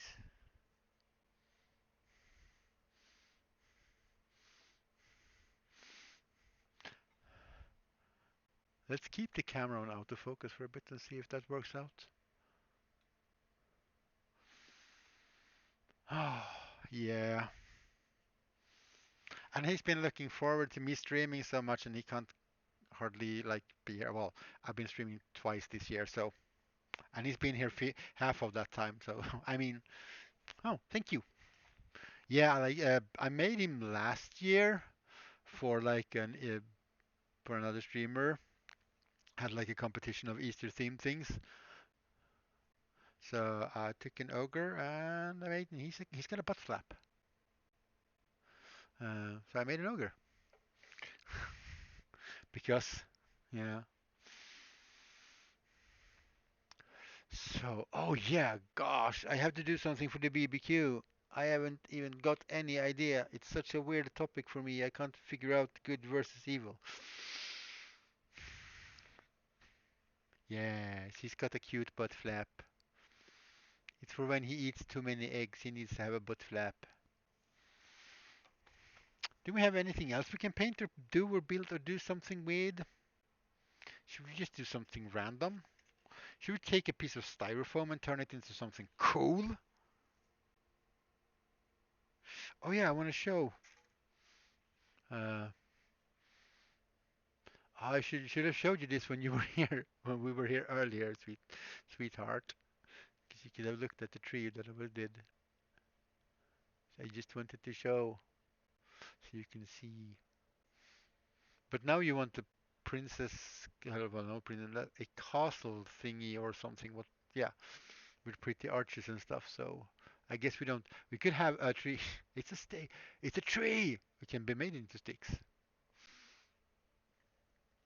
No, we were talking about making a backdrop for Antea and her minis, and I had an idea of because she's like into foresty stuff about making a bunch of trees and stuff. But then she came up with she. Oh, you're there. Hi.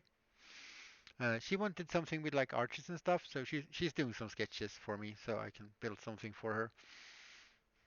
But here's the tree that I made. I was gonna, I would have, yeah, yeah. I mean here, like hours ago when you were actually here in this room. I should have showed you this right then, just to show you how it turned out in real life.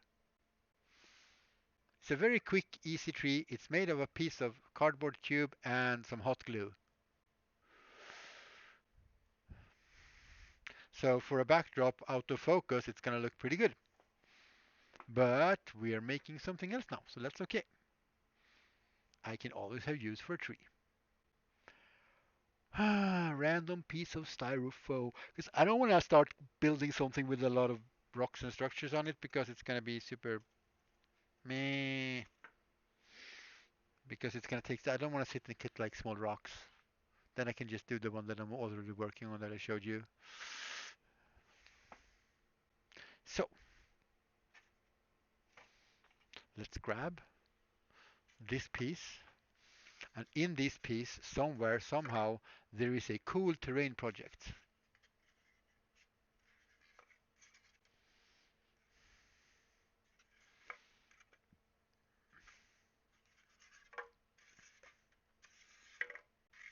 Okay, I like it this way. Not so sure about what to do here, but you can, yeah, yeah, right. And then we'll have to, you're making rocks to beat kids with? Yeah, I can make rocks to beat kids if you want to. Yeah, yeah, that's more of a texture.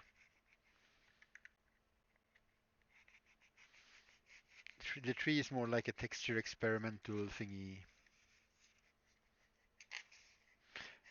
I mean, as you can have a tree in like a courtyard as well. So I mean, yeah, sure, we can still have trees.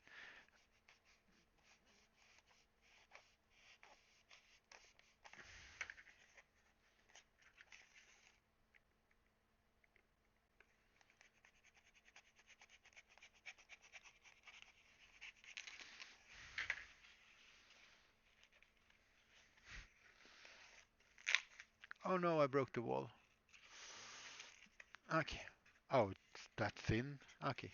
Now it's also broken there. Good. Go with it. Just go with it.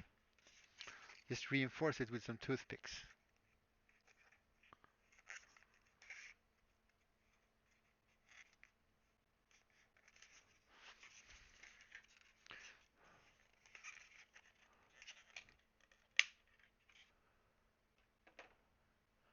One enchant as well. So you want an enchanted forest and a castle now? Oh my god.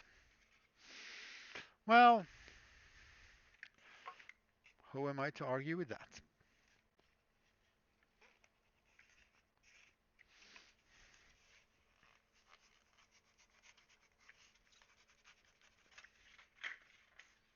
You want a few different. Okay. Yeah, that makes sense. I have like I'm gonna have like four of them at least, so I'm gonna have four of them at least. Yeah, because I can just put in a piece there. Yep. Yep.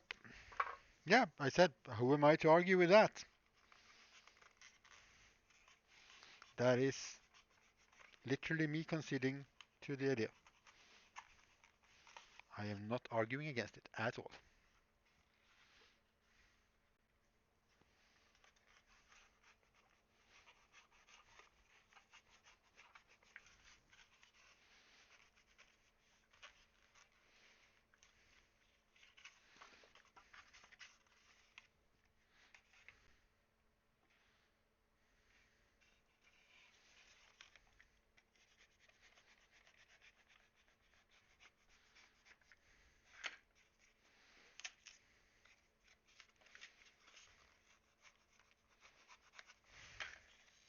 I don't know if I need to cut out all the things in there,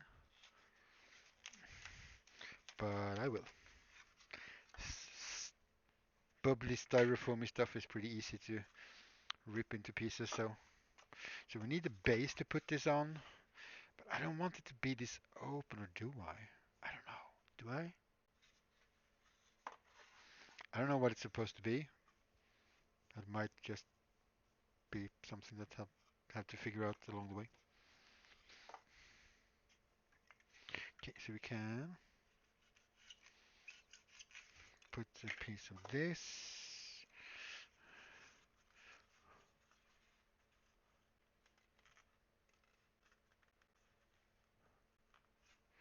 after your trees.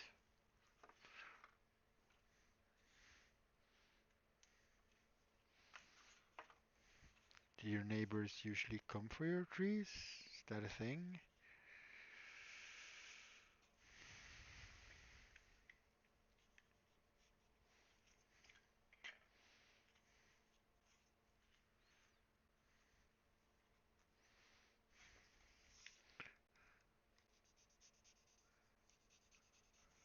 This is also recycling because this is all packaging from whatever, something.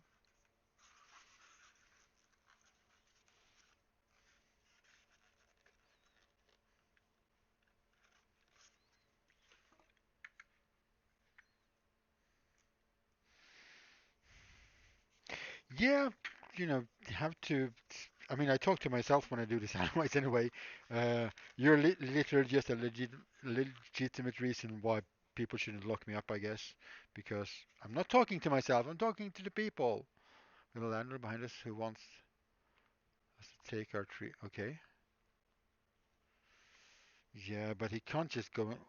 Oh, yeah, that's weird.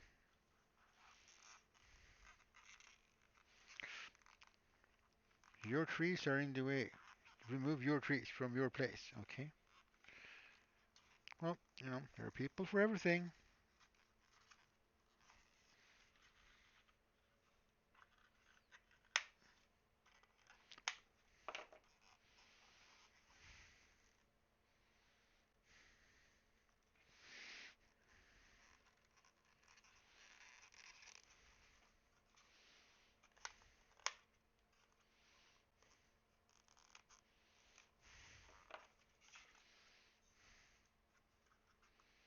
We'll, okay, so that's gonna be sort of standing. Providing privacy from the tenants being able to see right into our house. The trees there. Yeah. What a weirdo thing to like come and want people to do. Just like that. It's like, hey, your trees are in the way. You have to remove them.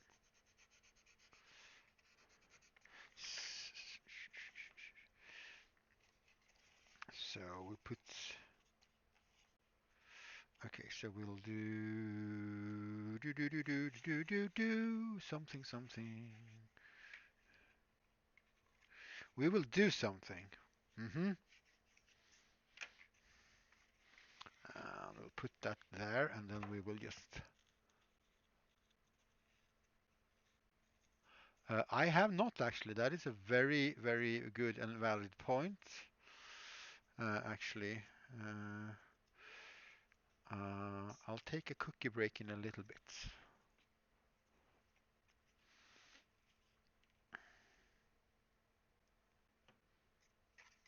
because I want to eat a cookie.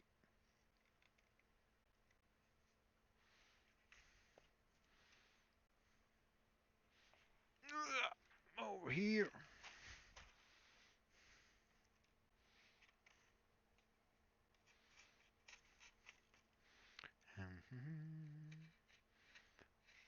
And a couple of toothpicks to keep it in place while the glue dries, to give it some structural stability. And now it can almost stand like that. That's good. I don't know, it's an old broken house or something. I don't know, bunker? I don't know. We'll see where this ends up. Maybe it's a old power station.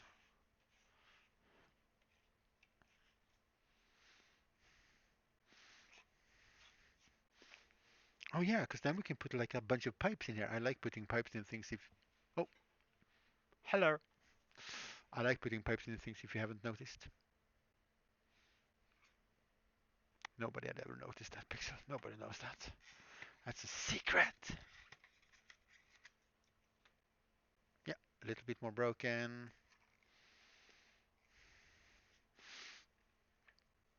And we can put like a pillar here, maybe. Though we have materials enough.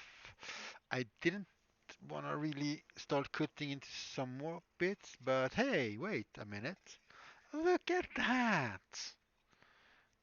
Such a nice piece just lying around waiting. Hi, Mr. Pixel. I want to become a pillar.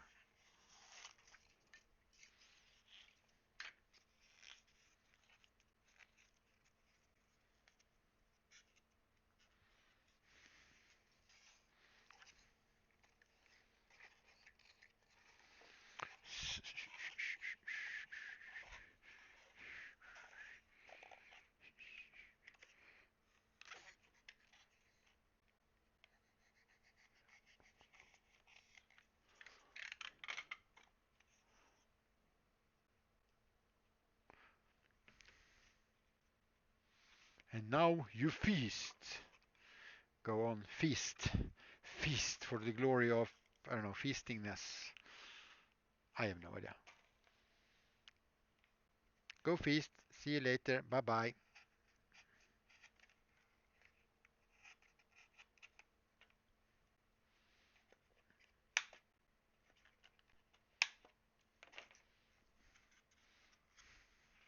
So, we got some kind of a ruined power mujingy thingy bobs. We're gonna put some pipes and boxes and stuff in there.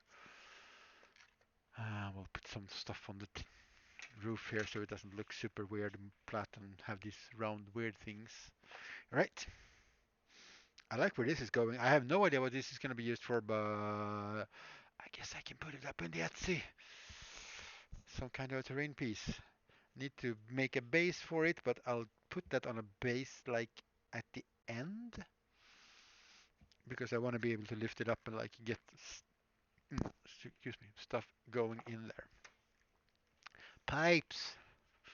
Pipes and funky fun stuff. Here we go. Here we go. Some pipes. Do I need anything else from over here right now? Nope. Not right now.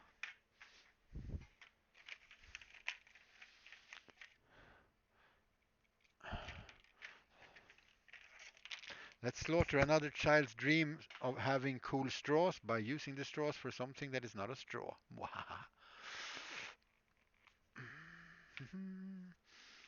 Cool bendy things, cool straight pipes. We need massain paper.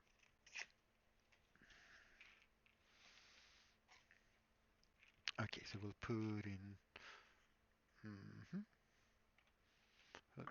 three of these pipes in there. I mean, most of it's not going to be seen until you start looking, but it doesn't matter. Rule of cool. So I'm going to sand this down and I'm going to glue them in, and then I'm going to take a quick break. Oh, my note. I need to check my notification. Not slide. Thank you for the follow 24 minutes ago. Sorry I missed it because Stream Elements doesn't show my any following and on thing is I have to look that up and see what that is. But it's okay. It's like a week until the next stream, so I'll have time to figure that out.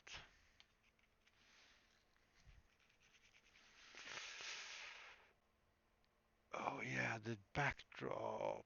This is actually not finished. I need to paint the backside black because there's some light coming through there. But I need to take pictures of that.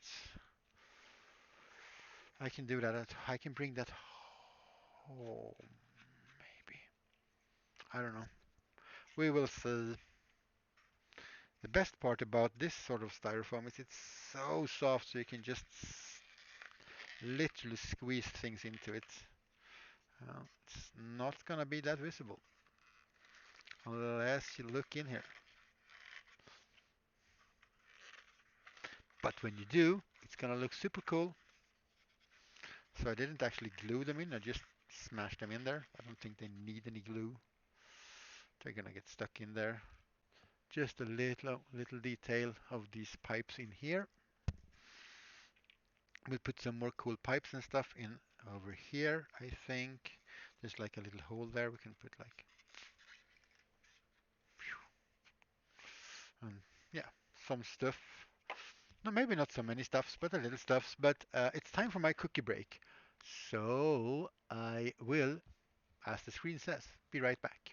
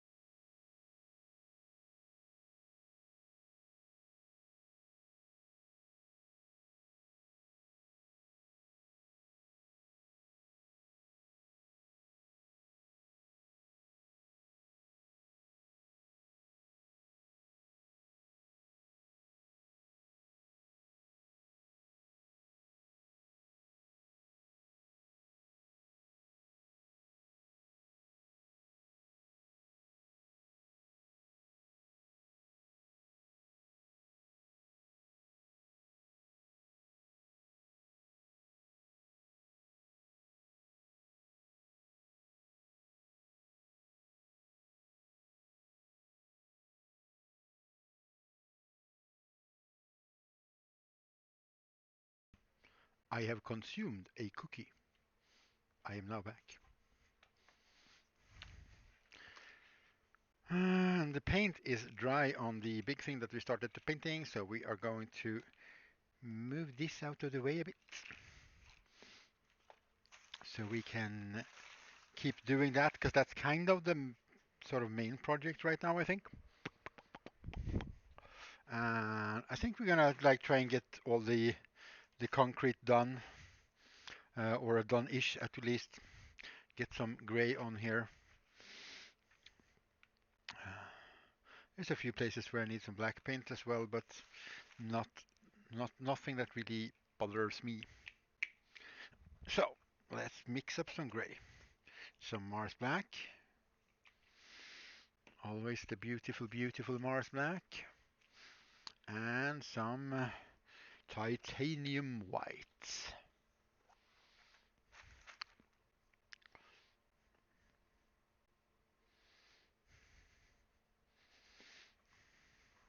And surprisingly, not, we can make ourselves some gray paint. Oh, that's something of a gray color. And I can't get this lid on straight. Here we go. Let's see if we can bring you up a bit so you can see most of it at least. Some paper tissues, because this brush is full of water and we want it to be full of paint.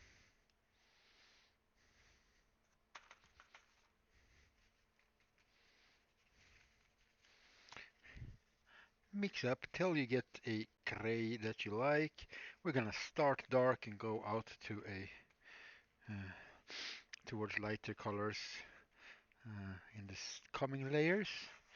And the same thing again, we're just gonna literally stab this on because we don't want any brush marks. We can brush, but then we'll be sure to stab on the paint or mottle on the paint like this. It also creates a sort of uneven coverage, which means you won't get the same color all over the place, which is good because it shouldn't, because that's not how it looks like if you look at something in real life.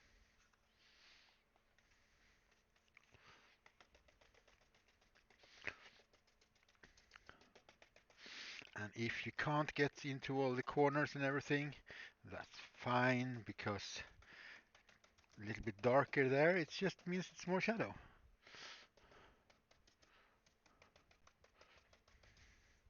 More free shading to the people.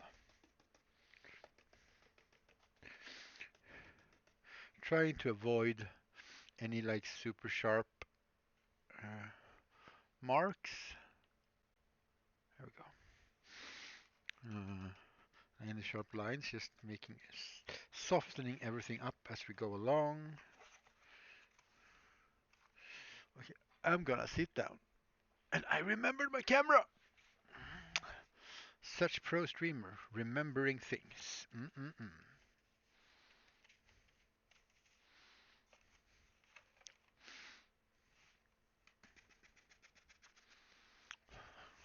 That didn't work. I was hoping it was gonna work because it was comfortable to sit, but let's not then.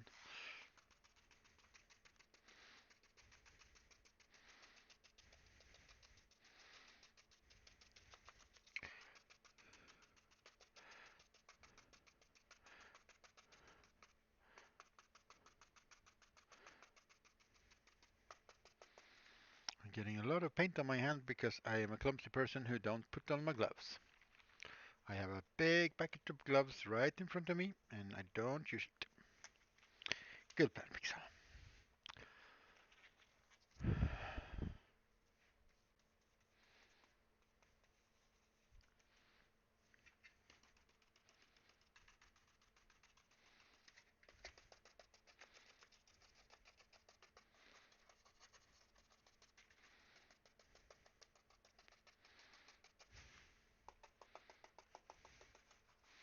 And all round, around, around we go, stabbing all the things yo-yo. Well, actually, we're only covering the house structure now. We are not, well, we're gonna get, we're not aiming to cover all the like weird chimney things and stuff like that. Bye. Thank you for dropping by. Nice to see you. Catch you around other streams and stuff. Bye bye.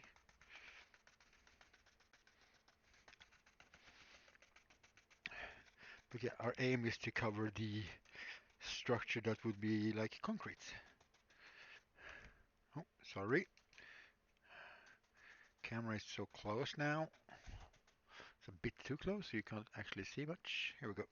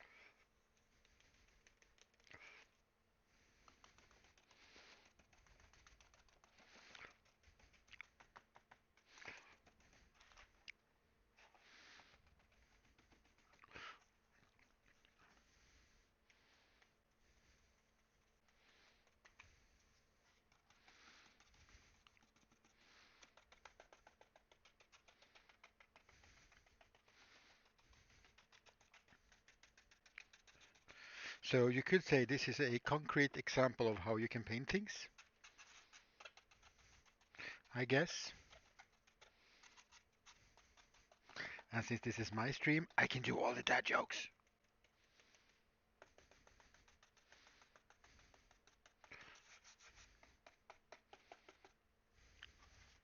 And nobody can stop me. It's my stream and my dad jokes.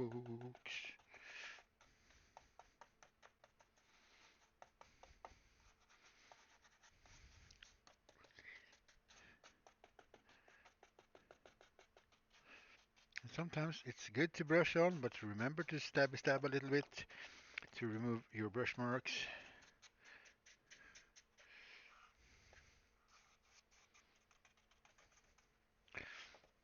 Stabby stab, stabby stab. Paint to paint, paint to paint. Stabby stab, paint to paint. And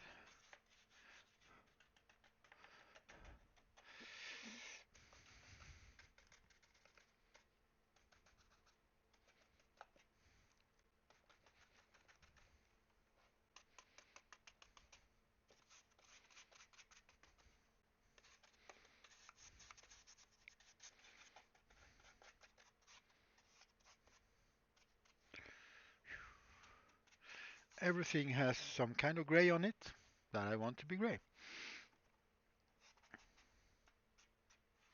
Let's make a lighter gray. Oh,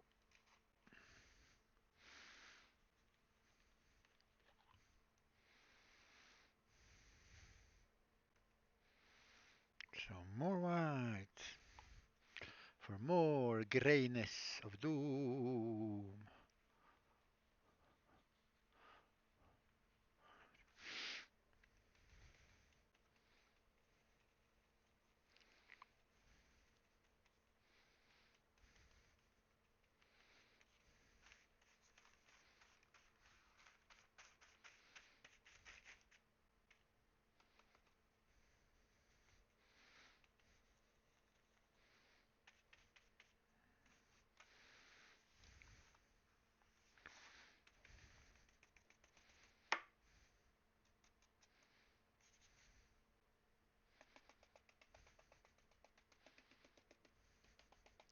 And we're just gonna keep on stabbing. Keep on stabbing, stabbing, stabbing.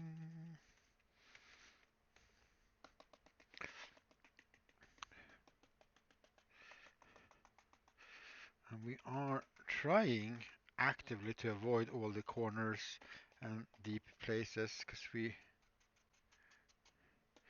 do want to start building some shadows because this is a miniature,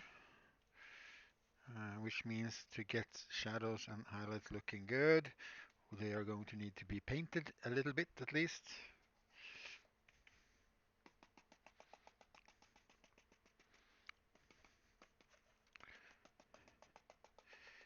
So in under here we don't have to go that deep.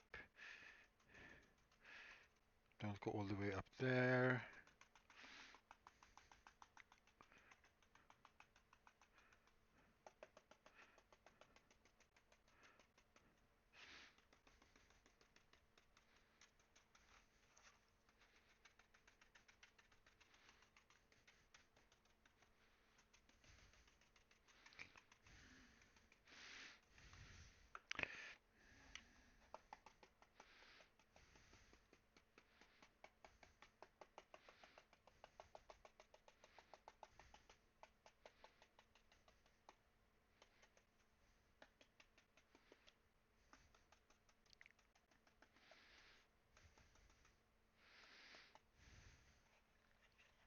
I mean, when we start weathering and stuff, we're gonna paint in a lot of the shadows in like behind the pipes and stuff, so we don't have to be too concerned with it. But it's always good to think ahead and do plan ahead on things like that.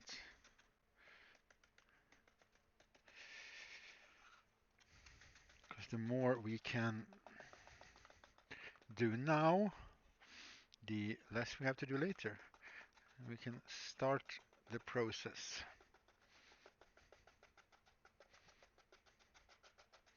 especially here, for example.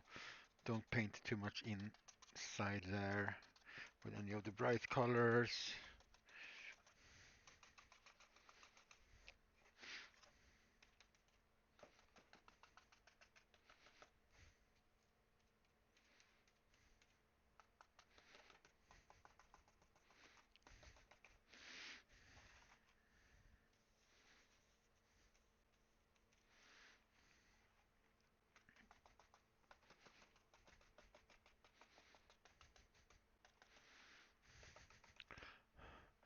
Building up some nice. Looks a very much more smooth on camera than it does in real life. But building up some of those layers and layers of different splotchy grays in different areas. And yeah, let's do some one last lighter gray, because then we are going to have to let it dry before we can continue. Otherwise, we're just gonna smush it, and everything's just gonna turn out into like a one singular gray paint. That's not what we want. But we are going to go very, very light now. But we're also gonna not dry brush really, but we're gonna remove a lot of the excess paint.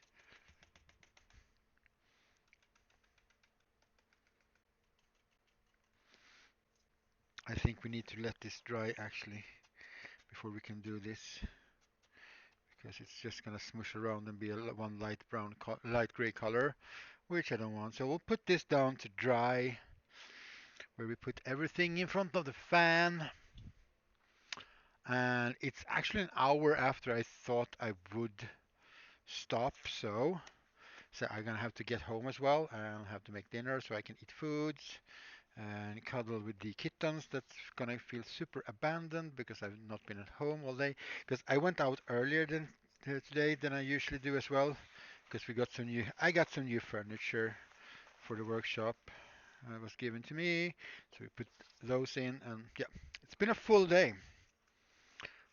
Yeah, let's continue on this. I like this project. It's a good build something from scrap project, showing off things a little bit. I like it. We'll put it over here by with all the other projects. Okay, okay. Well, yeah. So that will be it for the second stream of me coming back to streaming. So thank you, everybody that has been here, that is still here, that thought to be here or might come next time. I don't know. Thank you, everybody. It's been awesome chatting with people and talking to you all and just having fun, getting stuff done. This is almost done. It's just gonna need some black paint so the light doesn't show through here. You can't even see it on camera, but you can see it if you hold it up to the light a little bit. So we're gonna paint that. Yeah, well, you also enjoy the rest of your day, derp. So, yeah, this is Pixel from the workshop signing off, and bye bye.